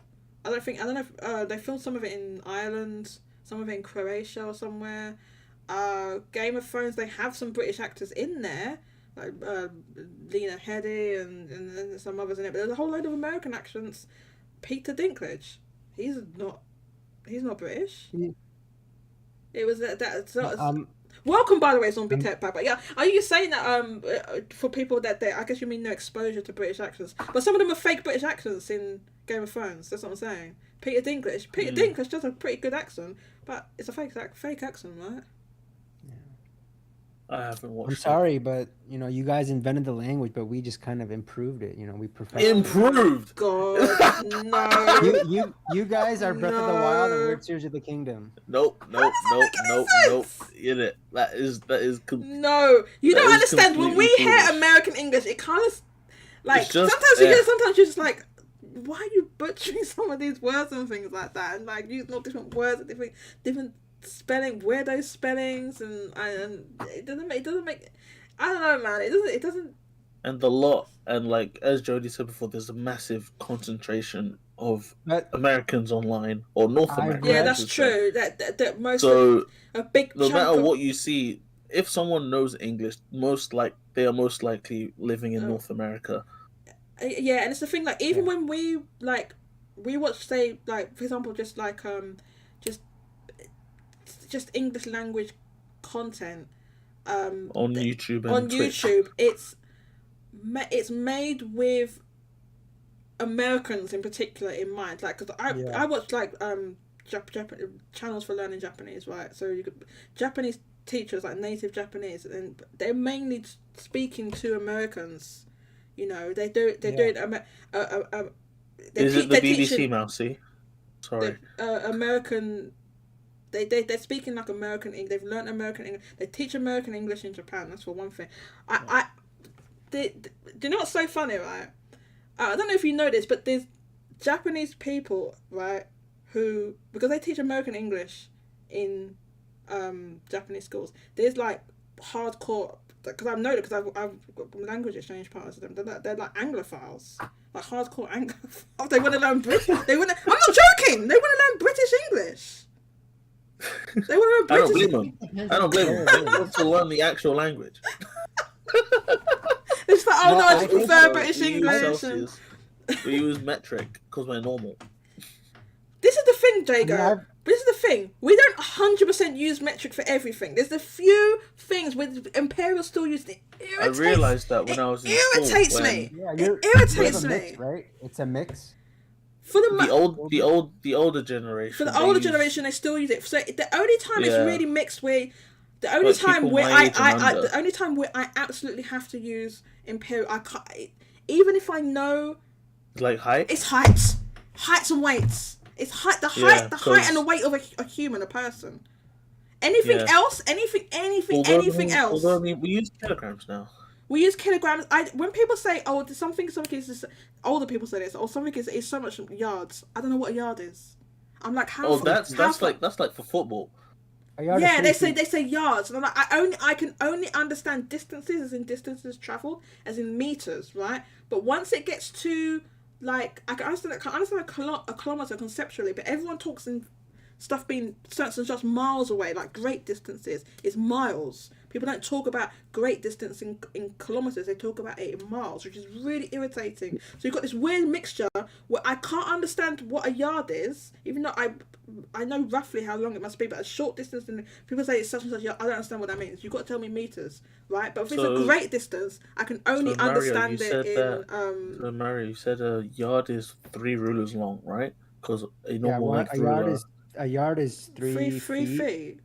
And the conversion is like 0.9 meter. So it's just the meat. So it's just like Mario, but I know stick. I know that. The thing is, I know that. I know that. But when you're trying to conceptualize that, when you've grown up like that, with this stuff mixed up like that. Yeah, weird hodgepodge of nonsense and real stuff. Yeah. So when you talk about the height, if I have to go and measure, like, I'm measuring up for a cabinet or something, I can't be doing that nonsense in feet and inches. And people are like, when you watch the things, sometimes you got to look things up, right? You say, what's this, or how do you make this, or what's this thing, and it'll tell you, well, it's 3/8 of an inch, because it's American. Yep. And you're like, what is that? That makes no sense. There's another one. There's another one Or where cooking things, where it's in cups and all this. yeah, there's another one where what? Oh, that's it. There's some units of measurement in the US and the UK that have the same name but are different. Like a pint. A point. It's the You're saying same it's the same as name. something It's else? the same name, but it has a different thing. Yeah, like a pint. And I believe. Oh yeah, I think... no. What it is? This is what it is, right? So I remember having an old dictionary, my old dictionary back in the day. Or you dictionaries now or anything, where you can look at the full chart of like imperial measurements and then metric measurements, right? There's units of measurement that even though Americans, this is the other thing I don't understand. Even though Americans use the imperial system, they don't use all the units of measurement, right? So there's like, how many ounces is in a pound? Is it like 16 ounces in a pound? Ounces goes into pounds. Okay. Right. Mario. How many pounds are in a stone? We don't use stones. Right. This is what I'm talking about. So you don't use stone. How many are in a stone? So they measured. It's 14. Okay. It's because 14. I mean, our scales are like stones and grams. You guys still use stones? Yeah. No, you're saying like stones, this is the thing, Mario. You're grams. saying we still use stones. Stones is part of the imperial, like you just don't use it. So when you talk about the weight of a person in the States, they'll say, well, this person weighs 125 pounds. Yeah. I can't understand that in my head. I have to hear it in. That just sounds like money. It just sounds like I have to hear it in stones and pounds. You have to tell me this person weighs, 8 stone 5 pounds. I'm like, okay, I understand now. See, we skip from pounds to tons. We don't. You just skipped them out. Or 100 weight or whatever. Or you don't slugs. use any of those. You just skipped out there. And the same with like fluid measurements. So in the States, you would use things like a fluid ounce, and you use gallons, and then these other ones are like we don't. For the most part, when it comes to water measurements, we are completely metric now. Except for when it comes to alcohol and pints of milk, and I don't know why. No, milk is not actually tell a lie. 6 pints. Milk is mainly switched. It'll say it on the bottle, but nobody really says it anymore. It'll say that on the bottle. It is at the top, but on the actual like label, it will say this is the 1 liter. Whatever. Yeah, it's in weirdo things because they've done it into a pint, right? But then when it comes to alcohol, for some reason they still do it in pints. Isn't that because it's so cultural? Like, oh, let's just have a pint at the pub, kind of a thing, right? Like. No, it's because there was this whole pushback it's the same with this Brexit nonsense. There's this whole like real hardcore pushback from the older people. From the older people saying, "Oh, it's going to change if it's not called a pint, it's going to change." They won't understand. It literally makes no difference. It makes no difference. You can go and order a large glass of wine. Because people, for the most part, when they buy a glass of wine, it'll be like a small or large glass of wine. So it's like, why do you need to have that for beer and lager? It just you don't. It's only for that. Why is it only for the alcohol? You have to have it for that. And then, but luckily, we've got it. I believe it's more in the UK. When I was a kid, the green grocer, they would still be selling. This is before. I'm giving away my age here, but they were selling things in like they were still doing this pounds and ounces nonsense. But now you go into the supermarket, you're buying all your fruit and veg and everything. It's all kilograms. Like Mario, you probably know this, Mario, but like the metric system is just so much easier. It's like literally in units of 10 and 100. It's units of 10 and hundreds and thousands. It's so easy. It's just so much easier. And and I don't understand. Like when we talk about heights or the height of a person, we all in the UK we always talk about it in feet and inches. But everything else we measure is in. When we do official measurements, there are meters and centimeters. It makes no sense. But the like doctor or consultant or whatever, they will tell you in feet. And I mean, the younger generation, me, and under, they will say that, and I was like, I don't know what 5'10" is. And then they'll say 178 centimeters. Do the younger people now? Oh, I'm so glad to hear that. Then it's this stupid feet and inches nonsense. Yeah, and also I was gonna say it's also a shift in a generational shift where you say that you can only understand in the weight of a person in pounds in stones. Where See, Jago is we low. just- Jago is low key calling me old. You hear this? No, you hear what he said? no, you no, hear, no, you hear no, what he no, said? no, no. You hear? You heard it, right? Listen. My older brother is 26, and Oh he's my just God. like you as well. Okay. Dude, do you have any idea how much younger than me that is? I am nowhere near 26. That's fine. I'm just saying that's just like you as well. I wish I was 26. Because I wasted half my life. Because we don't like in school we don't use Imperial At outside of like what's it called? I mean not even for like cars and stuff. Yeah, but when Like, I was where in it's, school, like, when I was in miles per hours school, and stuff. but Jago, when I Um, was in school, we didn't use we only used metric in the school as well. Then why do you use? Because everyone in Mario's Oh, I guess kind of, like, your surroundings culturally was- and your surroundings, everybody's talking about, oh, this person's 6 foot tall, this person weighs 10 stone. Like, that's all everyone ever says. Nobody says there's such and such kilos. That makes that's all sense. you ever. then, 'cause That's all you ever hear. So yeah, even 'cause though I they was teach gonna it in say that school, we don't use those like at all, but they're on our scales. it's on the scales. Like even at like the doctors, or if you get like weighed, it will tell you in meters, not meters. What's it called? Metric. I forgot what it's called. Grams and kilograms, or kilograms. Like when you weigh your baby, it will tell you your child is like, I don't know, 7 kilograms or something. I don't know if that's normal or something. Yeah, so I'm glad. Um, Yeah, Jago's really young. I'm I'm glad. 22. Oh my God, Jago, get the F out of here. You're 22. No, I feel I'm so. 22. Are I you love 22? Xenoblade. See, you're so young, and you like a franchise like Xenoblade. You think it's Yeah. skew, you think it's skew older? No, Xenoblade is. So, the thing is, I grew up on handheld games, mostly Pokemon. So I love turn-based RPGs. Aww.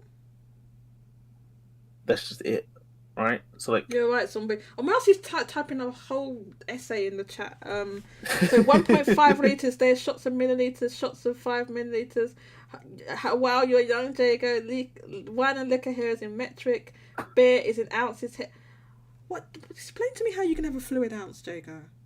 How can you have a fluid ounce? It makes no sense. I first heard of a fluid ounce in like a Disney movie. I heard of it in some in some. I must have heard it in some American TV. I'm like, what is that? I was like, what?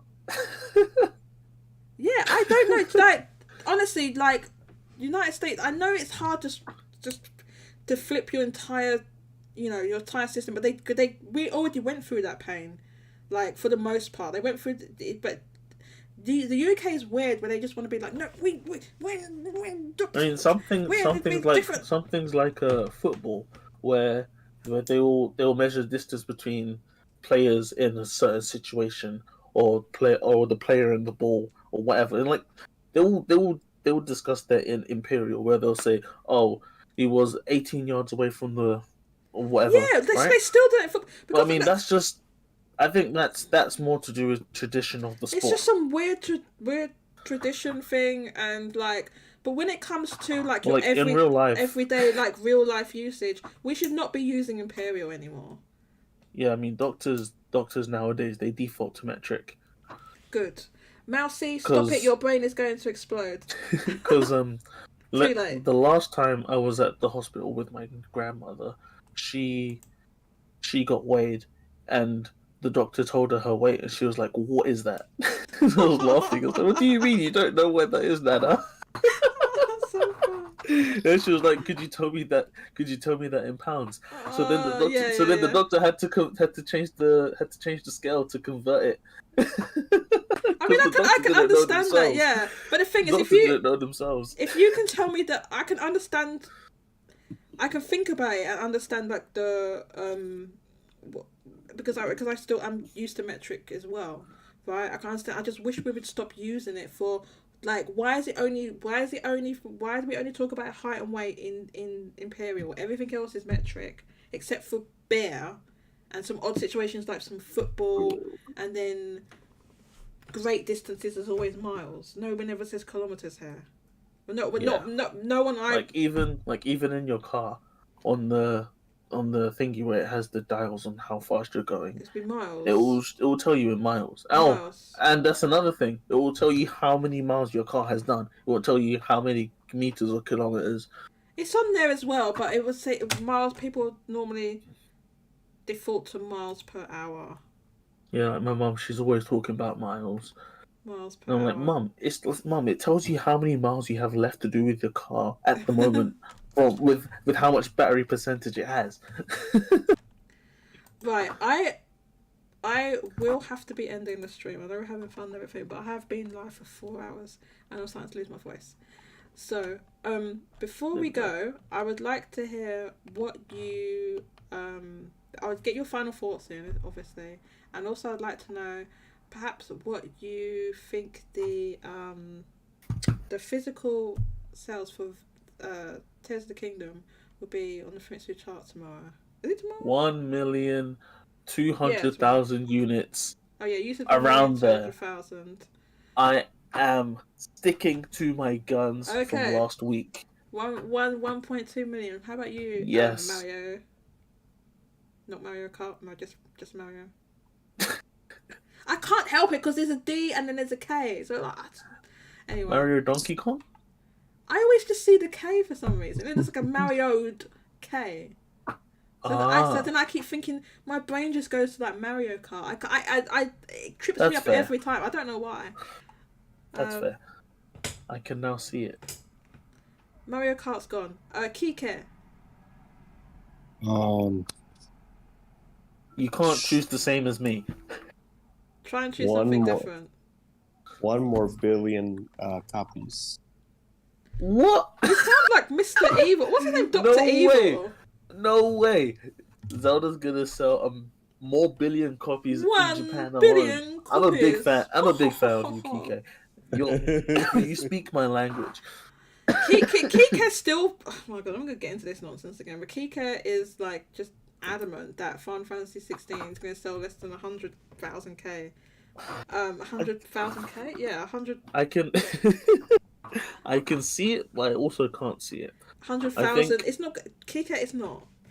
I can see it just because like every other PlayStation 5 game just can't hit like above 60 or whatever. And that's the other thing. Like, I don't want to go into a whole other thing, but there's this whole thing that's been going on in Mario's gone. I don't know if he's there.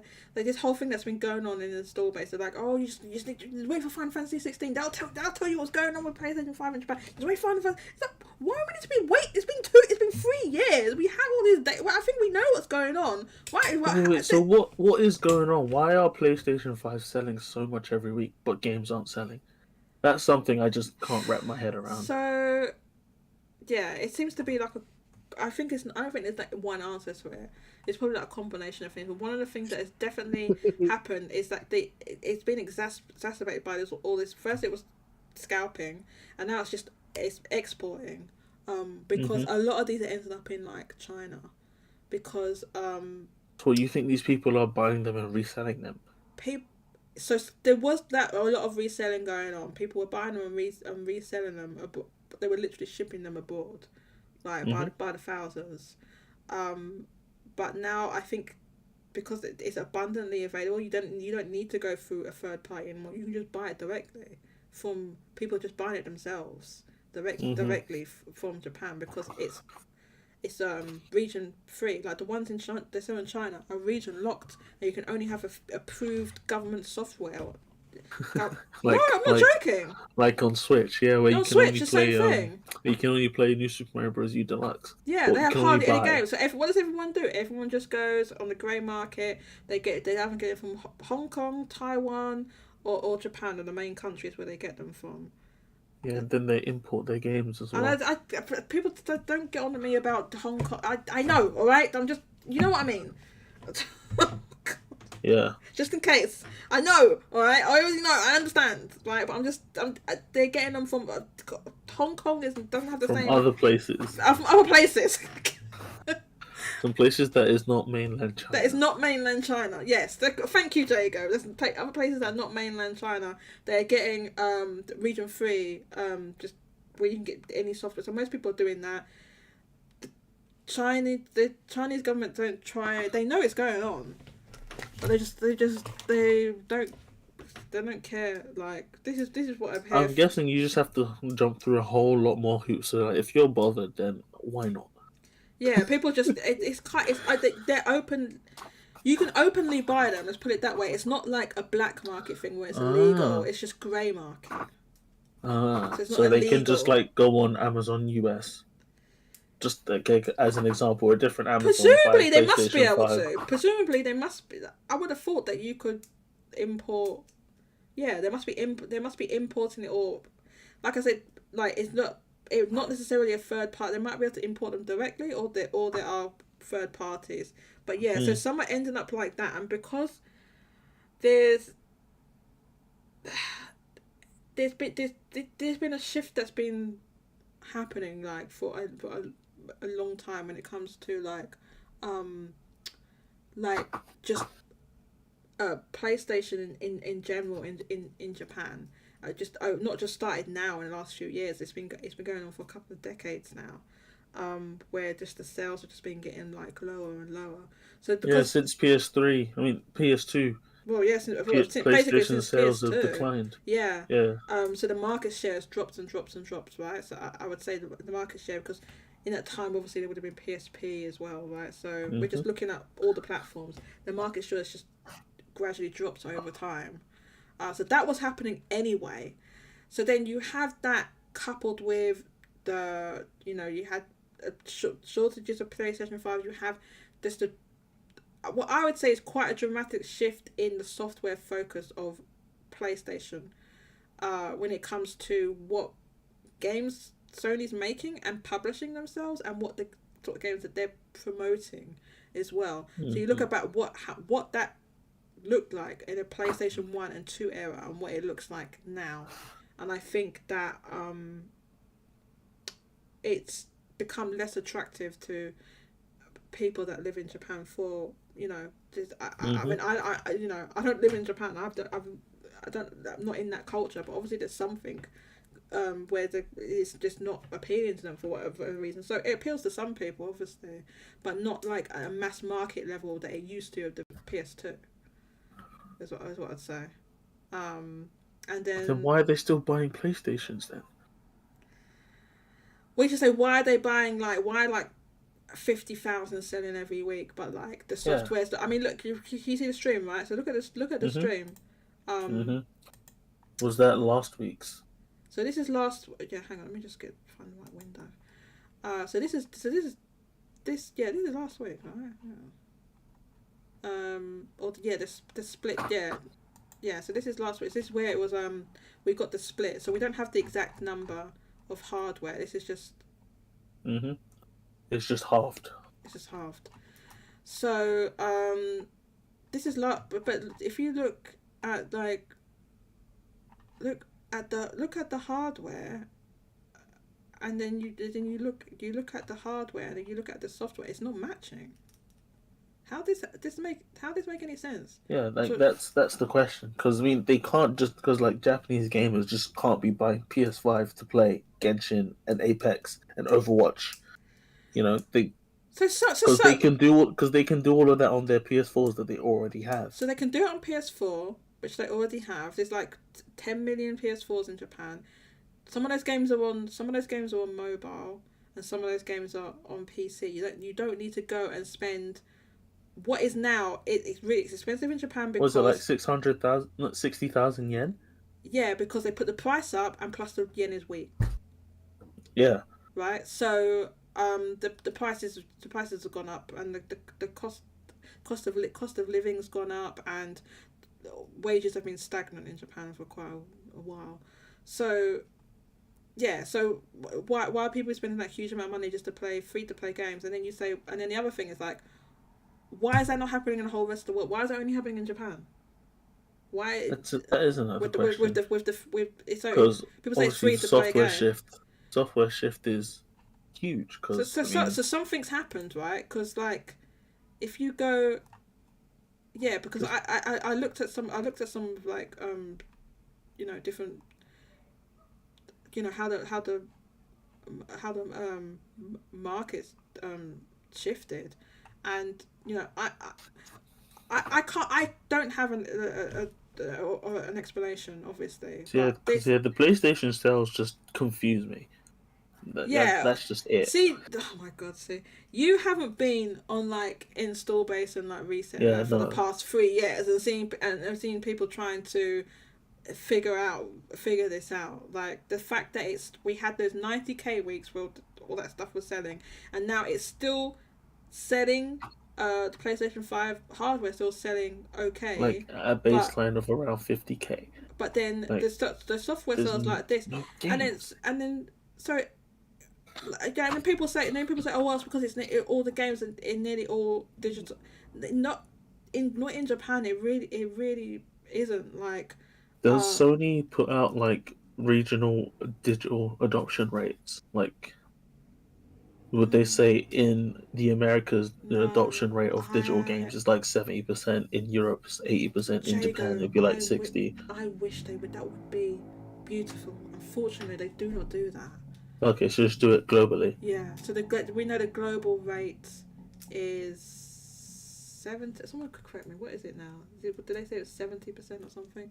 But that's global. And then in the West it's like mainly digital. But then you look in this. Have you seen the game stores and everything in the electronic stores? Yeah, I see all of Genki's tweets. All and it's just walls. It's PlayStation, massive Switch, massive walls of PlayStation as well. Massive. So how would there be that massive PlayStation sections if it was all digital? It'd be a situation where mostly digital, where like Xbox, but they just it'd be have like that. accessories. It'd be like that, where it's just like accessories and Game Pass cards.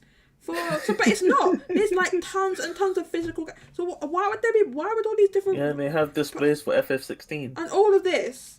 If people weren't going into the shops and that's the main thing they're doing and buying them, and there's an expectation you're going to be selling physical games, otherwise they just wouldn't have be printing them, making them, putting them in the stores. They just stopped doing it. Like it's not a 90% digital thing. The other thing is, I've said this to people, like say for some of these games, if it was 100%, just say like 100% what you see is also digital, like it would still be bad. Because look, right, like if we have like the week, what week is this? This is the week before last. PlayStation 5 was 12% of software sales. PS4 was 6% of software 18% sales. 18% PlayStation. Right? So it's 18% PlayStation. And then if you double that, it's still not great. Yeah. It's just 36. Yeah. It's better. That's that's a highball. It's extremely highball because it's not, the digital rate is not that high. It isn't. It's the digital rate is probably like 30%. There's all been all sorts of different other data. I'm not gonna go into it now, but like, yeah, there's Has like PlayStation like ever mentioned weak software sales in Japan? No, they don't talk about it. Why would they say that? I mean, they could just be like, it's just not as high as we expected. I don't know. They haven't even announced the sales of PlayStation VR 2 worldwide sales. Why would they talk about? Like, for the past how many years our market share in Japan has collapsed? Why talk about mid when you got peak on the horizon? Why talk about mid when I don't know what that's supposed to be referring to. I'm just talking about why talk about PSVR 2 sales when you got Spider-Man coming up. Because PlayStation. I mean, of course, I understand because it's literally hardware that they're trying to push. Which I don't know that it's going that well. Just because we haven't. Well, we don't know how it's going. So we haven't had a number, but I think a lot of people assuming that it doesn't hit 1 million because they would have said. Yeah, like when they were really proud to announce that PSVR hit 5 million a couple years ago. Yeah, did they give And, milestones for 20 1 million for that as well? I don't remember, but I remember they announced that they hit 5 million, which made them the VR lead for like a little while until Facebook announced they were like 10 million deep in their thing. Oh yeah, but then that thing was at the time was cheap. Was it cheaper? It's cheaper, and Cheaper? plus it's wasn't the Meta Quest cheaper? Didn't I have no idea. But look at this. Look, this is the week when we still had the actual Like, accurate accurate numbers, right? Look at the it's almost, it's not quite 50-50. It's still more Switch hardware, right? That's being sold. When you look at this is the hardware, but then it's 88% Switch software sales. What is happening here? What released that week? It must be something. Okay, Minecraft Legends. Like, I'm sorry, but that is a complete flop. 13. That was extreme. This is the week before Golden Week. This is why there's 13. Something. First of all, something got to the top of the chart of only 13,490. What do you mean? That's a flop. Said it was fine. Kika, you are breaking up. I don't know what Yeah, you're saying. you are. You sound like a robot. I'm sorry, Kika. Phil Spencer said... Oh, yeah, I know what you're saying. Fine. Phil Spencer said it was the top-selling game. Factually, it's correct. He's right. He didn't lie. Yeah, he's not wrong. He's not lying. He's not going to say... Oh, it was not going to say it was a great number of sales. Yeah, the way he said that, anyone listening to that would go, oh, wow, it was a top-selling game in Japan. He was like, Xbox is doing decently well. Yeah, Like, no, not to mention that. First of all, this isn't on Xbox. Secondly, this is a flop. No, he means like Xbox, like just Xbox Studios. in general. Oh, yeah, no, this isn't good. That's a flop. Xbox in general. That's what he meant. You know. Yeah, like it's not all doom and gloom for Xbox. Xbox is. Have doing you well. seen how the Xbox has been selling for the past few weeks in Japan? There we go. Well, not even the past week, the past several months. It's been selling. It's been like a 3DS is gonna catch up. I can't wait. During Golden Week for 2 weeks, it sold 2,000. Was it 2,000? It was 2,000, wasn't it? 3DS is gonna catch up, and I can't wait. It's so much fun. I don't even know how they still even have 3DSs. Same, because they like discontinued them 4 years ago. Well, not quite. So the 3DS sold 66, and then the Xbox Series, all of them, 662. But this is the cut in half thing. But yeah, that's terrible. Like, it doesn't even show up on this chart, on this pie. You can barely see it on the pie chart. Like, you can't. Like, there was a You time. cannot see the pie. If you go back, look, a year. I think this is a year ago here. I think that was a year ago. Was it a year? 7,000. Yeah. 7,000, right? That's when they were selling a few, because that was Golden Week the year before. When they were selling a few thousand, I think that I said before, like, once the supply of PS5s was freely available, I think that made this collapse. I think people were buying like Series S's or whatever as an alternative, not being able to get a PlayStation 5. Some people were, because why is it just for months and months now? It's not picked up again. It just didn't go back. It just didn't go back up at all. And I think this is, by the way, I think this is not even just in Japan, because we just had the what's the NPD? I know it's not called that anymore. Well, you know what I mean, NPD that The come American out. ones. And the PlayStation 5 sold the most in dollars. Nintendo Switch sold the most in units. So was this for April? This is for April. Damn, what In came the out in April States. for Switch? Advance Wars and Xenoblade. Well, the Zelda And OLED. Zelda was May. But Zelda was May. Zelda just came The out this Zelda month. OLED. Yeah, Zelda OLED was May. The OLED. Yeah, the No, The OLED. OLED, came the out. OLED went on 28. sale in May, right? Yeah, wasn't it like April May 5th? 28. Oh, was it? It came out the last day of April. That's when. Ah, What, so like okay. in That 2 was days? May That's what 5th. it made it sell the most in the whole month. Is that what you're trying to say? People, Well, whatever. yeah. Whatever. I Anyway, mean, the point is. actually, Christopher Dring, he said the same thing happened here, Oh, where okay. where Switch hardware sales was the best selling for April. Anyway, because of the Zelda OLED. The point I was trying to make was that it doesn't matter what way around it is. PlayStation and Switch were number 1 and number 2. Yeah, that leaves Xbox Switch, in number Switch 3. Costs, in the Switch costs States, significantly less. I'm talking about Xbox in the States, where that's Xbox's biggest market. So I think there's more than enough worries. Let's see if Xbox can turn things around with Starfield. In the space I was in earlier, apparently PlayStation is out. Apparently PlayStation's outselling Xbox 4-1. Was you in that?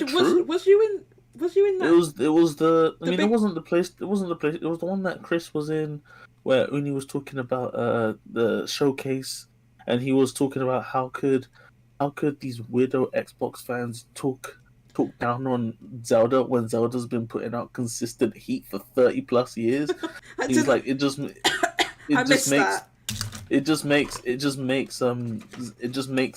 you Xbox fanboys look even more ridiculous. What space was you in? Because I was latching onto broken promises, etc., etc., etc. No, I missed. If Chris maybe wasn't. No, it was a different space because Chris wasn't in the one that I was in. Okay. And I didn't see you in there either. I don't know what space you was in, but I was in some. I just hopped in. There was like 300, 400 people in there. The one I was in, wasn't a lot, but it was earlier. It was this morning. Today.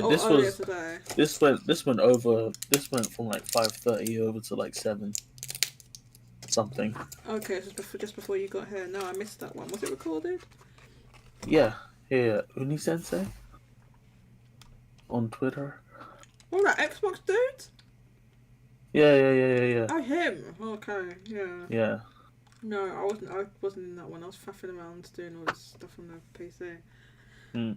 Yeah, I usually just have my phone play Spaces Out Loud while I play Zelda on my TV. Yeah. But yeah, no, the point I was trying to make is that, Xbox has got worries in territories where in their sales it should not.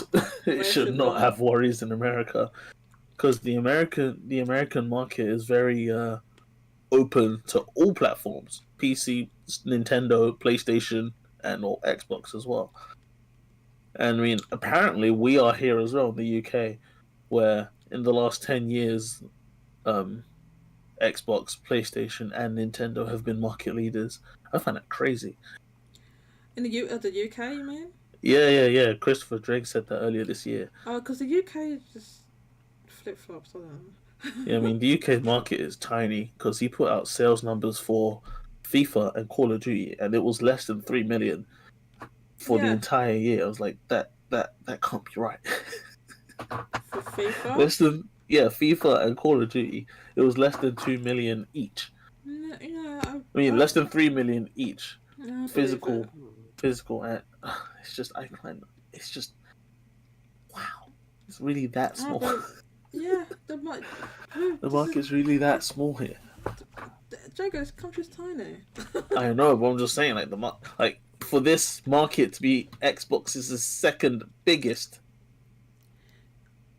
That can't be right. No, it is. It is. Jago, you're so mean. It is. Why do you think the CMA blocked it here? Blocked that application. Because Jago, you're so mean. He's so mean. Notice it's Jago that's cracking up all over it. It's not me. It is. Yes, it is Microsoft's second biggest market. No, Xbox is second. What did I miss? Jago absolutely dying laughing because this is the UK's Xbox's second biggest market, but then Jago's saying, but the UK is tiny and the market's tiny. I'm like, well, yeah. The market is like, it's just infinitesimally small. It's tiny. When the most popular game where you just feel like you can never escape FIFA and Call of Duty, they sell like 2.5 million total in the year. Yeah, but that doesn't sound right. What, so Huh? how much is Call of? Okay, so Call of Duty Within like 12 months. Call of Duty sells like 20 million worldwide every year, right? Something like that. And if it's selling 2 million here, then that's like 10%. Yeah. Yeah, probably Europe makes like a third of that or more. Yeah, Japan used to sell decently, but I don't think it's much anymore. In Japan, not anymore. Europe might be like closer to 40%. Call of Duty doesn't sell. Yeah, but not the UK, clearly. Oh yeah, but the UK is probably a decent chunk of that. It's just time. Yeah, because I mean, you know what? I can't lie. Activision and EA, they know their market because I mean, EA is earning $1.5 billion a year on just FIFA microtransactions. So they know their market and they know how to what's the saying? Nickel and dime them. Yeah, because those. I think the bigger games do better in the UK. And then some of the smaller games just don't get released, or like Capcom, like there's been a lot of Switch games. No! I was going to join ages ago, but Josie said she was ending, and it's almost 5 hours. Oh, Mousy, first of all, it's not almost 5 hours; it's 4.5 hours. You were adding an extra half an hour on again. You did it again, right? That's the first thing. The second thing is, yes, I've gone too long. So Jodie said she was going to end. I know what I said. This Jago. I just have questions. Sorry. But yeah, I will end this. I'll have to end the space. Because I'll be honest with you, I'm absolutely knackered. I'm literally knackered now. So but it's been really fun. This is about at my limit as I can go, and I have to sleep. Oh my god, I actually have to get up early in the morning. I've got something to do in the morning. An appointment. Yep. So it's time to sleep. It's time to sleep. Thank you so much, everyone, for joining me for what was supposed to be a low latency test stream, but the low latency work didn't seem to affect the visual. You can see the screen, the website, the browser, all right. So luckily, it didn't affect it crazy. So thank you, Jago. It's really nice speaking to you. Thank you, Mario. Not Mario Kart, just regular Mario. You can just leave it at Mario at this point. I know, I keep tripping up. I'm sorry, Mario. Hey, I'm sorry. Mario, change your nickname in the server to just Mario. That would help her. Yes, it would actually. Oh, yeah. Can you change it per server? Yes, yeah, you can. You can change it. I'll chop off half my username for you. Thank you so much. It's close to the. It's close to 5. Mousy. Yes. Spitting hairs.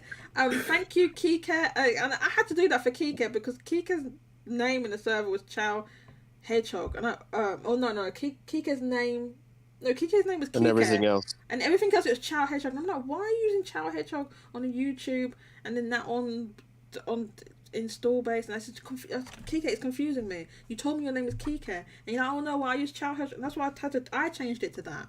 I changed Kike's name because I was confusing me. And I had to put mine as like AKA JCat because I use JCat, but then everyone just calls me Jodie, even though whatever. Thank you, Mousy. Thank you, J2. Who else was here? Thank you, Zombie Tech Pad. It was also filmed. Was Game of Thrones filmed? Where do you live, Zombie Tech Pad? I missed that thing. Thank you, Dank Me. Thank you for agreeing to be a mod. Thank you, Streamlabs. Thank you, Cloudbot, for actually showing up. Who else is here? Thank you, Roche. Roche, the MVP. Vinny Matt. Correcting me on Xenogears. I love that. I love that so much. Oh, I did that? Oh. Yeah, because I wasn't sure if Xenogears was meant to be 6 games or a multimedia project. Okay. Yeah. It was meant to be multimedia. Oh, interesting. Very interesting. Yeah, thank you, Vinny Mac. Thank you for joining. I know you cut your meeting short to jump in for a little while. She mad Kike change. I changed his name. I changed Kike's name because it was confused. I was like, this makes no sense. Who is this? Yeah, because you told me your name's one thing and then you got a completely different name everywhere else. Chaos Hedgehog. That's basic. No. I think Kike might. I've got a feeling maybe that Kike's a Sonic fan. I don't know how. I just maybe I've got an idea. He's based. That's why he thinks that. Oh no, I forgot your one as well. Oh no. I'm joking.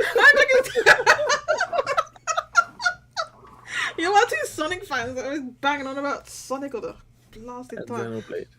Well, you're the only one that bangs about Xenoblade, but you're not all on your own with that one. No. We have multiple Xenoblade fans in the server. Okay, so who? I forgot. I shan't let the stream go on Stream much ending. longer. I forgot. Yes. No, I am doing that. So thank you so much, everyone, and I'll see you on Friday. If I wake back up by then. Okay, bye bye.